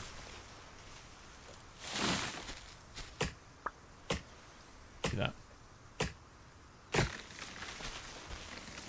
Yeah, I played a couple of really good demos that I've done, like survival horror ones or some cool ones that I've seen that I've done like individual episodes of. And then if I get some time tomorrow, I'm going to do like a little video of, because I've probably played about 12 or so, 12, 15 demos that I've really liked. I'm going to put like a little collection of like some of my like favorites from that I've tried from this NextFest. But it's been so many, like I said at the beginning, I downloaded like 50 odd, I think 58, 60, something like that. And I was like, I'm not gonna have time to play them all. Like, I've kind of just been picking some of the ones that I've liked the idea of. If the game doesn't grab me in the first 10-15 minutes, I've kind of been like, okay, meh. But yeah, just so many to like consider. We've definitely got enough wood. This game is really generous. I think, like I said, each tree gives you 7 to 8 planks, which is quite nice. It's not this isn't a grindy, or at least not at this level anyway. It's not a grindy experience. Dock. Let's craft that. That just goes right in our pocket. And does it need to collect? No, it has to be placed on terrain though. So we can place it here, which is quite nice, I think, because we can put it. Kind of got our house crafting bit, and then we've got our airship bay here. Lovely. So this is now where we can build a airship, and we need components for that. Now let's see, because we know there's a crash ship there. Can we just build some ladders normally? We can. There we go. Let me just get this iron because we're gonna need more iron. It'd be nice if you could breed the chicken and make KFC for food. Yeah. Oh, don't. I could devour a KFC. I haven't actually had any dinner and it's 11 PM. I should probably sort that out after this one. I mean, we spent a bit longer on this one, haven't we? How long have we been on Solarpunk? About an hour? Airship components obtained. There we go. Yeah, I've enjoyed this one. My only consideration or like concern with it is it too cozy? Is it too chill? Like, it's probably, we'll have to see. It seems a little bit it's very relaxed, which is fine. We got a throttle, upper light, and docking as well. So yeah, we will be able to then explore. I guess it's the question of what is there to explore. There's not enemies to fight, presumably, so it's not like Aloft has the various islands, but some of the islands are infected, and you got to like regenerate them. Presumably there will be newer materials on other islands, but yeah. Oh, you're in South Africa, are you? Like, 108? Is it South Africa? I thought that South Africa was the same time zone as the UK. I thought we were in the same, like in the same line. Or is that with Cape Town? Are you like in a, maybe it like depends on what part of South Africa you're in. We put some clay in there. Yeah, we can make clay bricks. What do we need? We just need cloth. Let's make the cloth. Okay, so you're like 2 hours ahead of us. Fair enough. I thought, yeah, I always thought South Africa was the same time zone. We built an airship. Oh, you're in Cape Town. Oh, all right, okay. There we go. So you don't get to design it or anything, you just build your airship. And it seems like we can upgrade its engine, batteries, hull, solar panels, so we can make it go further. It's got like a little solar panel at the beginning. This isn't ideal because I've got a thing that I'm going to crash right into. We can reverse though. Docking midair is possible. Docking at nearby dock is possible. Okay. Not possible when too fast or too tilted. Rise and descend. Wind direction. Flying against the wind is much slower. Change camera view can't be done in the demo. And we can look around, that's fine. If it's charging, it's not going to be charging now, it's raining. And we can't repair, there's no repairing or anything right now. Toggle light. Does impact battery. Got our altitude, and then if you lost or crashed your airship, you can retrieve it at your dock. Okay, cool. So let's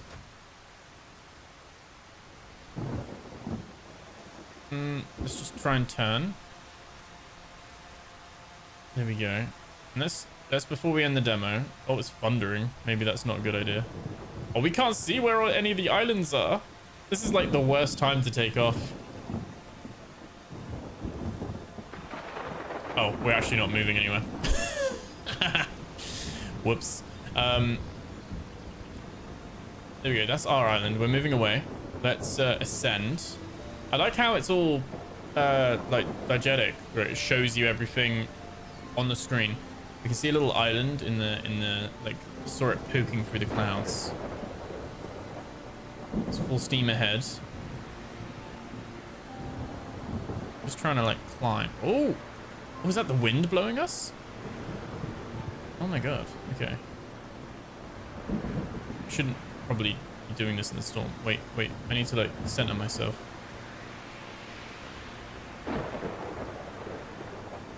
Oh, there's something there. There's something there. Let's try and stay focused on it, and let's shift down to like descend. Let's slow down a bit as well.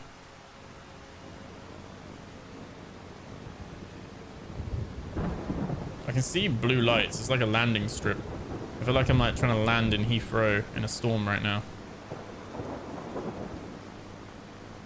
Battery is draining. I'm actually getting blown around by the wind. It'd be great if it cleared up. Oh, it's like... Is that like toadstools? Like mushrooms? Reminds me of Forever Skies. That's one on my list as well I need to try. Oh, that's another ship. It's another ship. Maybe we can dock with them. We can dock with them. What was the button to dock? Thankfully it pauses. E to dock. Oh, it doesn't pause. 1 sec. Let's try it. I don't want to crash. Wait. Dock. Lovely. Okay. This is someone's little floating house. This is locked in the demo. But you can see it's kind of like blueprints. We can maybe find stuff to then get early blueprints. You received the energy demo pack. 1 sprinkler, 1 drill, 1 network display, 16 cable connectors, 2 panels, and a windmill. So you can basically have a sprinkler to sprinkle your plants. That's pretty cool. And we actually got those. Like, it's like an actual... Like, it's not a blueprint. We actually got those items. And this is unresearched stuff. It's all locked. But like a forester bot. We get a little peek of what's here. Weather station, so we can see the weather forecast. Lights, windmills as well to generate energy. Transport drones, so you can have stuff automatically moving from one to another. This is all locked at the moment, this stuff. We can't make any of this. But it's good to know. Maybe in the actual game you can actually go inside and talk to the person. That's really cool. I guess we go back in. And we can see our home point.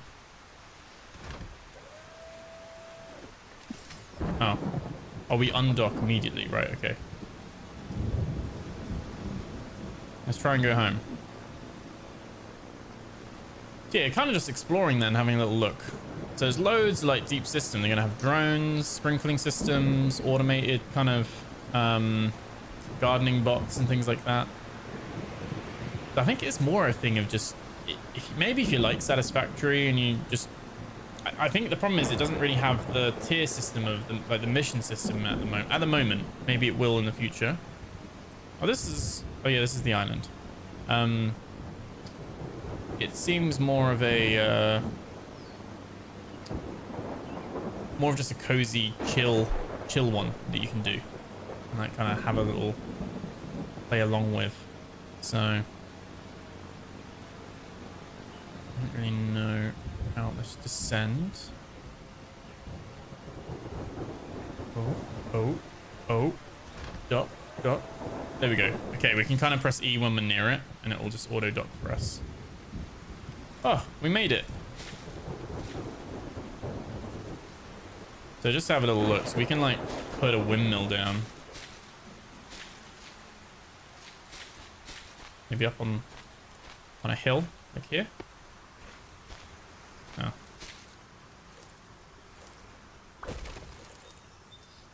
I can't see it to rotate it, but let's put it that way. There we go. Are you kidding me? Did I just place it the same way?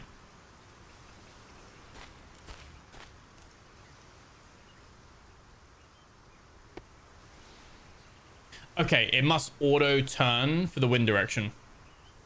That's not me losing my mind. It just auto... I was like, come on. I definitely put it around the right way that time. So the drill... This is what this patch is up here then. This is an iron ore patch. And when we power it with the power cable...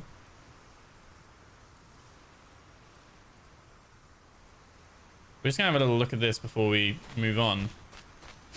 But...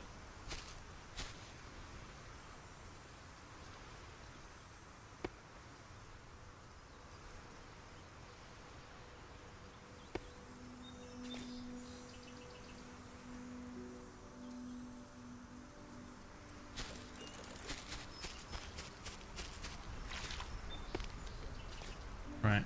This looks really cool. This is the bit I'm excited to try.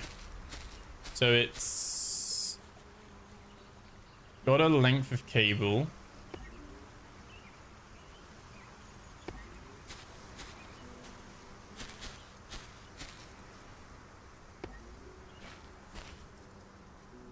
Oh, okay.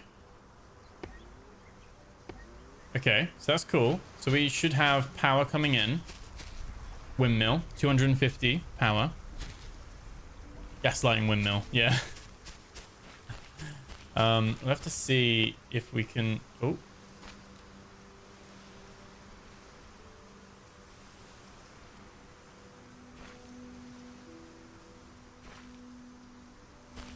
Oh, you can change the...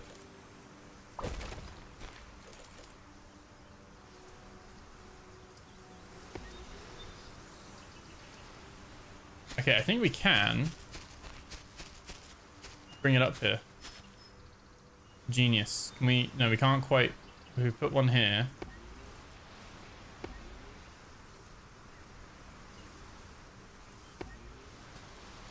There we go. You can't just right click. Press right click and it will change which one you want to connect it to. We should have enough to get it to this drill.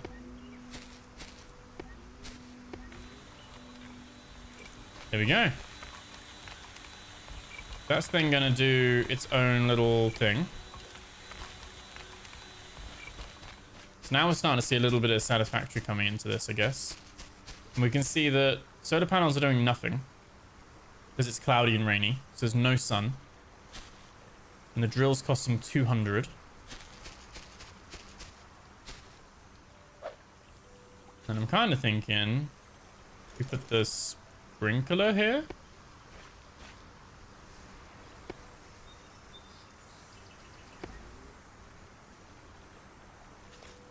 Wait, what? Oh, there we go. That not... What?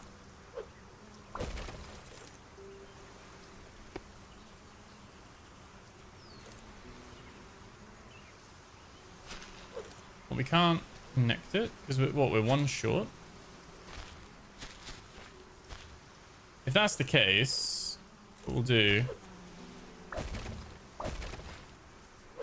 We can bring this back a little bit because I don't think it matters too much.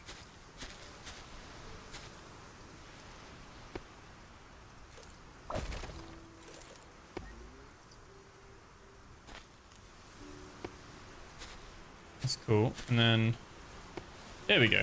There we go. And that means our plants are now watered for us. Lovely. Oh, and that's it. That's the time, I guess. Maybe we just met the time.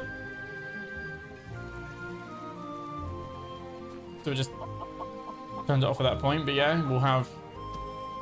It's very cozy, isn't it? It's not... You get to just have little decorations and build a nice little house and stuff like that. Got a fishing pond as well from the looks of it. Loads of cool ideas in this, for sure. Oh, you can keep playing. Oh, you can keep playing. I didn't see the giant thing just said keep playing. But I think we will leave that one there anyway. I think we've seen a lot of good stuff from this one. But relaxing, fun. This adds a level of complexity as well, which is quite nice. Sprinkler only is 25. So one windmill will support a drill and a sprinkler. And I just want to see with this. So presumably this is what the little drones are for in the future. You can then have them like collect. Oh, they collect all sorts. You can just pick it all up. Lovely. Yeah, that's Solarpunk. That's quite cool. I think worth the wait. Glad to be able to check this one out. And kind of curious to see what will come in the future with this as well. How much it will be, when it will be released. It's just at some point in 2025 at the moment. But very decent demo. Didn't crash. Has ran incredibly well. I mean, I think it looks nice and the lighting's lovely, but it's not like a super high fidelity. Like the art style helps it for sure. And like I said, this is co-op. I think up to 4 people, like all together. So you can play with 3 friends. And do all that. And it's probably a nicer time to actually go out and go explore and stuff like that. But I think what we'll do for Solarpunk is we will leave it there. Let me leave that there for that side of things. And we will quit the game. Go back there. Already on my wish list, but yeah, if you guys liked it, you can go to Steam and check that out there as well. You try Eden Crafters. Eden Crafters, yeah. Eden Crafters was I'll jump off the side. I should have done to see what the death would be like, shouldn't I? I guess we would have just spawned back at the bed. Probably with all of our gear. I don't think it would have been a punishing one. Let's have a look. Eden Crafters, they've got trains there now. I've just seen they did a new update. I haven't played it since I covered it on the channel. So I last played Eden Crafters in November 24. So I do need to have another look at that. I'm just trying to think, is there another one? One more? Been quite a few. I might leave it there. Go grab some dinner. We've done some good ones today. Let me go up to... We checked out Empyreal. Obviously, at the end of this, there'll be the VOD on YouTube as well. And I'll go back and once it's finished processing, put the timestamps on. But we did Empyreal at the beginning, which was like a bit like a remnant action RPG. We then did Chernobylite 2, which was a little bit of a weird, not quite stalker, but a little bit of a weird kind of RPG shooter post-apocalyptic thing, but was more sci-fi than a survival thing. And then we did Twisted Tower, which was very good. Twisted Tower was very cool. Very, very cool. Very Bioshock shootery kind of inspired kind of thing. Definitely like that. And then Solarpunk, which was very cool. I think we ended up spending the most time with Solarpunk at the end there. I did have another one called Lost Skies, which also is like floating islands and you're like paragliding and stuff like that. Bit more of an action adventure with crafting and things like that. We'll see. We'll see. But I think it's I think that seems to be the theme at the moment. A lot of survival games are doing like floating islands and stuff, but it seems like you can build ships and that and stuff. So Lost Skies might be another one to check out. You can build your own islands as well. But yeah, I don't think we'll have time for that. I might do that as a separate video. Heat Death, I've got a video on my channel for Heat Death. If you search that, there's a there's a playlist for Heat Death with 2 episodes. But that was in the early like alpha before it came out. I haven't checked out Heat Death since they released it. Because from my understanding, it released into early access and they haven't actually done too much more with it. Like, or at least at the time. They might have added more to it now. But I really like the whole idea with the train and everything. It's got very positive reviews, so it seems to be good. I really enjoyed it. But I remember when it released, it was like, oh, it's the same as what you've currently got access up to. So we'll have to have a look. But yeah, it hasn't had updates in a while, apparently. So we'll have to see. But view update history. Oh, there was an open beta update in early February. So yeah, probably another update coming soon. But yeah, I liked Heat Death. It was cool. So where you shoot down drones. Yes, there were only like a handful of drones, and you could have like one turret at the time. So I might have a little jump back into Heat Death. I've got, in terms of a little bit of what's coming up on the channel. There's also the VOD of the last stream that I did on Thursday, where we covered quite a few. We covered some more horror ones. Order 13, very, very good. Post-Trauma, really like that as a like Resident Evil inspired horror game. Eternity's Echo was really cool. Baptiste was okay. Dread Flats was a little short kind of Chinese horror kind of one, more jump scary. And then Suffocate was like Taiwanese inspired kind of puzzle horror thing, which was really cool as well. It was good. I like being able to just hop across some different games and things like that. But in terms of what we got coming up, I've got a few games that I've got some keys for that I need to check out and stuff like that. Kind of wondering what to do next. We've got SCP Fragmented Minds that we've finished the Let's Play of. We have, I'm trying to think,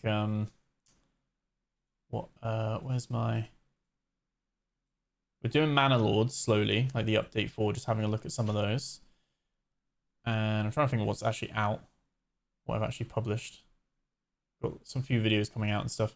And then I'm kind of thinking of what to do next as like a Let's Play of some sort, because we finished our Moon Mystery, which I really liked that one. So probably we'll have a little look and see what else there is. I did have a a little list.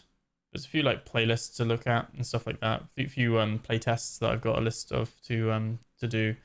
A few demos of like permafrost as well. That's an icy survival one to check out as well. So got a few things to keep me busy. Oh, you can mount an icicle gun on the train as well. Okay, I'll have to have a look at that then. I've still got like Bellwright on my list to check out, and maybe doing a let's play of like Days Gone, and maybe we'll have a look at Surrounded. 7 Days to Die. I haven't checked that out since I checked that out years ago and played like 10 minutes of it, I think. So 7 Days to Die, because that came into 1.0 as well. That might be a good one to do as well. Have a little look. And I want to go back and see Mist Survival as well, because they've done some updates too. So yeah, I'm not stuck for content by any means. I've got loads of stuff to do, and probably I've kind of got to go back and finish Satisfactory as well. We got to the last tier, didn't we? So I've kind of got that to do, but I kind of got lost in the source of moving my whole factory around and just, yeah. And then I was like, oh, never streamed it again after like moving it all and making a huge big old train depot and everything. And again, Icarus has had loads of updates, so it would be good to go back to Icarus and check that out. But I've got too many to check out. But and then obviously, like I said before, maybe we do like a stream a week of like Final Fantasy 14 and finish off the story, or just finish the campaign, like start the campaign, a Dawn Trail. Probably would take a fair few weeks, but maybe that's more achievable, just doing one a week maybe, and doing that as a little separate thing. But yeah, that's loads of stuff to do. In amongst, I've got obviously my normal work, loads of conferences away and stuff like that. So loads of stuff to do, loads of content to check out and stuff too. So it's good. What about Sunken Land? I have a playlist for Sunken Land as well on the channel. I think we did 3 episodes. I liked it, but not a solo. I wasn't enjoying it solo. Maybe I should tweak some of the settings, but I was just thinking, as soon as I saw the enemies like spawning back, like pretty much in front of my face, like, because I was just trying to wait them out and whittle them down, and I was like, oh, it's infinite. They just keep respawning. I was like, I can't clear an island on my own. Not on the recommended default difficulty. Anyway, maybe I'm meant to make it easier if I'm just playing solo. But I actually really liked it. But I was just like, it's not, I think it's something where if you've got like 2 or 3 people playing together, maybe it's a bit more fun. But I was like, it's actually a bit tedious to progress, which was a shame. I actually really like the building, the surviving, and like the actual like diving and everything, and like finding all the stuff, and like the blueprints and things like that. It's just a shame that it wasn't quite, I didn't find it solo friendly. So Shapes 2. Oh yeah, I remember you saying about that. I don't know if I should add a second game to the another game to the mix. That's an automation one, isn't it? But more of a top-down one, factory game. You'd probably like Factorio as well, Shami. Although Shapes 2 is probably a bit more of a nicer looking Factorio.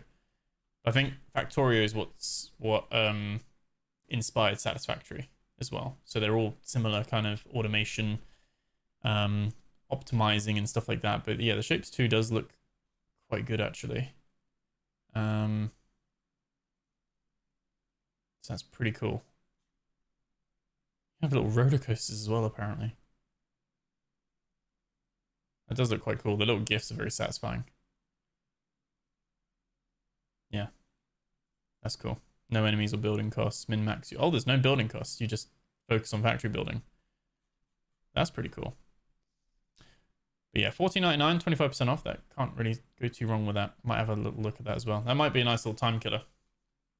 Almost like Scum spawning zombies in front of the player.